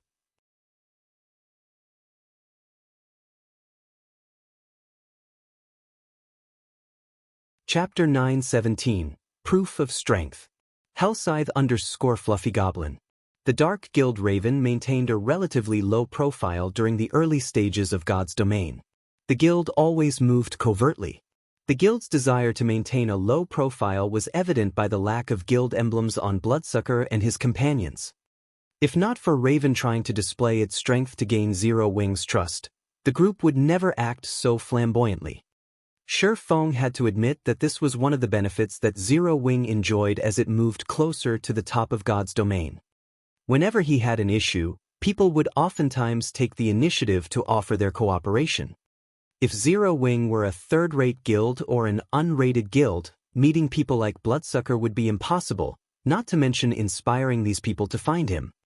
Shifeng's straightforward question had left Bloodsucker slightly stunned. He had initially thought that Shifeng would play with words, driving him to state his conditions. After all, during negotiations, the side that revealed their terms first would be at a disadvantage. However, he had never imagined that Shifeng would ask him so blatantly. He wasn't used to this. The guild had sent him, specifically, to negotiate with Zero Wing because he was one of the guild's stronger members. Now, however, all of his subtle arguments he had prepared to persuade Shifeng and his efforts to show off Kirin and his team's strength had gone to waste. What? You don't have any conditions? Shifeng chuckled. No, it's just that your straightforwardness surprised me a little. After all, Raven is only a small, unknown guild, Bloodsucker said, shaking his head. Since Elder Yifeng has said as much, I'll tell you Raven's conditions. In return for Raven assisting the Azura battle team, we want 50% of the income you gain from the Dark Arena. You guys sure are ballsy. 50% is too much. I can offer you 20% at most. Shifeng instantly rejected Bloodsucker's offer. He was already splitting the income from the Dark Arena with Phoenix Rain. If the Raven Guild took another 50%, Zero Wing would be left with nothing. I'm guessing that you don't fully understand Raven's strength. How about we prove ourselves first? We can negotiate afterward. Bloodsucker frowned when he heard Shifeng's offer. However, he was not surprised by it. Their guild had remained in the shadows. As of now, practically nobody knew how terrifying Raven was. If not for the resources the recently launched mind space system required, they would not have sought out Zero Wing for cooperation. In his opinion, Shifeng had only offered such a low percentage because he didn't know Raven's true power. However, once they showed Feng that, with Raven's assistance, Zero Wing's chances of becoming the Dark Arena's organizer would improve, he would agree to 50%. After all, this was a sure profit exchange. Proof. Feng understood Bloodsucker's train of thought. However, he really could not afford to lose 50%. As Feng considered rejecting Bloodsucker's offer, he suddenly had a good idea. Previously, his head had ached over the lack of experts. Now that he had a chance to gain the help of 6 top-tier experts, it would be a waste not to put them to good use. Following which, he nodded and smiled, saying, "If Raven wants to prove its strength, I just happen to have a very difficult quest that I need some expert help with. If you can show me that you are sufficiently powerful during this quest, there might be room for further negotiations. Of course, I'll pay you for your help." "No problem. You can leave this quest to Raven. As for the remuneration, there's no need. Consider this Raven's gift to Zero Wing," Bloodsucker confidently stated. From the beginning, proving Raven's strength had been their goal in coming here. When the time came, they would shock Zero Wing's members. "I still need to prepare."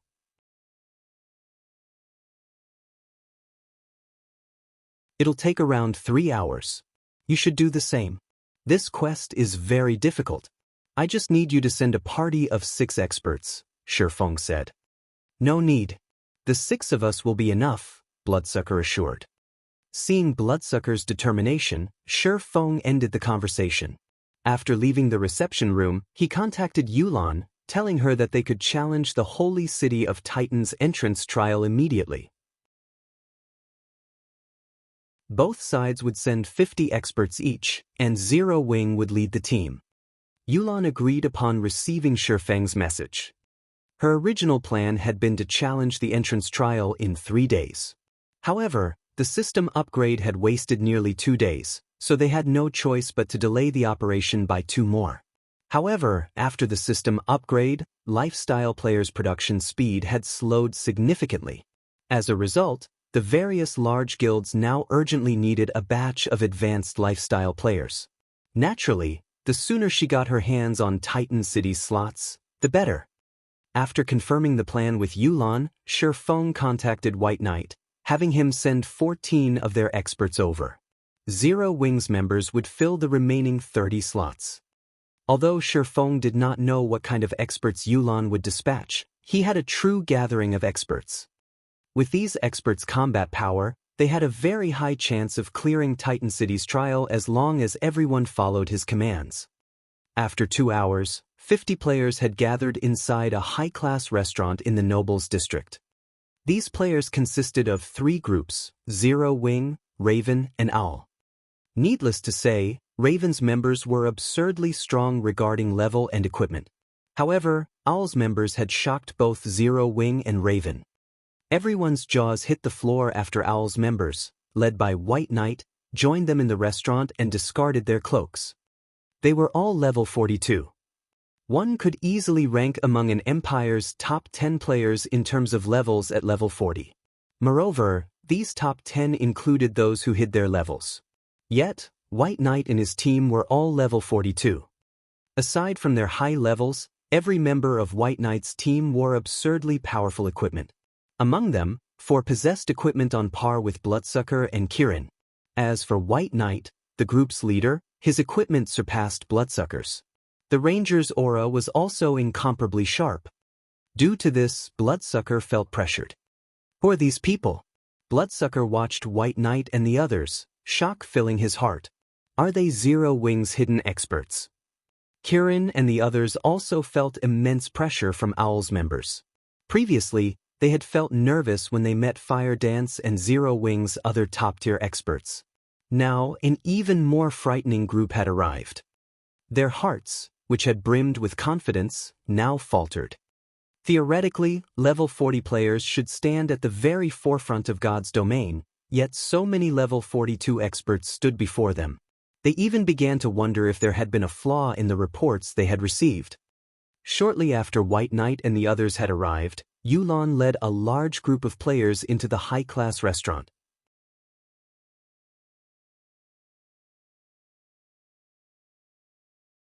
Chapter 9:18 Holy City of Titan. The high-class restaurants in the nobles' district were famed for their luxury. Even large guilds' elite members were reluctant to dine in these restaurants. These players would rather have a few drinks at a bar or eat their fill of ordinary food to get more bang for their buck. Upon joining Shi Feng and the others in the restaurant, Yulan glanced at the various players. Immediately, she was shocked. How does Zero Wing have so many experts? Yulan had already thoroughly investigated Zero Wing, so she was very aware of Zero Wing's current combat power. She had never imagined that Zero Wing still had secrets. Owls and Ravens members were the source of her surprise. Even the lowest among them was level 39, with the majority having reached level 42. Zero Wing's team composition overwhelmed the team she had struggled to establish. Among her players, the highest was only level 39, while the others were level 38. Although there was only a difference of 2 or 3 levels, the gap between level 39 and level 40 was like the difference between heaven and earth. Unless one had equipment that could reduce level requirements, otherwise, they could only wear level 40 equipment upon reaching level 40. However, such equipment was extremely rare. Generally, only epic items had such an attribute. There was a huge difference in terms of basic attributes between level 35 and level 40 equipment. If they had so many high-level experts working together, clearing Titan City's entrance trial would be much easier. Moreover, Yulan could tell that even if White Knight and Bloodsucker were members of super guilds, they would be considered apex experts. It would be very difficult to find an expert in Underworld that could contend with these two. Big Brother Wolf, do you know that Ranger and Berserker? Yulan asked War Wolf quietly. The pressure she felt from White Knight and Bloodsucker was extremely powerful. They were like beacons in absolute darkness. Even if she fought it, it would be hard not to notice them. Among the information she had on God's Domain's experts, nothing had been recorded on these two individuals. Although she did not know who these two were, War Wolf might know them. After all, War Wolf had once shone brightly in the virtual gaming world. Although he had later stepped away, he knew far more hidden experts than she did. I don't know them. However, I am sure that both of them are martial artists. Extremely powerful ones at that, War Wolf replied, his thoughts a little complex as he examined Shi Feng's team. A few months ago, Zero Wing had merely been an unknown, upstart guild in White River City. Even Zero Wing's experts at that time weren't worth his attention, yet now, the guild had several people on par with him in terms of combat standards. As for White Knight and Bloodsucker, who he had never seen before, even he had to admit that he was weaker than them. War Wolf could not help but wonder what kind of charm an upstart guild like Zero Wing had to attract so many experts. Even first-rate gods weren't capable of this feat. It really makes you wonder just where the guild leader has found so many experts. Overwhelming Smiles members must be scared stiff right about now. Blackie giggled when he saw Yulan and her Overwhelming Smile team's shock. The rest of Zero Wing's members agreed with Blackie. When White Knight's group had arrived, even they were surprised. Shi Feng stepped forward and said, "Miss Yulan, now that everyone is here, should we reform the team?" "Alright.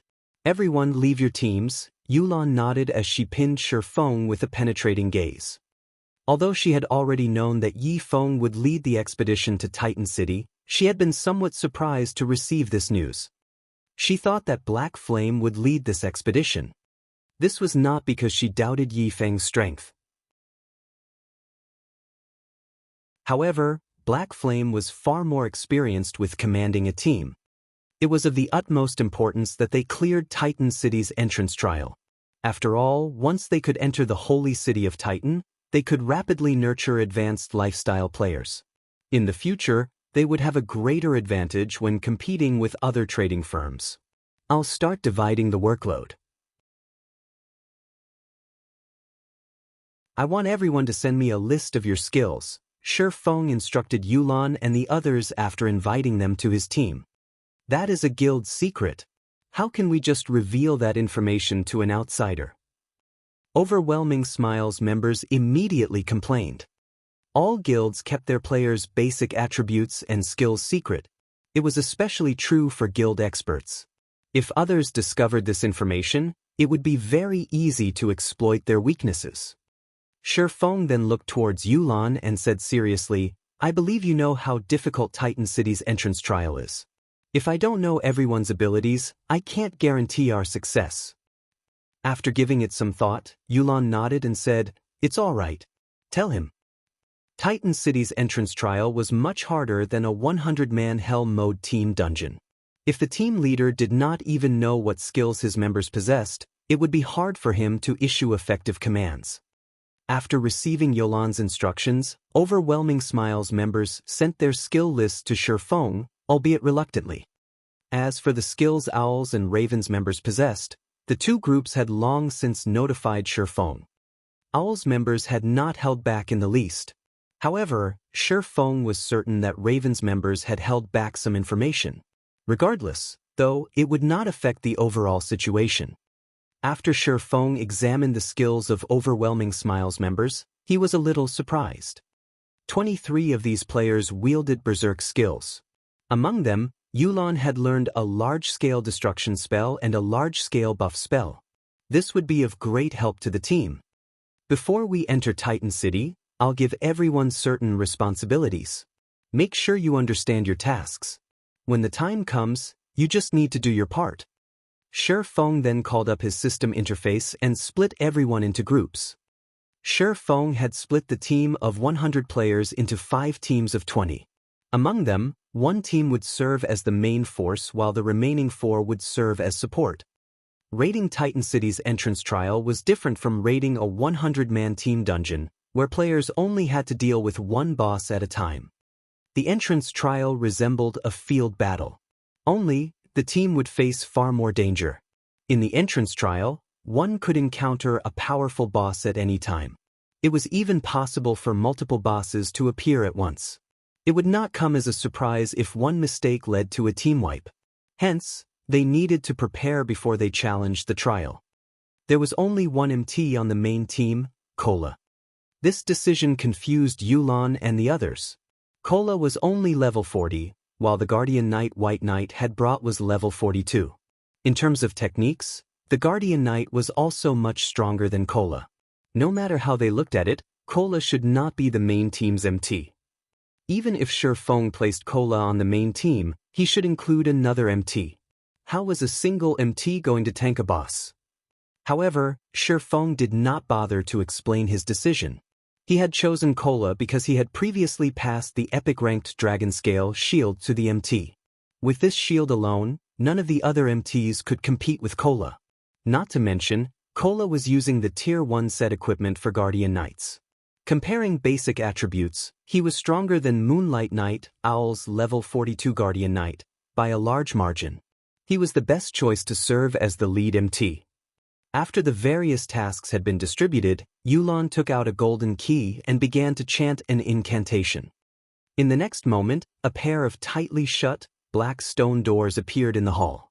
The stone doors towered over 3 meters high, and there were countless magical runes carved into the door's stone. As the thick, heavy doors slowly parted, a terrifying aura surged out, and everyone immediately felt a powerful mental suppression weigh on them.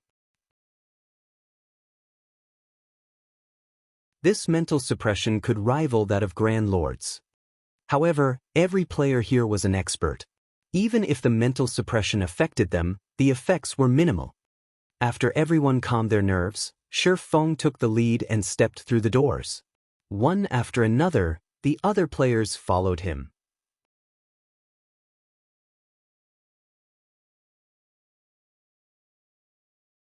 Chapter 919, Titan's Legend. Hellscythe _ Fluffy Goblin. The holy city of Titan was buried in God's domains underground. Complex terrain surrounded Titan City, forming a natural maze. Players could easily get lost within the maze as they searched for Titan City. Although Titan City was underground, crystals that radiated a bright, blue glow covered the cavern's ceiling. Hence, visibility was not an issue. After Shifeng and the others entered the transfer gate, they had been teleported to this maze's entrance. This place is spectacular. As this was Aqua Rose and Zero Wing's other members' first time here, they were captivated. Even experts like White Knight and Bloodsucker found the scene awe-inspiring. Aside from the spectacular scenery, 10 towering statues of titans loomed at the entrance. All 10 radiated a boundless aura. In front of these statues, players like themselves were no more significant than insects. Although they had known that the quest Shifeng had called them to help with was not simple, after witnessing this, they grew serious. With their sharp senses, they felt warnings of death from their surroundings the instant they reached this area. It was especially true for the entrance. It felt more like the maw of a gigantic beast. These are just statues, yet they have such powerful auras. Are these statues alive? Aqua Rose's slender brows creased slightly as she swept her gaze over the statues before her. She could feel the surrounding pressure originating from these 10 statues. If they had to fight while bathed in this aura, they would suffer a disadvantage. Relax. Those are just statues. Their purpose is to frighten monsters and prevent them from approaching, Shifeng explained. These 10 statues were the sculptures of the 10 saints who had founded the holy city of Titan. According to legend, every saint possessed enough strength to rival gods. Before they had died, these 10 saints had used their remaining power to construct Titan armaments. As long as one equipped the Titan armaments, one could rival the gods themselves. However, after several catastrophes struck Titan City, these Titan armaments had been lost. In his previous life, Shifeng had been fortunate enough to see one of these Titan armaments. Although it had only been a pair of gloves, the gloves were legendary rank. The gloves greatly increased the wearer's strength attribute. Even while using a fragmented legendary weapon, the player that had owned the Titan gloves had fought a player wielding a legendary ranked battle axe to a standstill. Among the equipment in God's domain, weapons provided the most benefits to a player's combat power, yet this pair of gloves had provided enough strength to rival a legendary weapon. One could just imagine how powerful the Titan armaments were. In Shifeng's opinion, it was possible to rival a god if a player obtained the complete set of Titan armaments. Unfortunately, the Titan armaments were a mystery to players. Even after 10 years, players had only discovered 3 Titan armaments. Moreover, 3 different players had owned them. These players had been the targets of numerous assassination attempts in the past. "All right, let's head inside," Shifeng said as he clapped his hands. After everyone took up their formation, they officially entered Titan City's entrance trial. After several minutes of traveling down the straight pathway, the team halted. "Leader, there are 4 paths ahead. Which one should we take?" Aqua Rose asked Shifeng. "Should we send someone to scout ahead?" Each path felt equally dangerous to her, so it was impossible to determine which path they should take. "Which path did you take last time?" Although Shifeng knew which path they should take, he still asked Yulan. "We investigated all 4 paths the last time we were here. Among them, a great lord guards the first path, while the next 2 are littered with traps and ambushing monsters. A large number of mobs guard the last. After we had killed those monsters, we discovered that the path led to another crossroad. In the end, we took the path with the Great Lord. However, after a short distance, 3 Great Lords annihilated us," Yulan explained. Truth be told, they had gathered almost no information before they reached an abrupt end. Hence, Yulan had thought to search for experts to challenge the 3 bosses. When Overwhelming Smiles members recalled the 3 Great Lords that had ganged up on them, a chill ran down their spines. There were not many players who could face a Great Lord, not to mention 3 Great Lords simultaneously. Moreover, even a 100-man team would be hard-pressed to deal with one Great Lord here because, aside from the Great Lord itself, there were many monsters traveling with the Great Lord. Before they had dealt with the 3 Great Lords, the weaker monsters had swarmed and slaughtered them. "So, that's the case. Let's go down the path with the crossroad then," Shifeng nodded. Generally, the path with a boss should be the correct option. Taking the path with the crossroad is a waste of time, Yulan explained. That might be true in other virtual reality games, but in God's domain, it is only half correct, Shifeng said, chuckling. This is an entrance trial. Our ultimate goal is to pass through the maze, not to defeat the bosses, isn't that right? In reality, all 4 paths led to Titan City. If a team were strong enough, they could choose the most difficult path, which contained various bosses. This path was also the most direct and would save the most time. In contrast, the path with the crossroads, as Yulan had said, would be time-consuming. However, it was the safest path among the 4. Yulan's group had grown comfortable with the mindset of using brute force to resolve issues. Hence, they had chosen to challenge the most difficult path after entering the entrance trial. It was no wonder why they had only traveled a short distance before team wiping. The first time Shifeng had come here in his previous life, he had been just as ignorant. He and his team had insisted on taking the most difficult path and killing all of the bosses. In the end, they suffered team wipe after team wipe. Fortunately, unlike Yulan's group, his team was not as simple-minded. When they challenged a boss, they had a cleric stay some distance away from the team to revive everyone in the event that the boss slaughtered them. This way, they could challenge the bosses endlessly.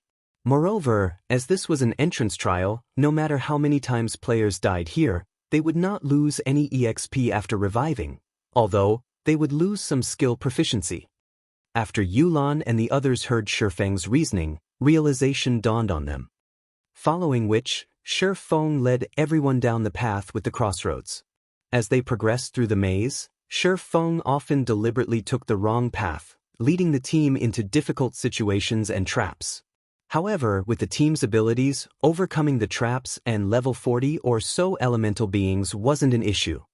After walking for nearly 2 hours, the team arrived before a large temple. The temple was as big as 5 football fields, and a pair of tightly shut iron doors sealed its entrance. A steel statue with glowing red eyes that stood over 10 meters tall walked back and forth before these iron doors. There were also groups of smaller steel statues patrolling the temple grounds like trained soldiers. Steel Slaughter, Elemental Being, Grand Lord, Level 44 HP 50, 000, 000/50, 000, Steel Guardian, Elemental Being, Lord, Level 42 HP 7, 000, 000/7, 000, Steel Watcher, Elemental Being, Elite, Level 40 HP 120, 000/120, 000. Cola, you'll tank the Steel Slaughterer later. The other MTs will each handle 1 Guardian. White, lure those elite monsters to us first. All magical classes will assist to clear out the elites. Go.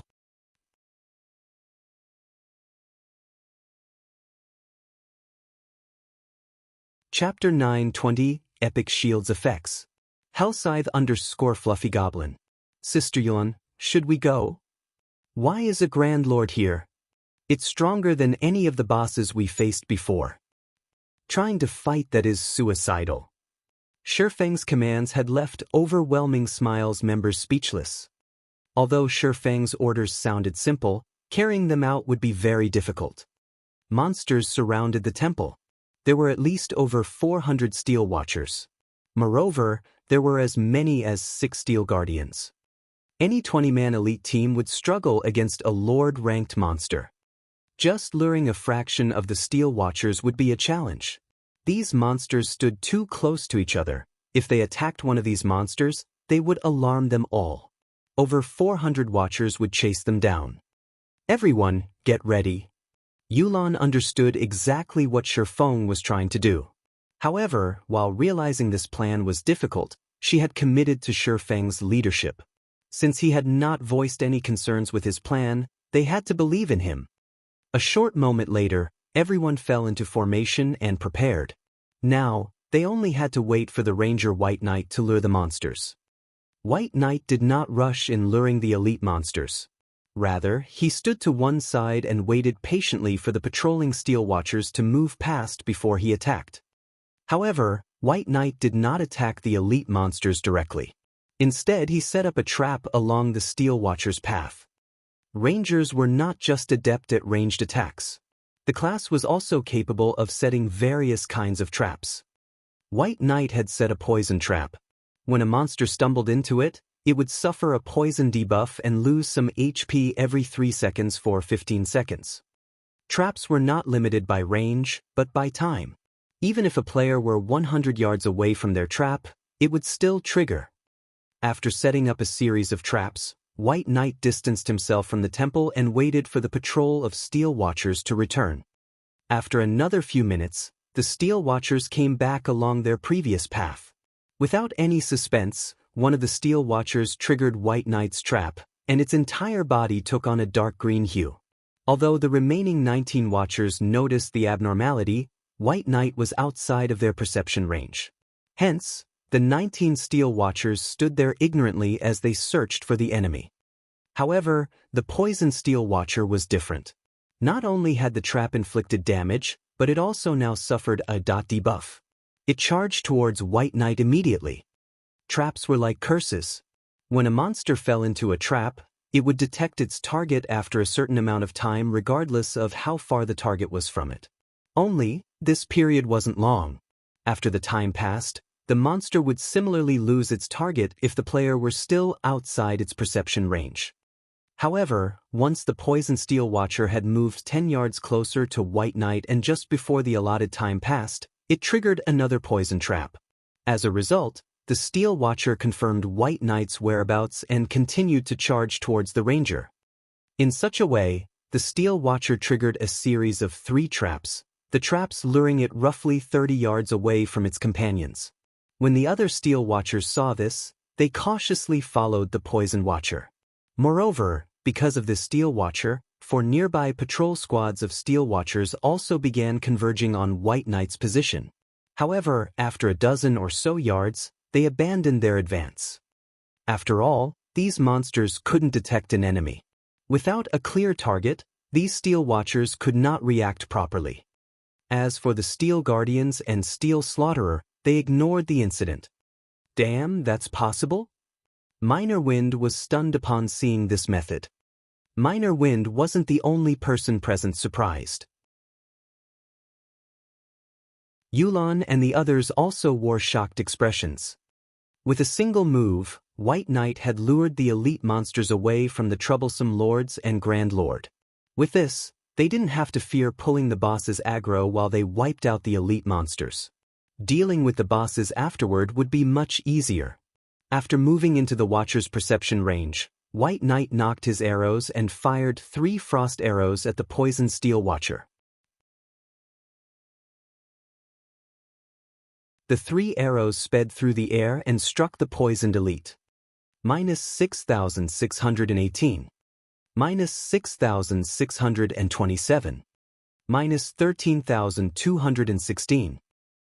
Not only did the Poison Steel Watcher instantly lose a large portion of its HP, but its movement speed and attack speed had also been reduced. Just before the Poison Steel Watcher reached White Knight, the Ranger had depleted its 120,000 HP, and its heavy body fell to the ground with a loud boom.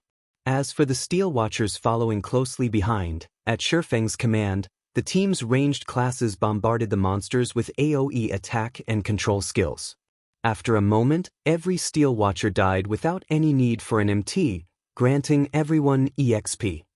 After dealing with the first wave of Steel Watchers, the following waves became much easier. Once the team had cleared over half of the Steel Watchers around the temple, the Steel Slaughterer and Guardians could no longer remain idle as they charged towards the team. Unlike the low-intelligence Steel Watchers, however, the Grand Lord and Lords immediately targeted the healers. Kola, intercept the Grand Lord. Other MTs, lead the Guardians away. Shifeng hurriedly shouted. Kola, who resembled a grizzly bear, raised his dragon scale shield and charged at the Grand Lord. The Steel Slaughterer towered like a mountain. In front of its gigantic stature, Kola was an insignificant ant. Moreover, no player could stand against the power of a Grand Lord's charge. They had to dodge it if they wanted to survive. Contrary to expectations, however, Kola moved straight towards the Steel Slaughterer's feet, raising his shield and bellowing a war cry. Tier 1 skill, Justice Bash. Immediately, Kola's body released a golden glow as he doubled in size. He then crashed into the Slaughterer's calf. Boom! The powerful impact generated a strong wind that swept over the other players. Cola had only managed to stabilize his body after taking 3 steps back, a damage of more than -6,000 points appearing above his head. To Cola, who had 22,400 HP, the damage was acceptable. After the healers sent him a few heals, Cola's HP instantly recovered to full. As for the Steel Slaughterer, its charge had been abruptly halted, and it trembled slightly. The watching team members were stupefied. He blocked it? Just like that? Ilan's mind froze. No MT could even stand against a level 40 Great Lord strength. They needed at least 3 to 5 MTs blocking to stop one of its attacks. But this was a Grand Lord, and even sending 5 MTs would be tantamount to suicide. Yet, Cola had stopped the Steel Slaughterer's charge without any help. It was unbelievable. So, Zero Wing has such a powerful MT. I see why Yi Feng said that one person would be enough.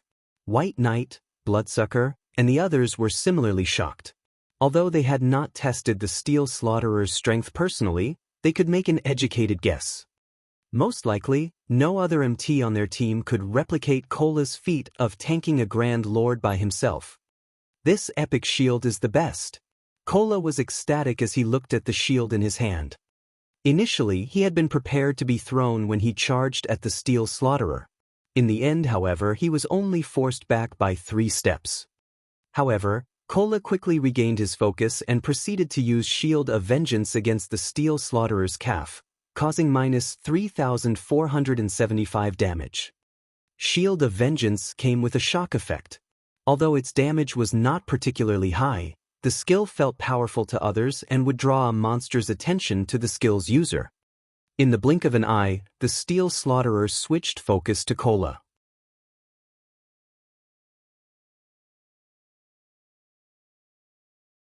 Chapter 921, Frightening Team. Hellscythe_Fluffy Goblin. With Cola tanking the Steel Slaughterer, the pressure on the team lessened significantly. Cola only needed 3 healers to stabilize his HP, so everyone else could deal with the 6 Steel Guardians and the remaining Steel Watchers without needing to push themselves too much. To ordinary players, the level 42 Lord-ranked Steel Guardians might be a nightmare, but to Shifeng's team of top-tier experts, they weren't a problem. Any MT on the team could tank a Lord effortlessly on their own. Moreover, they only needed 1 healer to maintain their HPs. After the MTs stabilized their aggro on the bosses, the rest of the team dealt with the remaining 100 or so elite-ranked Steel Watchers. An ordinary expert player could defeat 2 or 3 elite monsters of the same level easily. As for this team, even the weakest among them could hold their own against a chieftain of the same level for a long time. Some were even capable of killing chieftains or resisting a lord of the same level by themselves. If not for the threat of the Grand Lord, the team would have only needed a dozen or so players to deal with the 100+ elite monsters. At this moment, Yulan finally experienced what it felt like to have a powerful MT on the team. With a powerful MT, even a headache-inducing problem could be easily resolved.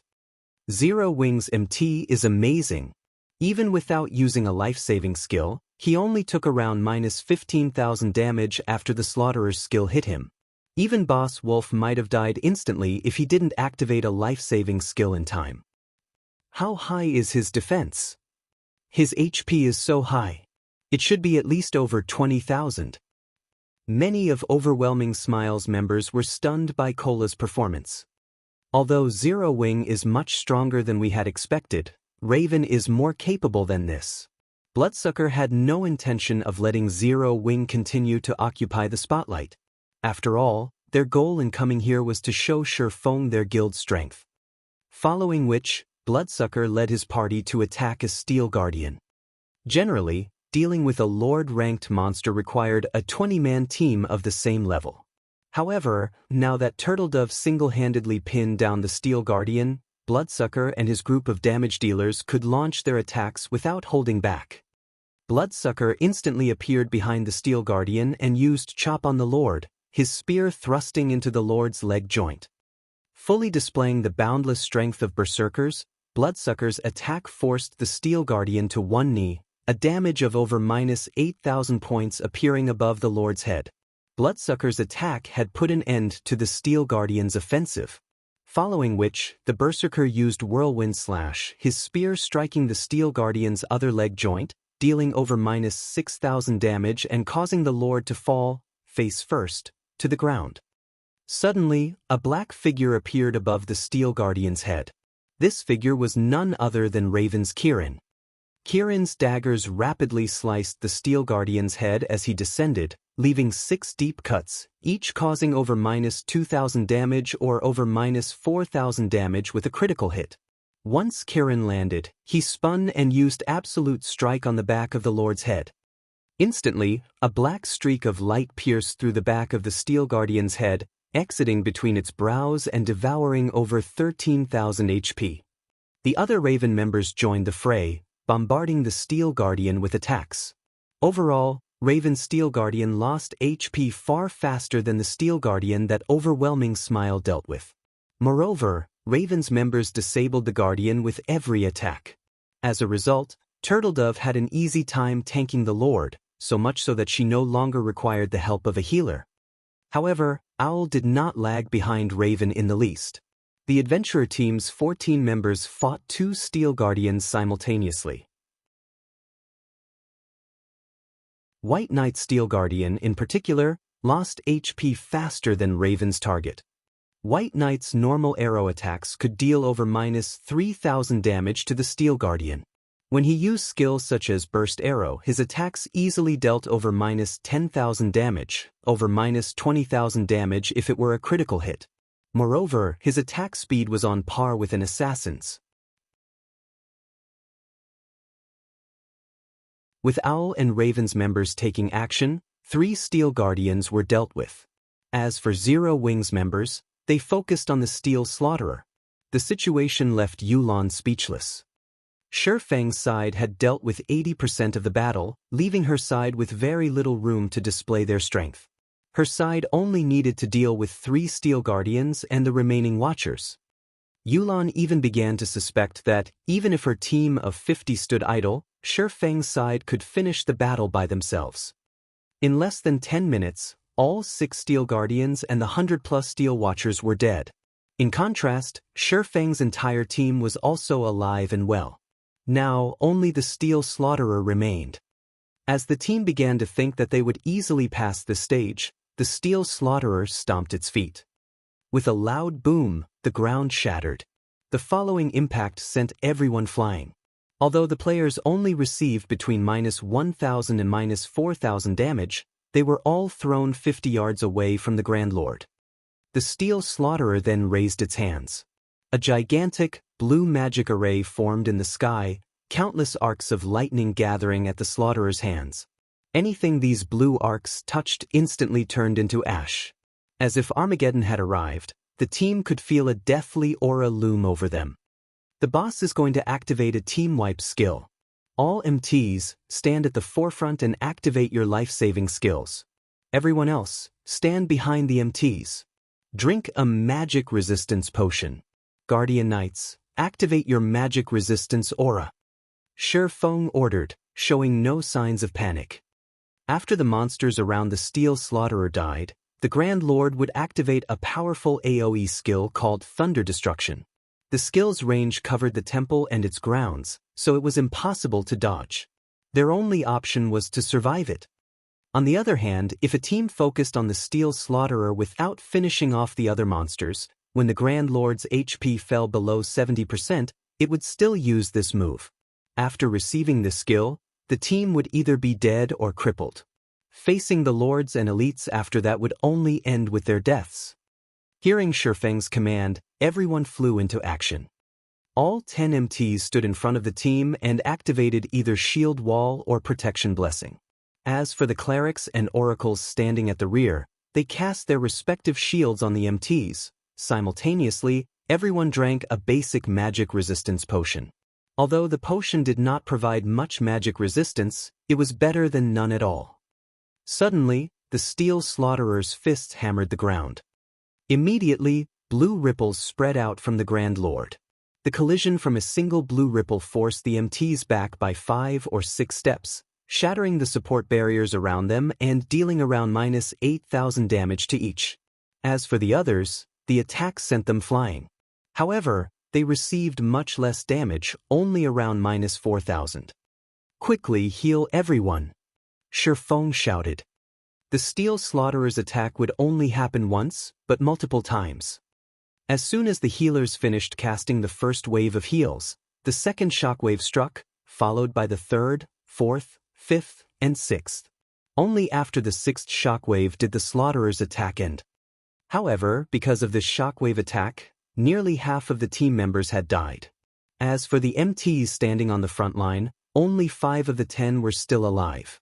At this moment, everyone finally realized that they had greatly underestimated Grand Lords. A Grand Lord's AoE skills were far more powerful than an ordinary Great Lord. If not for Shifeng's quick thinking, they might have team-wiped.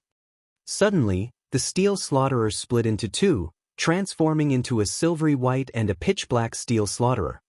The team was flabbergasted. They now had to face 2 Grand Lords.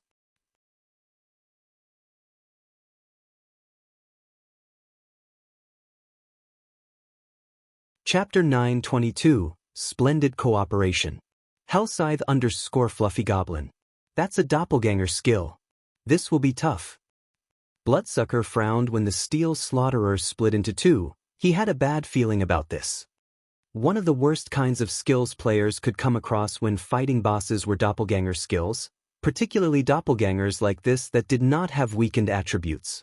The only saving grace was that such doppelgangers usually shared HP. Overall, however, the boss would be far more difficult to deal with than if it simply gone berserk and gained a huge boost to its attributes. Now that nearly half of their team was dead, their likelihood of defeating the 2 Grand Lords was very low. First of all, they only had half of their MTs. Secondly, the Grand Lord's overall combat power had not simply doubled.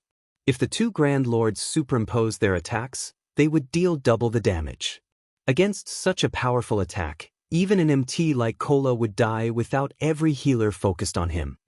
If these Grand Lords use that shockwave move again, we might as well give up.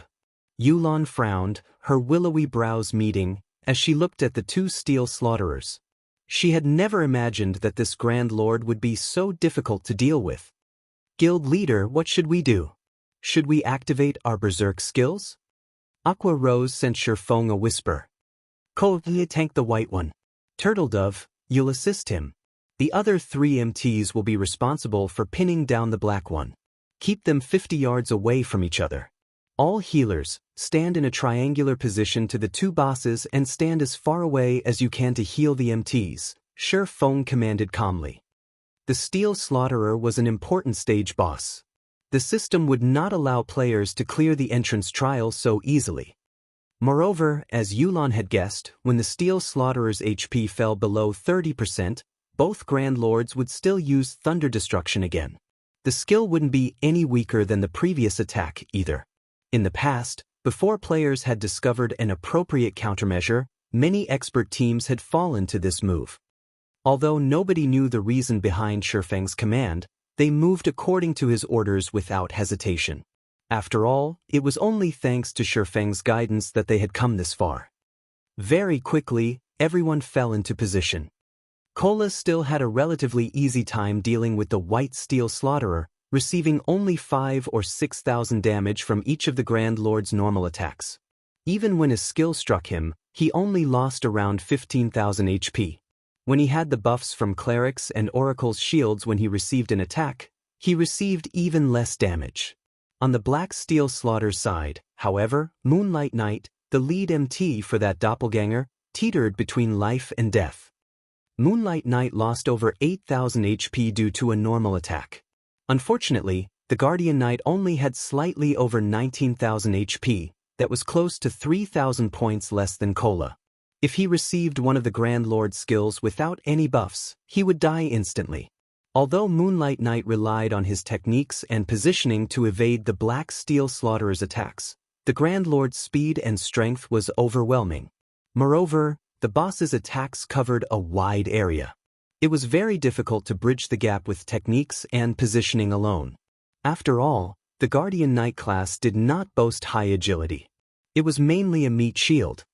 Fortunately, with 3 MTs taking turns tanking the boss, they could, somehow, avoid fatalities. "Everyone, focus your attacks on the white boss," Shifeng shouted. Under Shifeng's command, the team launched their skills at the white steel slaughterer.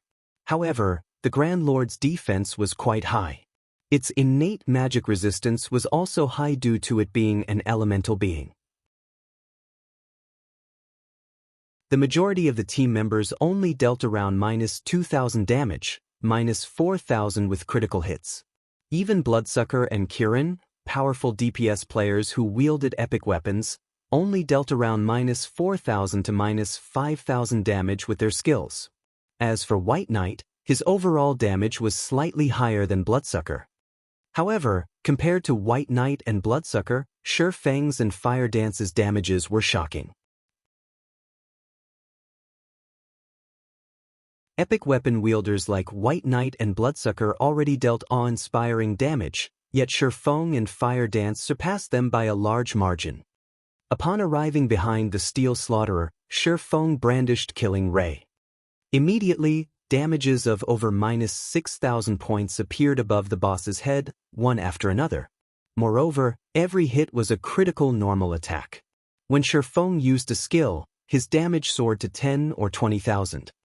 His performance was dazzling. The various players wouldn't be terribly surprised if only Shifeng's performance were so magnificent, yet Fire Dance, who fought beside him, also resembled a humanoid lord. With an overwhelming lead, these two occupied the first and second place in the boss's damage rankings. Among them, Shifeng only held first place with a small lead. Although Fire Dance possessed the fragmented legendary weapon Thousand Transformations, Shifeng's Abyssal Blade and Heavenly Dragon's Breath had both improved. Including the gap between their techniques and skills, Fire Dance had no advantage over Shifeng. Moreover, they both possessed extremely high strength attributes. When the two of them attacked, they matched their attacks to strike a single location. One person's strength might not cause a significant impact, but with their strengths combined, their attacks affected the Steel Slaughterer. Unfortunately, such combination attacks were difficult to achieve. If both individuals had not reached a certain combat standard, accomplishing such a feat was practically impossible. Overall, Shifeng and Fire Dance's occasional combination attacks against the Steel Slaughterer's joints had greatly lessened the burden on Cola and Turtledove. The healers could now split their concentration and focus more on the MTs on the other side. How are they accomplishing this? Am I seeing things? They can actually combine their attacks to shake such a powerful Grand Lord. Everyone was dumbfounded as they watched Shifeng and Fire Dance's attack rhythms, which closely resembled each other's. They had never imagined that players could use this method to deal with bosses. Although they, as experts, could also match their attack rhythms with others, Shifeng and Fire Dance's achievement was not that simple. These two were even capable of accurately striking the same position as if they had discussed this beforehand. In addition, they were fought impressively fast, which increased the feat's difficulty exponentially. The intricate control required to combine two sources of strength could easily cause an expert to go mad. This was no longer a lack of techniques. This feat required two people to possess a relatively high synchronization rate with each other. However, what everyone did not know was that, during their daytime training sessions in the real world, Shifeng often sparred with Fire Dance. Hence, they were very familiar with each other's attack patterns. Otherwise, they wouldn't be able to cooperate this seamlessly. How high are their attributes? Bloodsucker and White Knight had not only noticed the two players' perfect coordination, they were actually more curious about Shifeng and Fire Dance's basic attributes. Without sufficient strength, even if Shifeng and Fire Dance could combine their attacks, they would not shake the Steel Slaughterer. Previously, Bloodsucker had thought that Shifeng and Fire Dance was only slightly stronger than him in terms of attributes. After witnessing this, however, he finally understood just how wide the gap was between them. As for White Knight, he was curious about the Guild Zero Wing. After witnessing Black Flame's performance, he had already begun to re-evaluate his opinion of the upstart guild. Yet another two monsters had emerged from Zero Wing. Feng Xianyang has truly doomed Underworld. Yolan's eyes twitched as she watched the team's damage statistics against the boss. Even now, Feng Xianyang wanted to annihilate Zero Wing and replace it as White River City's overlord. After watching this, however, Yulan realized how foolish the man's actions were. Previously, she had not had a clear grasp of Zero Wing's top experts. Now she understood. She also how wide the gap was between Zero Wing's main force and hers, which she formed with Underworld's connections. It was no wonder why Zero Wing had not feared the Dragon Phoenix Pavilion and later dared to offend King's Return. Now, it seemed that Zero Wing's main force was no weaker than the main force of God's domain's major powers. One would even be hard-pressed to find frightening damage dealers such as Shifeng and Fire Dance on those teams, not to mention a powerful MT like Cola. With such a composition, they could collect top-tier equipment as fast as those major powers. Following which, the Steel Slaughterer's HP decreased at a rate visible to the naked eye. Very quickly, its HP fell to 30%. Suddenly, the Steel Slaughterers on both sides stomped the ground, forcing the players away. "We're doomed!" Everyone knew that the battle was over when they saw the Grand Lords prepare to use Thunder Destruction simultaneously. One boss using the skill had already left them standing at death's door. If both bosses used this skill simultaneously, the stacked damage would undoubtedly blast them through that door. Everyone hide beside the white boss. Moonlight, you three hide beside the black boss. You'll be responsible for tanking the boss. Blackie, give Moonlight Night Guardian of Light. Cola, activate Dragon Scale Body. Shifeng shouted. Guardian of Light could reduce the damage the target received as well as heal the target. Meanwhile, Dragon Scale Body would increase Cola's defense by 200%, HP by 300% and recovery ability by 500%. After activating Protection Blessing as well, Cola could even survive without any healing. The Black Steel Slaughterer was simply too far away. It was impossible for the other three MTs to reach the White Slaughterer in time. Hence, he had to leave the MTs with Moonlight Knight to fend for themselves. Fortunately, they had a skill like Guardian of Light, so they could save at least one of them. Otherwise, without anybody tanking the Black Steel Slaughterer, the two Grand Lords would obliterate the team. After Shifeng issued his orders, everyone burst into action. Shortly after, both Steel Slaughterers activated Thunder Destruction. The power their skills contained was no weaker than the last time. The only difference was that each Steel Slaughterer only launched 3 shockwave attacks instead of 6. What's going on? Everyone was confused when they noticed that no one had died. They should have received 6 damages. This time, however, they had only suffered 3. Moreover, none of the Black Slaughterer's shockwaves had hit them. As for Moonlight Knight's side, all 3 MTs had survived. Did the shockwaves offset each other? Yulan suddenly thought of their positions. They just so happened to be standing in line with the 2 Steel Slaughterers. With this, the shockwaves the Black Slaughterer had released had been offset by the White Slaughterers before any had reached them. They hadn't suffered any damage from the Black Slaughterer's attacks. Yulan wasn't the only one who had realized what had just happened. Bloodsucker and White Knight had reached the same conclusion. They all turned to Shifeng, who was reorganizing the team's formations, every one of them wondering just how smart Shifeng was to think of such a solution so quickly. If they had been in charge, they would have only been able to wait for their deaths. After the Steel Slaughterer's attacks, the 2 Grand Lords did not use any powerful AoE skills. In less than 10 minutes, both bosses died by Shifeng's hands, granting everyone an abundance of EXP. Even after they shared the EXP, several of Overwhelming Smile's level 38 members rose to level 39. Shifeng's experience bar had also risen by nearly 6%. Compared to killing an ordinary Grand Lord, the Steel Slaughterer provided far more EXP. Meanwhile, due to divine providence, the Steel Slaughterer dropped over a dozen items.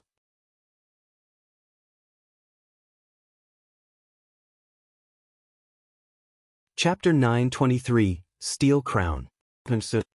As the steel slaughterers crumbled into a pile of scrap metal, the temple's locked iron doors opened. It's finally dead. I was nearly out of mana. We won? Just like that? This is so awesome. Nobody will believe us when we tell them we defeated a level 44 Grand Lord. This was not the first time Zero Wings members had faced down a Grand Lord.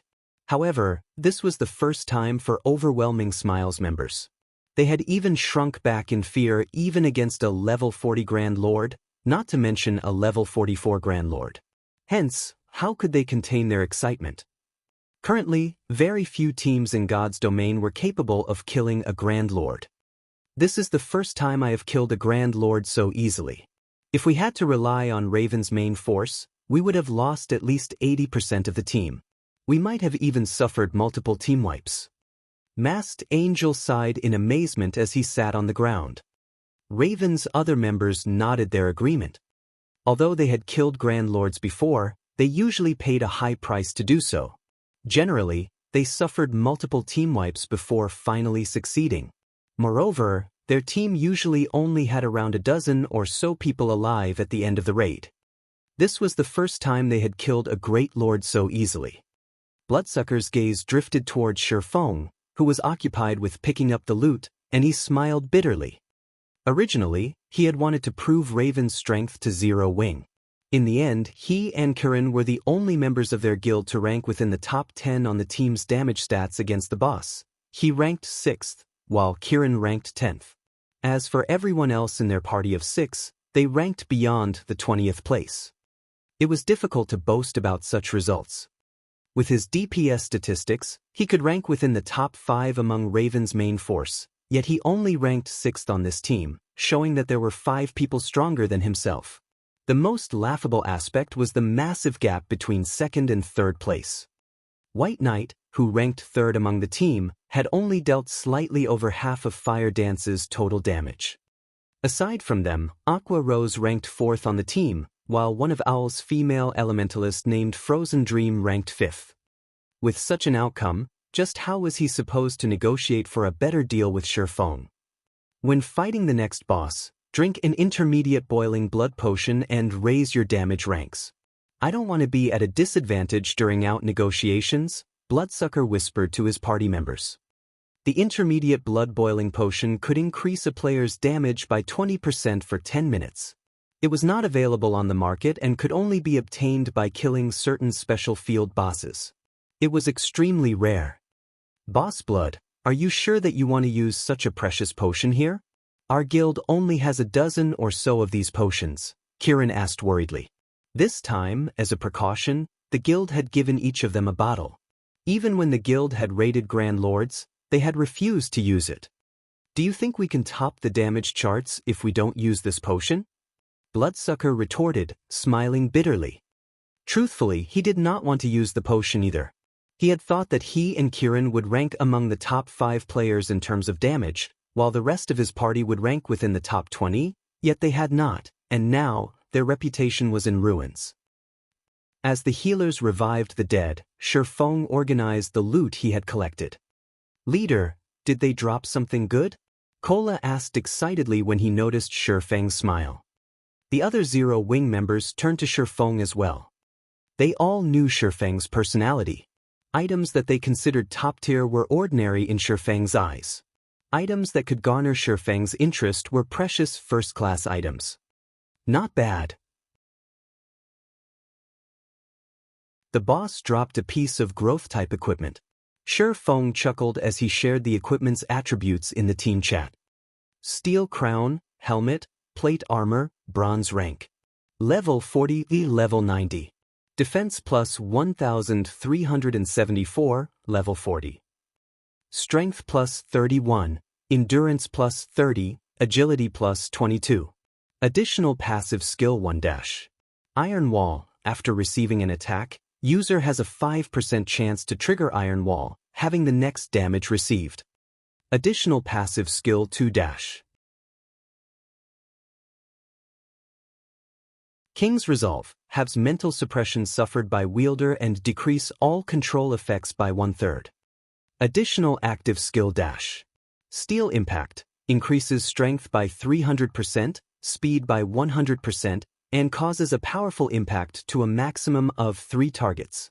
Impact interrupts targets, knocks them back by 10 yards, and places them in a fainted state for 3 seconds. Cooldown, 1 minute 30 seconds.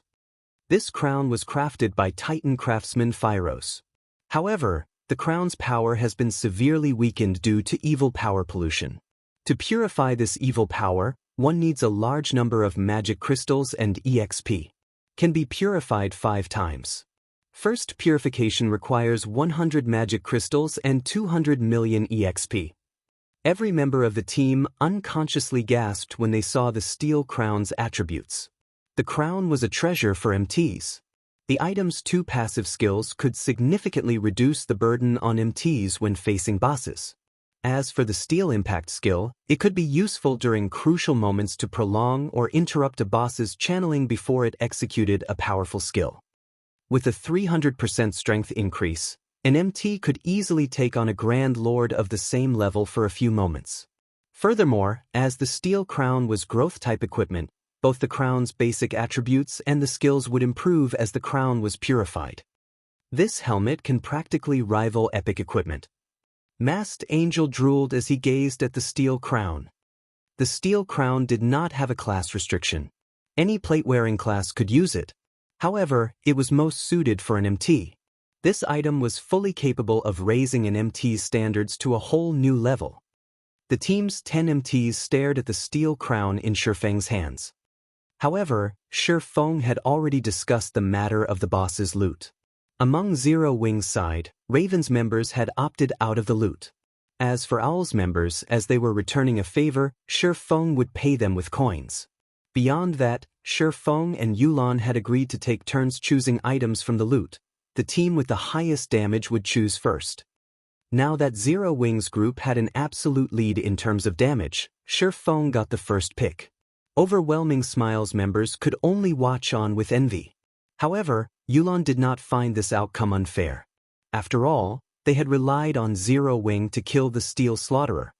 Among the loot, the Steel Crown was undoubtedly the most precious. However, there were many good items among the loot.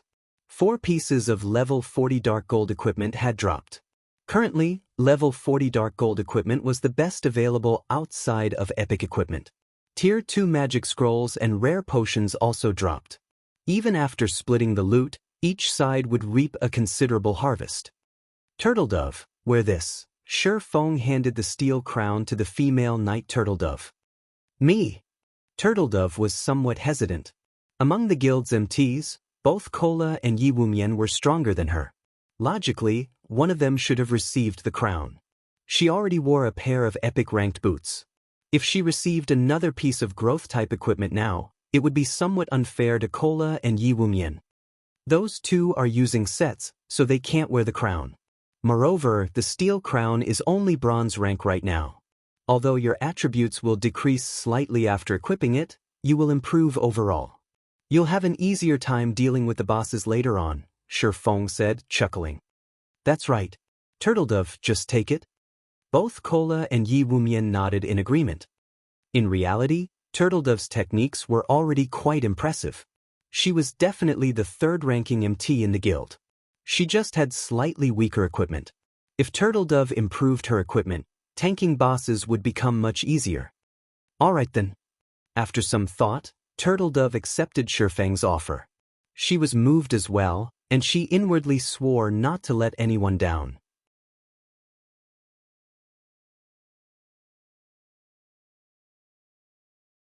Chapter 924, An Extraordinary Items Hidden Effects _ Chapter 924, An Extraordinary Items Hidden Effects.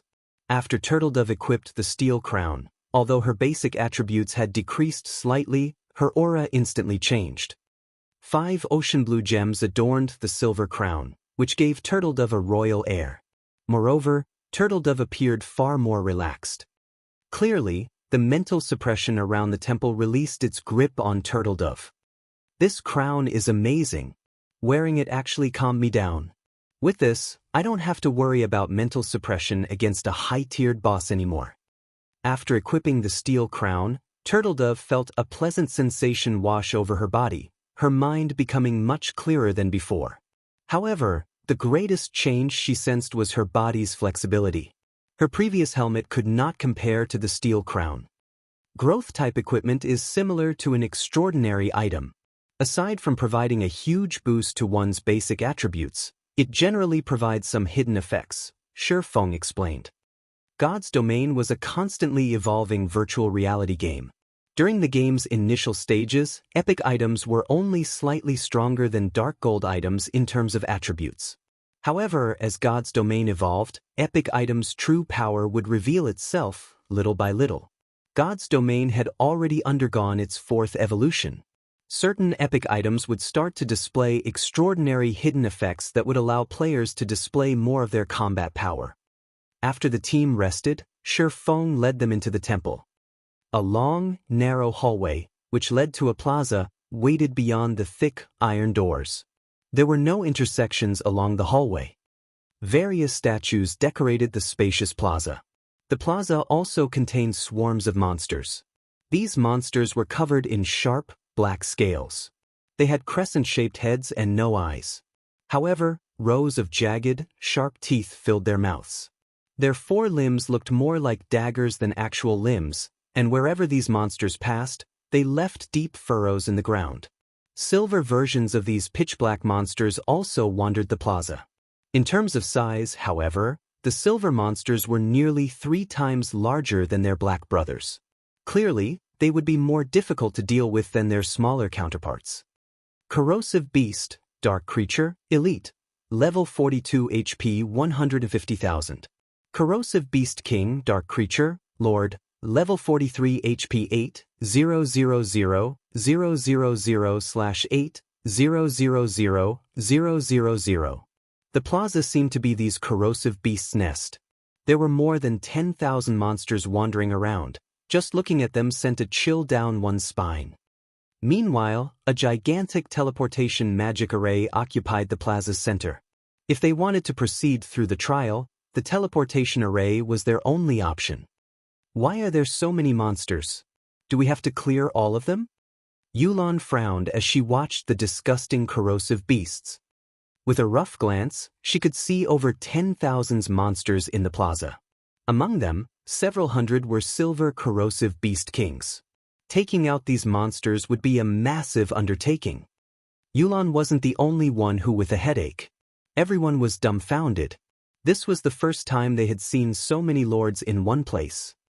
These players even suspected that every one of these monsters would swarm them the moment they descended the staircase. The thought of facing hundreds of lords made everyone more than a little tense. There was no way they would survive so many. As their team stood there, shocked over the sight of so many powerful monsters, a pair of steel doors on the other end of the plaza opened, and a group of players emerged. Why are there other people here? Yulan muttered in surprise as she watched the players from across the plaza. It seems you're not the only one who obtained a Titan City Pass. We need to move faster now. Although Feng found the situation strange, he was not particularly shocked. The Holy City of Titans entrance trial was not a dungeon. It was just an extremely dangerous special map. In addition, it was categorized by levels, with every 10 levels sharing one map. Players between level 36 and level 45 would share one map, and players between level 46 and level 55 would share a different map. Any player who obtained the pass could venture here. God's Domain was massive, and with so many players, it'd be surprising if no other top-tier players managed to find their own pass. Unfortunately, the other party was clearly a powerful team, based on the fact that they had come this far, and Feng didn't want to benefit another team in the entrance trial. The trial's 4 paths had 3 main stages, with each having a different challenge set for the first stage. However, all 4 paths would converge here for the second stage. The 4 paths also shared the same final challenge. The first team to clear the final stage would gain an additional benefit: reputation for the Holy City of Titan.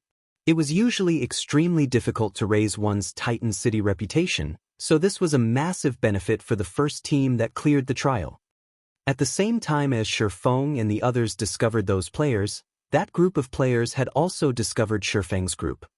"Boss Peerless, there's another team over there. Should we get rid of them?" A level 40, burly assassin suggested, making the gesture of slitting one's throat while he stared at Shifeng and his team. "Ignore them.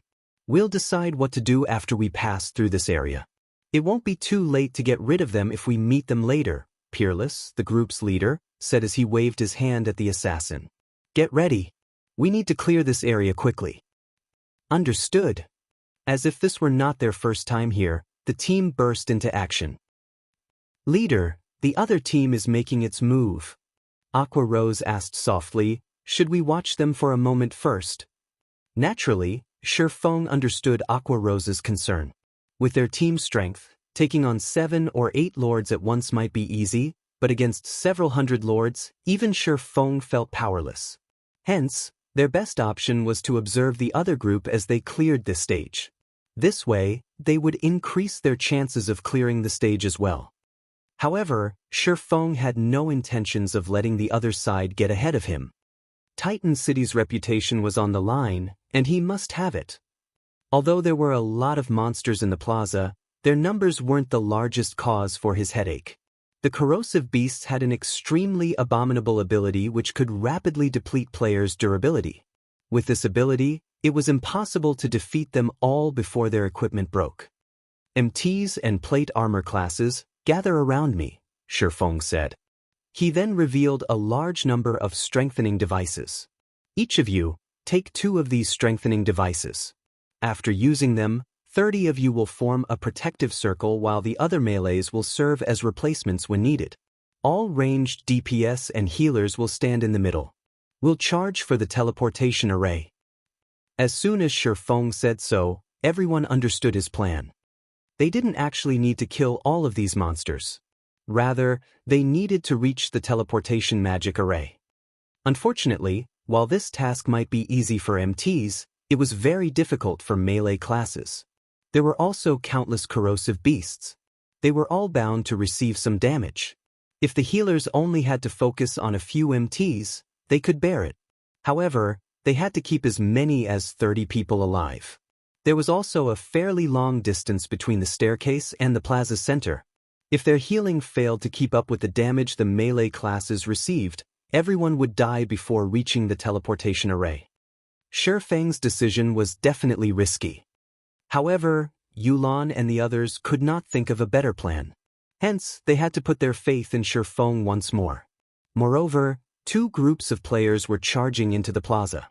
This would reduce the number of monsters they had to deal with. If they started moving after the other side had cleared the stage, it would be far more difficult to succeed.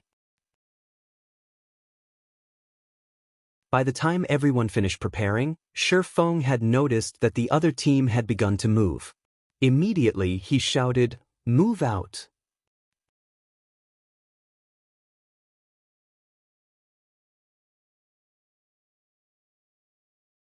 Chapter 925, King of Corrosion Chapter 925, King of Corrosion. The instant the team rushed down the staircase, the nearby corrosive beasts noticed them.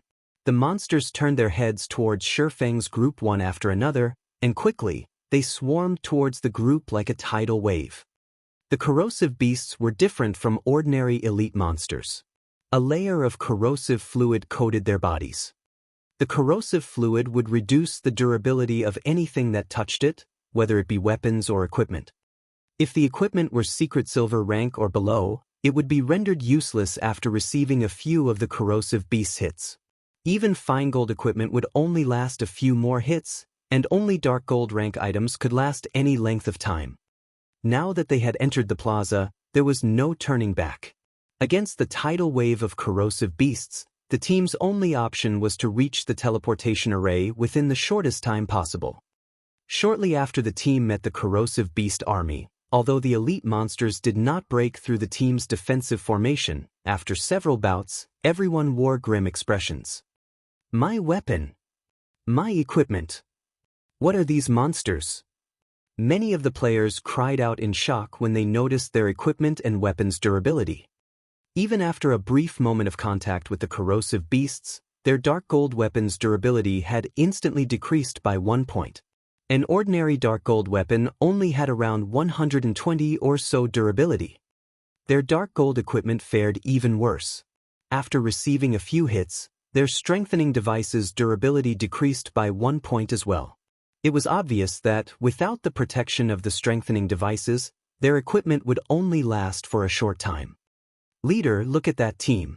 It seems that they came prepared," Fire Dance said as she pointed at the other team. As she was not standing in the other ring, attacking with her throwing knives, she could focus on their distant competition. "That's a smart move." Shifeng was slightly surprised when he turned to watch the other team. Instead of using a circular defensive formation as they had, the other team employed a V-shaped formation. Their most durable MTs served as the spearhead while the others followed closely behind.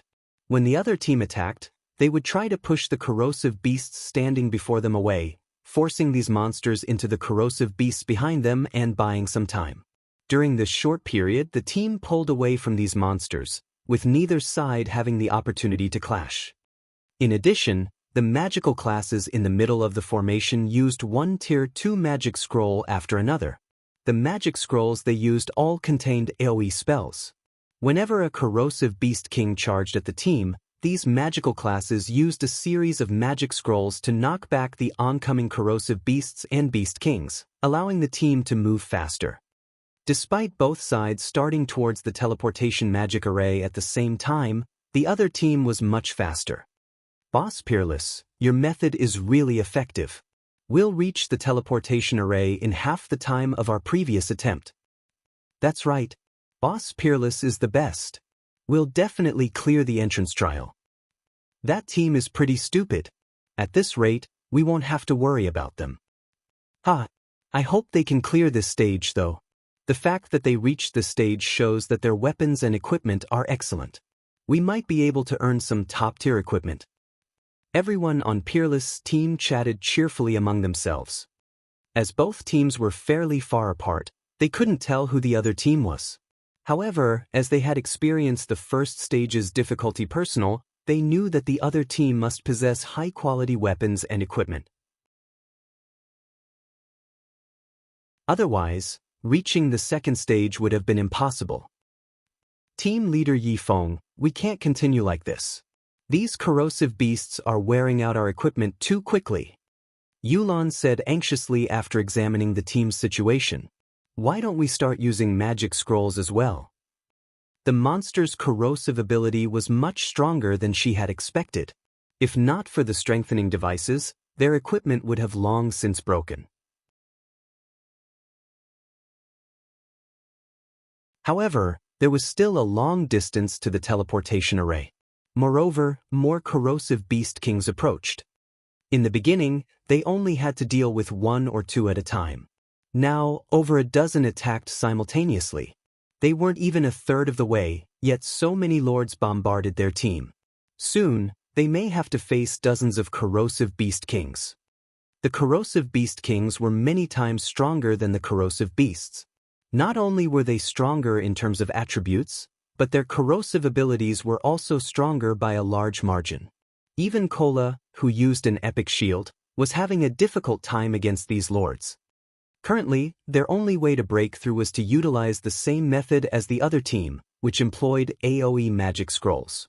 Although their team had not prepared to use these scrolls, they had brought some with them. Unfortunately, using large-scale destruction spells would only add to the chaos of their situation. Large-scale destruction spells did not differentiate between friend and foe. Even if they cleared out the monsters in an area with the spell, they would have to wait until the spell's effects were over before proceeding. In the end, the monsters they had left behind would catch up while they wasted time. "No rush. We'll use them after we reach the halfway point." Shifeng rejected Yolan's suggestion. Using magic scrolls with impact effects was certainly a method that many teams had employed in Shifeng's previous life. However, the second stage had another hidden mechanism. When 2 or more teams were halfway to the plaza's center, they would awaken the slumbering king of corrosion, Xianxia. Now that the other team had passed the midway point, Shifeng did not want to do the same too soon. At the very least, they should wait until the other team completed 2/3 of their journey.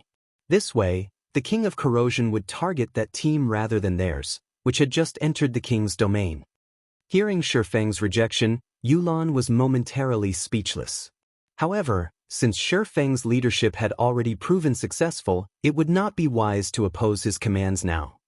As time passed, more corrosive beast kings converged on both teams. In the blink of an eye, each team faced over 100 lords. Even Peerless' team began to slow due to the large number of monsters. However, when Peerless' team was a quarter of a distance away from the teleportation array, Shifeng and the others reached the halfway point. Immediately, a pillar of green light rose from the center of the plaza, releasing a dense, green fog. As this fog passed over the area, everything it touched heavily corroded, eroding hundreds and thousands of little holes across the ground. The scene sent chills down everyone's spines. What's going on here? Peerless stared at the pillar of light, his expression twisting into something ugly. This was not his first time here. Rather, it was his third visit. The first time he had reached this plaza, his team had only crossed 2/3 of the distance before they fell under the overwhelming sea of monsters. On their second try, while they had forged through this stage after many difficulties, they had not encountered anything like this. As he stared at the pillar of green light, he involuntarily shivered, his mind continuously warning him that it was extremely dangerous to continue forward. As everyone was caught in their stupor, a ferocious monster that stood over 20 meters high emerged from the green light. This monster was nearly 3 times larger than the corrosive beast kings, and green scales covered its entire body. A green liquid seeped from the gaps between its scales. When the liquid touched the ground, it ate through the earth, creating a large hole. A green fog also circled the monster's humongous body. This was none other than the king of corrosion, Xianxia. Seeing this, everyone involuntarily gulped in fear. Why has such a monster appeared? Peerless' complexion paled as he stared Xianxia.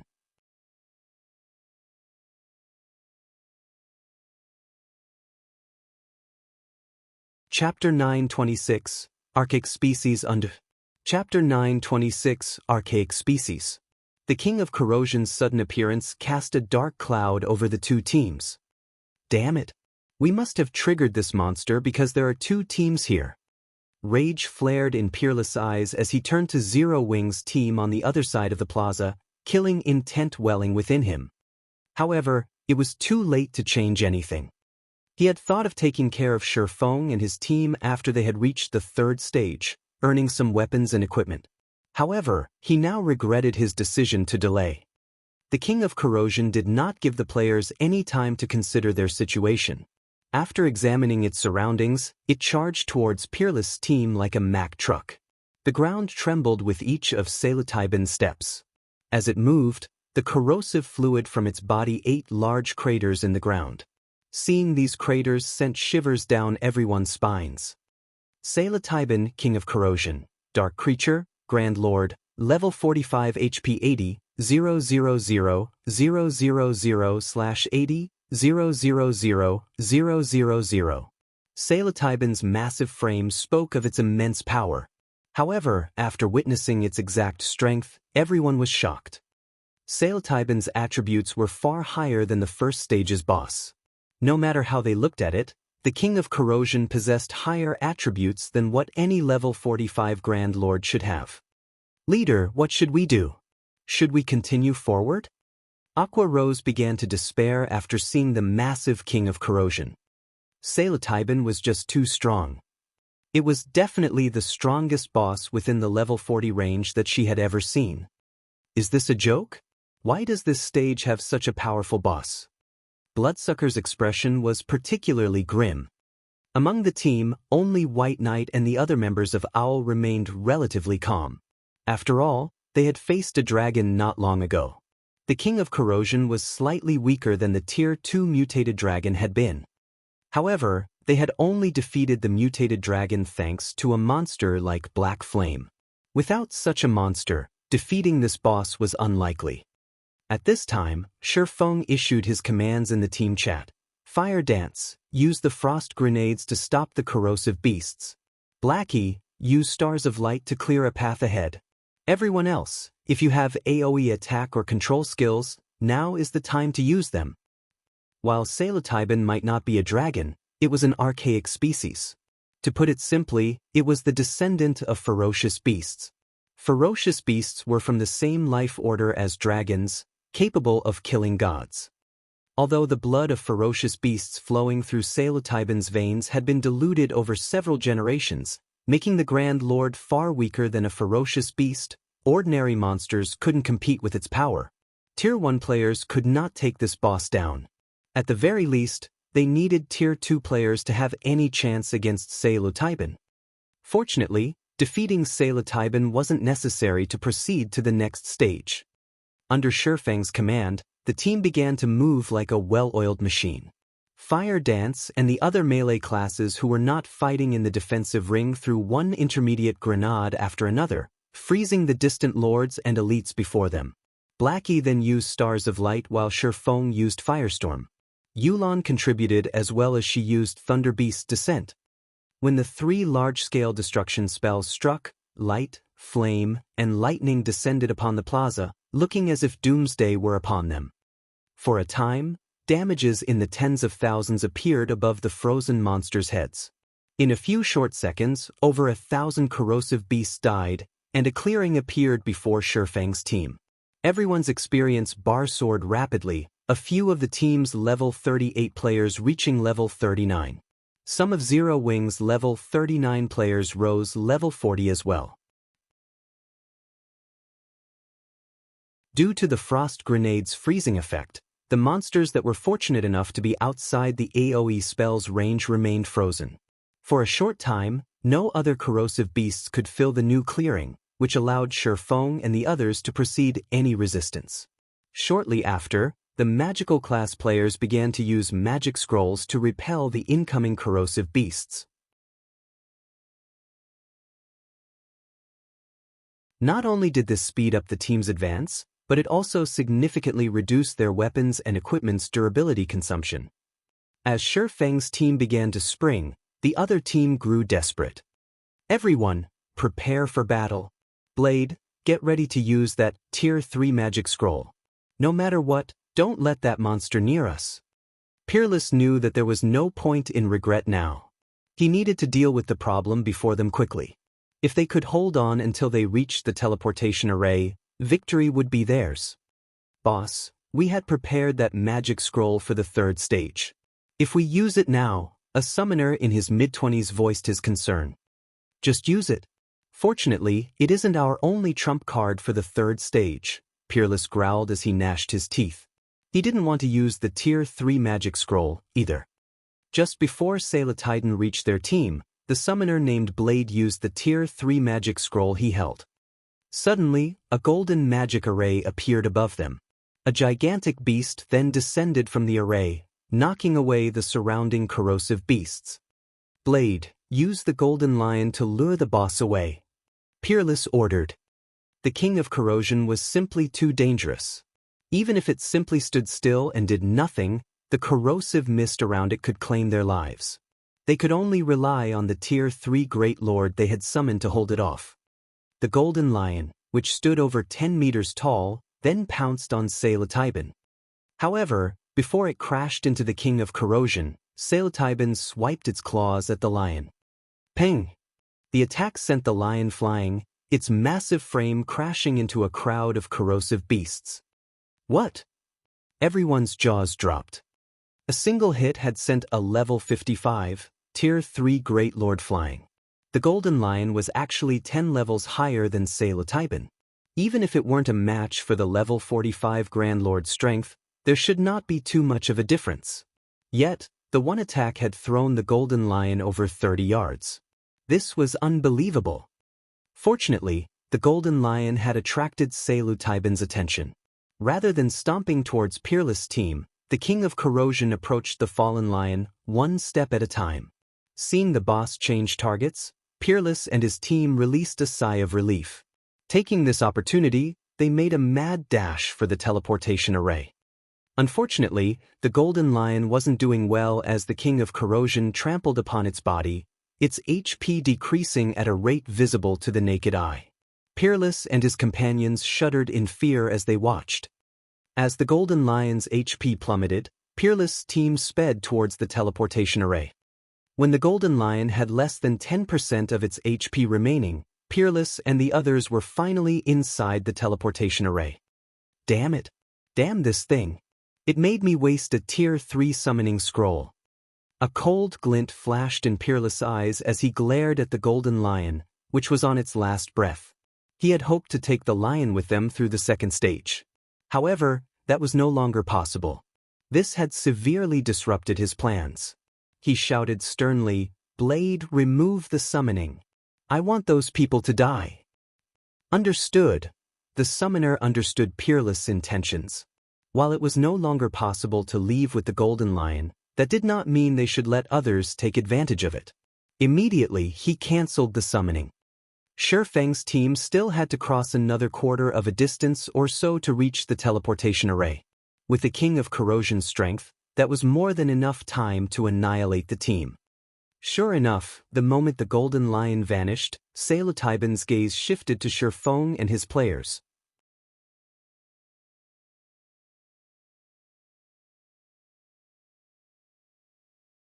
Chapter 927, Complete State _ Chapter 927, Complete State. We are letting them off too easy. Blade clicked his tongue as he watched Shifeng's team. Boss Peerless, should we activate the teleportation array now? Wait a moment.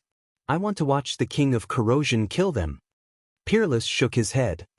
The entrance trial's third stage was not any easier than the second. It would be far more difficult to proceed without the Tier 3 summoning scroll. He wanted to kill Shifeng and his companions himself. However, he was satisfied with the knowledge that the King of Corrosion would massacre them. Sailatiban's corrosive fluid could cause a tremendous amount of damage to one's equipment. It might even destroy the other team's weapons and equipment. This was a better outcome than killing them and taking a single item from each. Hearing Peerless' words, his people turned to watch Shifeng's team with anticipation. Sailatiban's movement speed was very high. Before Shifeng and the others had crossed 100 yards, the King of Corrosion was less than 50 yards away from the team. They couldn't help their panic as the boss approached. The Grand Lord's pummeling of a level 55 Great Lord was still fresh in their minds. If even a Tier 3 Great Lord could not hold off this boss, players such as themselves had no hope. Even if all 10 of their MTs worked together, they couldn't defend against the King of Corrosion's attacks. I'll deal with him. Everyone else, hurry. Shifeng's lips hooked up into a smile as he watched the incoming Sailatiban. Others might not know the King of Corrosion's power, but he did. Although Sailatiban was an archaic species, it had a fatal weakness. It couldn't respond to sudden changes very well. Even a slight turn required it to waste roughly 2 seconds. Expert players would have plenty of time to dodge its attacks. However, they first had to draw the King of Corrosion's aggro. Shifeng instantly appeared before the King of Corrosion. Seeing this, Sailatiban swiped its claws at Shifeng. However, Shifeng easily evaded its attack using silent steps, instantly appearing behind the King of Corrosion. Dragon Breath. Suddenly, a massive white beam bombarded the back of Sailatiban's neck. Minus 23,187. So tough. Shifeng clicked his tongue. Dragon Breath multiplied his damage by 10, yet when the skill struck one of the King of Corrosion's vulnerable spots, it only dealt around 20,000 damage. If an ordinary expert attacked the Grand Lord, they would probably only deal a few hundred damage. Shifeng's attack immediately drew Sailatiban's attention. Following which, the King of Corrosion tried to turn to attack Shifeng. However, Sailatiban was very slow when turning, shifting its body step by step. This gave Shifeng ample time to activate Windwalk and leave his current position. As for the corrosive beasts and corrosive beast kings blocking his way, they were no threat. You're quite durable. Unfortunately, this Grand Lord isn't that easy to deal with. You're just wasting your time, Peerless sneered as he watched Shifeng. In the face of absolute power, techniques were useless.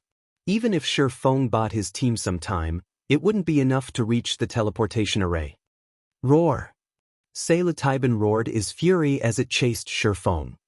In the blink of an eye, the King of Corrosion had moved away from Shifeng's team, the team sighing in relief. A moment later, however, tension gripped their hearts once more. Cultivation was simply too fast. Even after Shifeng activated Windwalk, he could not match the King of Corrosion's speed. If he allowed the Grand Lord to catch up to him, he wouldn't have a skill like Silent Steps to help him avoid another attack. After Shifeng crossed about 20 yards, Cultivation had caught up to him. Cultivation's claws transformed into afterimages as it swiped at Shifeng, a sonic boom blasting through the air. Parry! Ping! Like a bullet, Shifeng was thrown over 30 yards, his body slamming into the ground. The impact even created a large crater around Shifeng's body. As expected of an archaic species. Although its strength is lower than the mutated dragons, it is still stronger than an ordinary Grand Lord. Once Shifeng stood back up, he felt as if every bone in his body was about to pop out of its socket. His arms were numb after taking the King of Corrosion's hit. If he had not used parry to block the attack, he would have been dead by now. Seeing Shifeng's HP remain static, Cultivation flew into a rage. Taking 2 steps forward, it instantly arrived before Shifeng and stomped on the tiny swordsman. Seeing the mountain-sized foot descending towards him, Shifeng stopped holding back. Heavenly Dragon's power. Thunder God's descent. The 2 skills instantly increased Shifeng's strength attribute by 150%, HP by 500%, defense by 300%, agility by 60%, movement speed and attack speed by 150%, and damage by 50%. He also received a 50% damage reduction. Shifeng's HP climbed to 122,800. As for his defense, even Cola couldn't match his. After receiving these massive buffs, Shifeng swung Killing Ray towards the King of Corrosion's feet. Chop! 3 arcs of blue light gathered at a single point, tearing space itself apart. This spatial tear then extended towards Cultivation's feet. Boom! The powerful shockwave from the impact knocked the surrounding corrosive beasts back. Suddenly, there were no monsters within 20 yards of the King of Corrosion. Is he an NPC? When the dust settled, everyone's jaws hit the floor as they stared at the shockwave's epicenter. No one could believe their eyes. Shifeng had actually blocked the King of Corrosion's powerful attack. Moreover, he had caused Cultivation to shudder slightly. Although Shifeng was buried up to his knees, he had only received around -7,000 damage from the attack. To Shifeng's over 120,000 HP, this damage was nothing. The upgraded Heavenly Dragon's Breath is wonderful. I won't even have to activate 2-fold Berserk at this rate. Shifeng flexed his muscles, joints popping. Although he felt somewhat stiff, overall, Shifeng's combat power had not been affected. When he had faced the mutated dragon, he had been suffering a weakened soul state, reducing his attributes by nearly half. He had relied on dragon's domination to overcome the mutant. Now that his soul had recovered, although his strength was still not a match for the King of Corrosion even after activating Heavenly Dragon's power, the gap was not as wide as it had been. In addition, with his extremely high skill completion rate, he wouldn't have a problem defending against the Grand Lord's normal attacks. However, his sacred sword, Killing Ray, was the main reason that he could contend with Cultivation. Killing Ray increased his damage by 100% against dark creatures. However, just after Shifeng pulled his legs out of the ground, the enraged King of Corrosion swung its claws at him once more as if it were trying to swat a fly. Just in time. Let's see how you fare against this. Shifeng did not dodge the attack. Instead, he used his sure kill skill, Flame Burst. A miniature sun then collided with Selu Taiban's claws. You're tuning in to the Wang Lin's Journey YouTube channel. Don't forget to subscribe and join us on this journey to catch the most captivating stories.